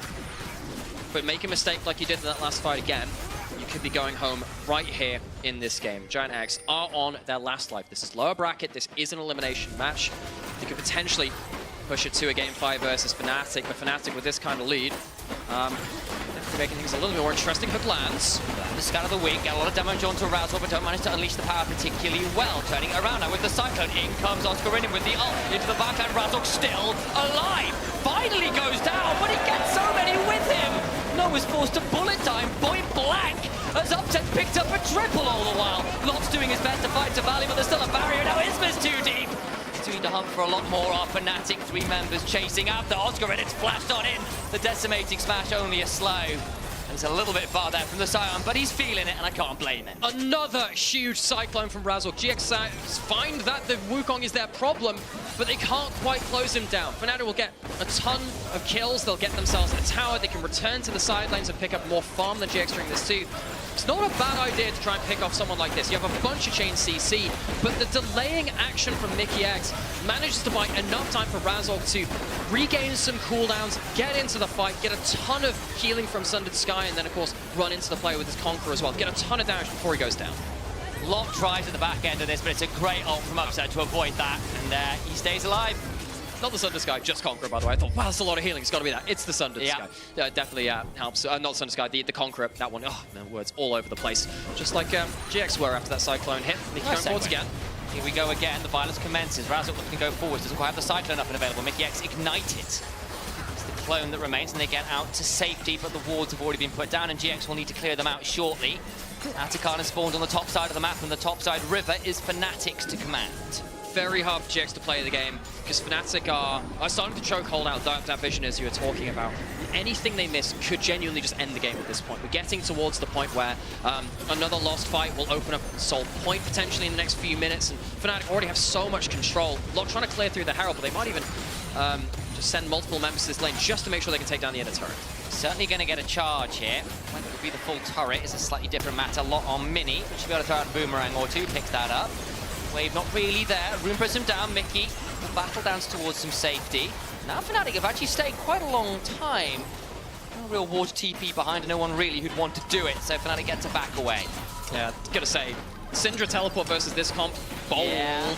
And Lot didn't have his himself. Worth noting that Oscar is actually ahead of gold compared to that Gnar. Typically, Gnar does quite well into tanks in the side lane because you can just get mixed damage, percent HP. Not been able to open up an advantage, so GX don't have the split push advantage in the way that they would have wanted. Don't have the jungle advantage that they would have wanted either. Is a great start, but failed to continue on with that with 2 deaths in invades. One is on Raptor, one on red buff. And Razzle has really been the story of the teamfights afterwards. We've got ourselves Soul Point available for Fnatic in about 40 seconds. At the very least, GX will also be on 2 items. Fnatic yet to complete a 3rd. So as far as item parity, not a bad point to consider a fight.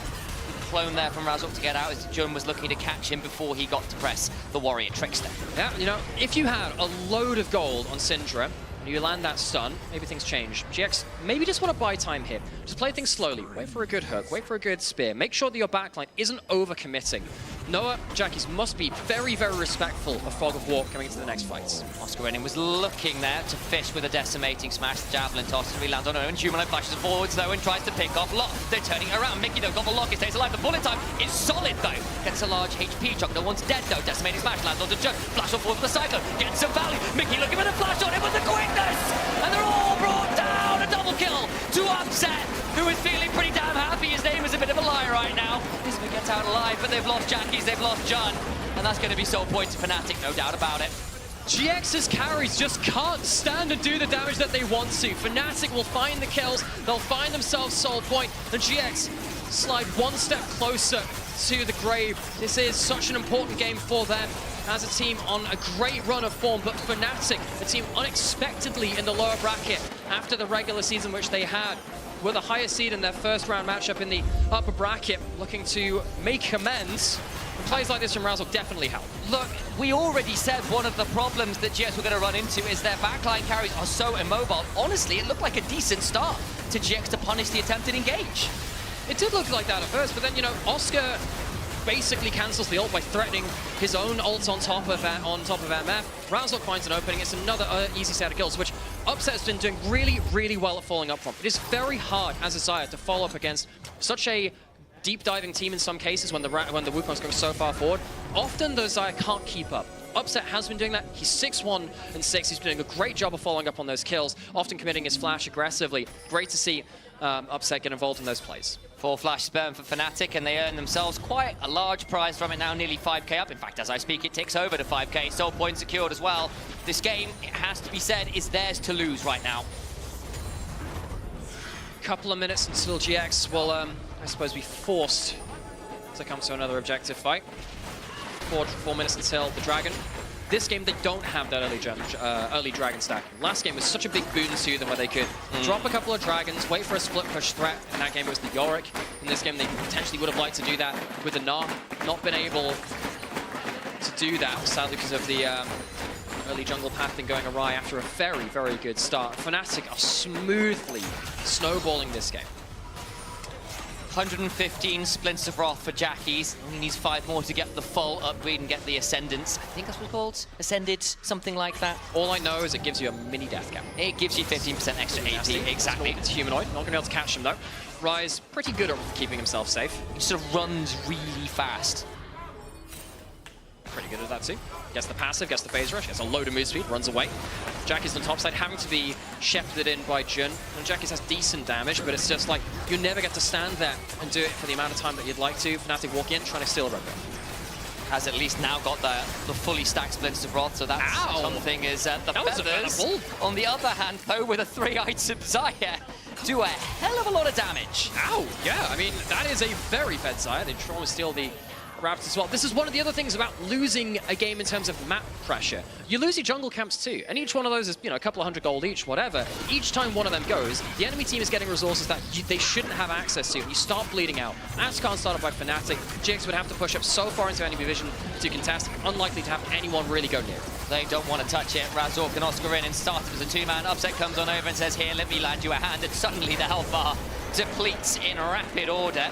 Throws some deadly plumage around, unlike the Norwegian blue from last game. It was this game, sir. Oh, it was. It was the beginning of this game. Oh, yes, it was. That's how well this game is going. We've actually, I'm sorry to bring it up again for those people who have forgotten. We've actually forgotten largely about the fail flash in the early levels from Mickey. Wasn't necessarily, that didn't determine the game. They played well through that 2v2. They played well through getting that, hang on a second, objective bounty and the solo turret goes down for a lot. I was wondering if how far Oscar would take that, but not far enough. But yeah, it's not really been about that early game snafu from Fnatic. They've managed to recover remarkably well, and every one of their team fights has gotten onto the carries they needed to. And how's felt generally across the series at GX? Team fighting hasn't really been their win con. They have largely been second best in that to Fnatic. They've had to outplay in the skirmishes, in the macro, in the push and pull of the game. It worked in the last one. This game, feeling so easy. Especially not from these gold disadvantages. As well, need we point out the fact that there is just a ridiculous amount of items on the Xayah, let alone the almost death cap on the side of Humanoid. One of the other problems coming into this too is, yes, your carries are behind, but also in the jungle, the Nidalee does want to be ahead. Very, very hard to play from gold deficits, or even as the Nidalee. Eyes on the top right of your screen. 45 seconds until Hexol for Fnatic. If you get Hexol in this game, when you're already so far ahead, if it wasn't lights out, it certainly is there. Yeah, observers, can we toggle up to GX Vision? Because I think that'll give a really good view of... oh, no. Yeah, no. Yeah, this is the dragon which you want to secure to stop the Hextech Soul. You have no way to secure that now. Jalot is just alone. They could be in any one of these brushes. Survival horror. Razor's crowding out of one of these brushes. Dragon's up in 20 seconds. GX, they have to go so methodically. If they misstep, that's a carry down, that's a flash down, and they can't afford to blow that HP or those flashes. In the darkness of the river, no one can hear you scream. Certainly can't see it. Maybe there's an alien or something waiting out there. Xenomorphs abound. Fnatic, though, take the opportunity to shove up mid lane, cause GX to stand under the minuscule light of their own mid-tier 2. But Mickey! They left him! Oops! Mickey, no! Well, you've now got a fight before, but they lose Hex Soul. Mickey X sells his life well for the price of Soul. I don't know why they had to leave him. Not trying to force a fight now in the 4v5. Yeah, we'll try, but all of the lightning begins to fly. Isma's going to throw a javelin toss or two, but they'll get out. I imagine Isma thinking about taking a javelin toss across, or a blast cone across, I apologize. In goes Lot, gets room prisoned up, but there's still a bit of a Mega Nod to work with. The bullet time is still enough. Uptech falls to flash, stays alive, Jung goes on in, can't quite get it. Scout of the Week lands, but no power to be unleashed anymore, and they only lose Mickey, and they get Hex Soul. Messy as that kind of was. The fact that no one dies in the second part of that fight is beyond, it astounds me. It is beyond me how that happened. Fnatic will now lead with, yes, one dead with the Hex Soul, which is widely regarded to be the most broken soul of them all. That slow is so ridiculous to play against. As, yeah, I don't really know why they had to leave Mickey there. Goes down. GX, I mean, what did GX do at this point? You must get yourself something. Fnatic, on the reset, they haven't got that full court press currently inbound. It would be a very difficult Baron to start, but what other options do they have? If Fnatic get on, yeah, if Fnatic go onto the map, it's so hard for GX to fight back. They might just have to force something around it anyway, despite it being such a low percentage play. They've gone for the vision control instead rather than absolutely rushing it, so just get the wards down. They don't start up the big purple worm. Razork now around, looking to try and get the wave shoved down mid lane, all the while in the picture-in-picture, or the mini-map rather. You can see the Rise shoving up onto the tier 2. Bit of CC onto Mickey. The rain is made by the Misfortune. Hook then lands onto Razork, a little bit of a chunk, but not all that much fire for Fnatic. Hold the mid tier 1, and Rise will pick up a tier 2. Yeah, GX don't even start a proper fight. They don't force the teleport out of Humanoid, who is still split pushing. He'll have to back off, knowing that GX can move towards his side of the map. GX had a window of time where Fnatic were resetting. They haven't pushed out all of their lanes just yet, and I feel like they've just missed that window to do something. Again, it was a low percentage play to do something. They need to find a way back into this. Against Hex Soul, such a difficult thing to do. Yeah, it might have been a low percentage play, but that's because there are no high percentage plays anymore, so you've got to choose the best of a bad bunch. Maybe you wait for Death Cap on Syndra, maybe that's a way. And you've got a third item on this Misfortune. You've got 3 on this Gnar, who is going to be a little bit annoying to manage in a side lane. The problem is if he goes against his Rise, I feel like the Rise wins right now, and he gets probably the entirety of this inhibitor turret. It's just taken by the minions. Now to get another turret in their split pushing ventures. So GX, they recall, comes to the third item on the Nidalee. Third item on Jackie, does get that Death Cap. Maybe that is the go button. Maybe it's a, okay, well, that's the item breakpoint we have for this point. Does it get better than this? I suppose if you hyperscale and Fnatic hit max items, can make up the difference in the goal because they can't spend any more than that, but it's a long time to try and survive. Fnatic still have another item slot left to work with. Very much do. QSS just got bought by Upset, FYI. Hasn't really run the cleanse, going to keep him in. That's so important, because now if he loses the mind game and Jackie's does get the stuns, Jackie's, wow, wants to delete him but can't get half his HP. There's still a locket, and he just doesn't take any damage. Celestial opposition on top of it all, and Mickey lost, what, 20% of his HP bar? That is so low damage, and you've used your flash for that too. Again, you're forced into these desperate plays, but Fnatic, such a good job from them, choking out GX so much that they have to force these kind of plays.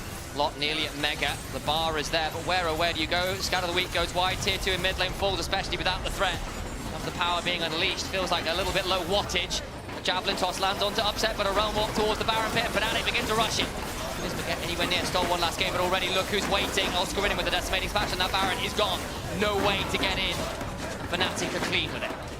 Fnatic, quick Baron take with the Realm Warp. Always that X Factor allows you to very quickly reposition around the objectives. Did it for Soul, and this time they don't even kill Mickey for it as well. GX now staring down Hex Soul, Baron, an unkillable Scion, and a bunch of carries on their own team that are finding it very, very hard to deal with the Wukong Rakan combo. Razzle's going to jump towards Lot as well. Take his luck here. Cyclone part 1 comes on down, but there's still an Ember Strike and a Warrior Trickster to work with. Gets the second knockup. Lot still got a Sterax to it, and I think Razzle has got a little deep here. Hang on, the Crushing Blow comes on down. There gets Mordo's Upset still around. Makes it a 1-for-1. Solo kill in that scenario is not bad for Lot. Manages to take away Razzle, who of course is one of the big threats onto the carries of GX. Maybe Jackies and Noah can find themselves in a better situation now with that Cyclone not threatening. Mickey still at half HP here. Jackie's has got his power available to be unleashed again, but the Hex Soul slow still very obnoxious. John eats most of his health bar from Rise casually pressing 2 buttons. Death Cap Rise will do that to you. Fnatic, no Wukong, but apparently no problems taking down this top lane inhibitor turret. swiftly deleted. Continuing to try and find some damage here, but it's so hard to walk forward, so hard to threaten. Continuing to use the force of will, but it's a route onto Isma! And he's surely down. The bullet time is solid, but it really means very little at this point. Mickey will fall, but a flash will forward, but that's very fast. Yankees will scour the weak, but he is weaker still. A blip in game 3, but Fnatic here in game 4 look to make sure that the run through lower bracket is ruthless and one-sided as it can be. With the Scion with so much HP, I think Fnatic are done with this series. GX are done with playoffs. They came in as the second seed, they fell down from the heavens of the upper bracket, but they will make sure that the climb is decisive. GX are going home, Fnatic advance. Fnatic, clearly the better team on the day. Wonderful team fighting from them. Well stabilized after a difficult early game in this last one. A valiant attempt by GX, but clearly bested by Fnatic. Well, you can make sure you can vote for your peer player of the series as well. It's a difficult choice today between Humanoid, Upset, or Mickey X. All valid options, I feel. Well, that's difficult. I know. You know, I'm not even going to put a horse in this race. I'd maybe edge it towards Upset. I think that Kalista was absolutely absurd early on. Fnatic, a well-deserved victory. Looking to piece together that form from regular season. We saw them as that top 2. They've often made these lower bracket runs, as highlighted earlier. Very much deserved the start of it here today. The Fnatic fans in the audience in full voice, giving a bit of a shout out to that mid laner. Great game he had as well, some good choices there to work with. And Fnatic, again, we asked them to improve, to take some of the learnings from what happened to the upper bracket where they just didn't look like themselves. This is much more like it. Game 3 being a bit awkward, notwithstanding. Of course, a sad end to what has been a good run from GX actually post-Madrid. Making it into playoffs, I think, against the expectations of some. I think there are some very much improved players in this roster, and I'd be excited to see them come back for summer, of course, as well. But Fnatic, you know, this team has a point to prove that they can once again make a lower bracket run, and this time make something more of it. See that, and there's Giant X. Again, we have to give some credit where it's due, right? Because the improvement's there, the creativity was there. You saw that the trajectory was pretty damn fantastic. Hello, folks, good to see you all. But it is Fnatic who just proved to be a little bit too high of a hurdle to jump. For sure. I think that the way that they played out the macro when they were ahead of the game was so crushing. It was so hard for GX to breathe, and you can see in that last game, they managed to right the ship very, very well, even after a rough early start. Yeah, and it was a frenetic early game, right? Like we saw that messy top lane dive that went quite wrong. They come back into it, and that's great news for them. And it means they're going on forwards. But again, we need to see who they're going up against, because it's not just them alone as big fish in a small pond in the lower bracket, so to speak, because there's KC versus Heretics tomorrow, but that is a conversation for another time. For now, we've got a conversation between Finn and Mickey X. Thank you so much. I'm joined by the ever so handsome and the paragon of European sports, Mickey X, after that win against Giant X.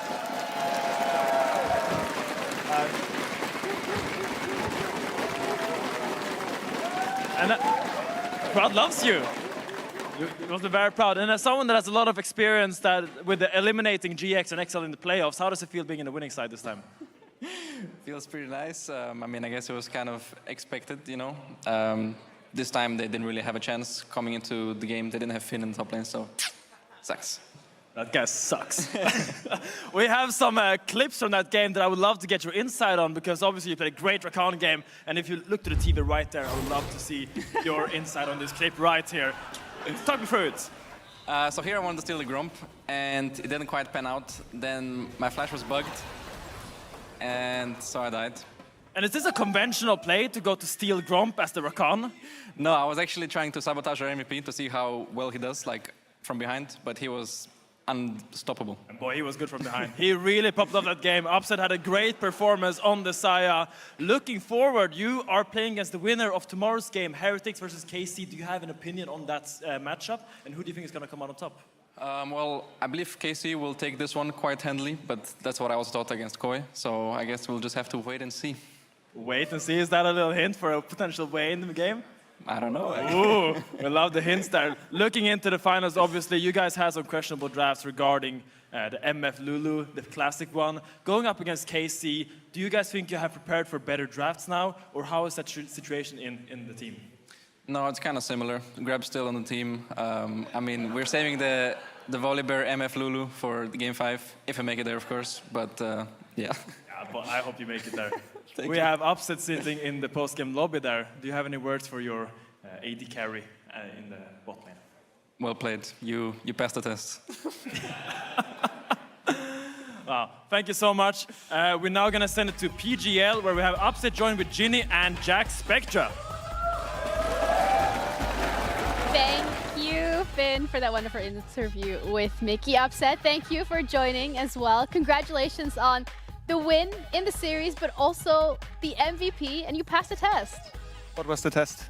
Playing from behind, because he went to steal the Gromp, so he could see if you could do okay. Oh yeah. This was kind of what we wanted to play for. Like we wanted to see, because we're winning bot in all the games, so we wanted to make sure that even if we start with Rakan dying and losing flash in a wall, that we can still make sure that we have a advantageous situation, and it worked out really well. Yeah.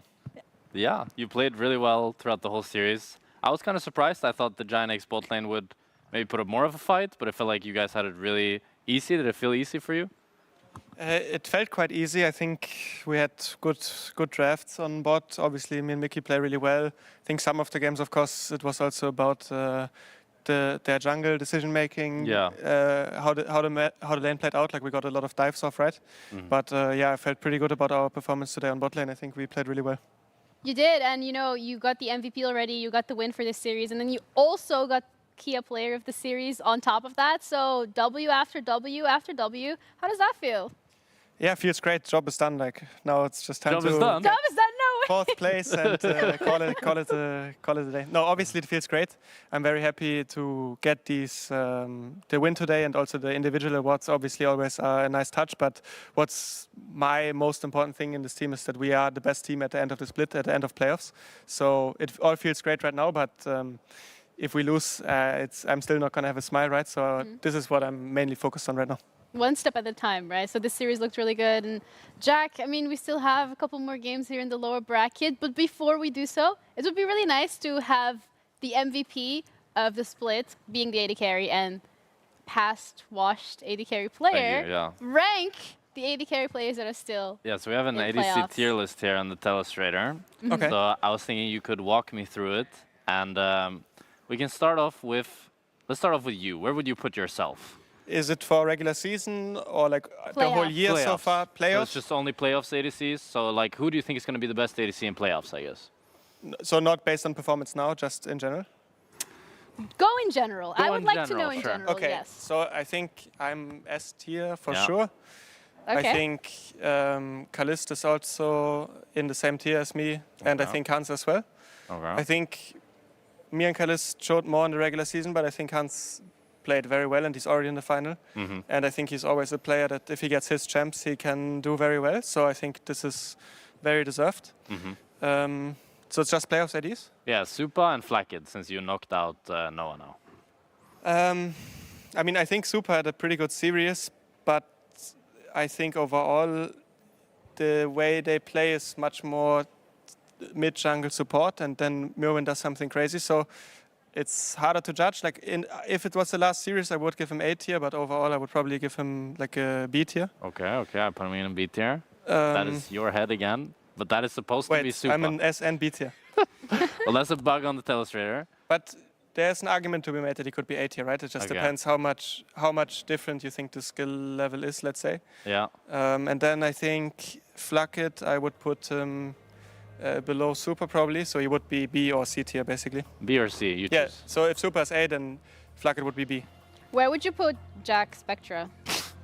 Jack Spectra. Yeah. Well, he got replaced by Flackid, right? So probably in D, no? I don't know. I think you were not that bad. I think maybe you are also C tier. Okay. Or B tier. Okay. Same as Yeah, Flackid, B I think. Okay, Same tier. okay. Fair enough. In your prime. In my prime, okay. Yeah. Which nice. was like when? Well, 10 that would be years ago? 2023. When he was 2023. when he was a pro player. Yeah. Back in the day, back in your day. Back in my day. Yeah. Oh, okay. Never say that again. Either way, thank you for the input. I mean, we have these AD carries left, but we also have those teams left. So looking at the bracket specifically and how we're going to be moving forward, I think the realistic question here from my end of things would be, when you're looking at the bracket and the way it's played out, did you expect KC to lose to MKOI, but also did you expect yourselves to maybe not be the ones to move on to that final? I mean, that's kind of a leading question. Yeah, we for sure thought we were going to lose the moment G2 was drawn. It was just over.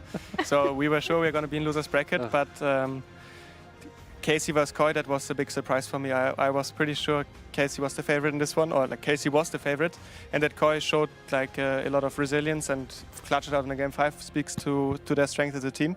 Even though I would say that game 5 draft though was pretty yeah, level. Yeah, for sure. It was It gave Fnatic game 5 vibes. Yeah. Whoa! From against the KC. I mean, yeah, Grabs is known for his game 5 drafts. I will take no responsibility.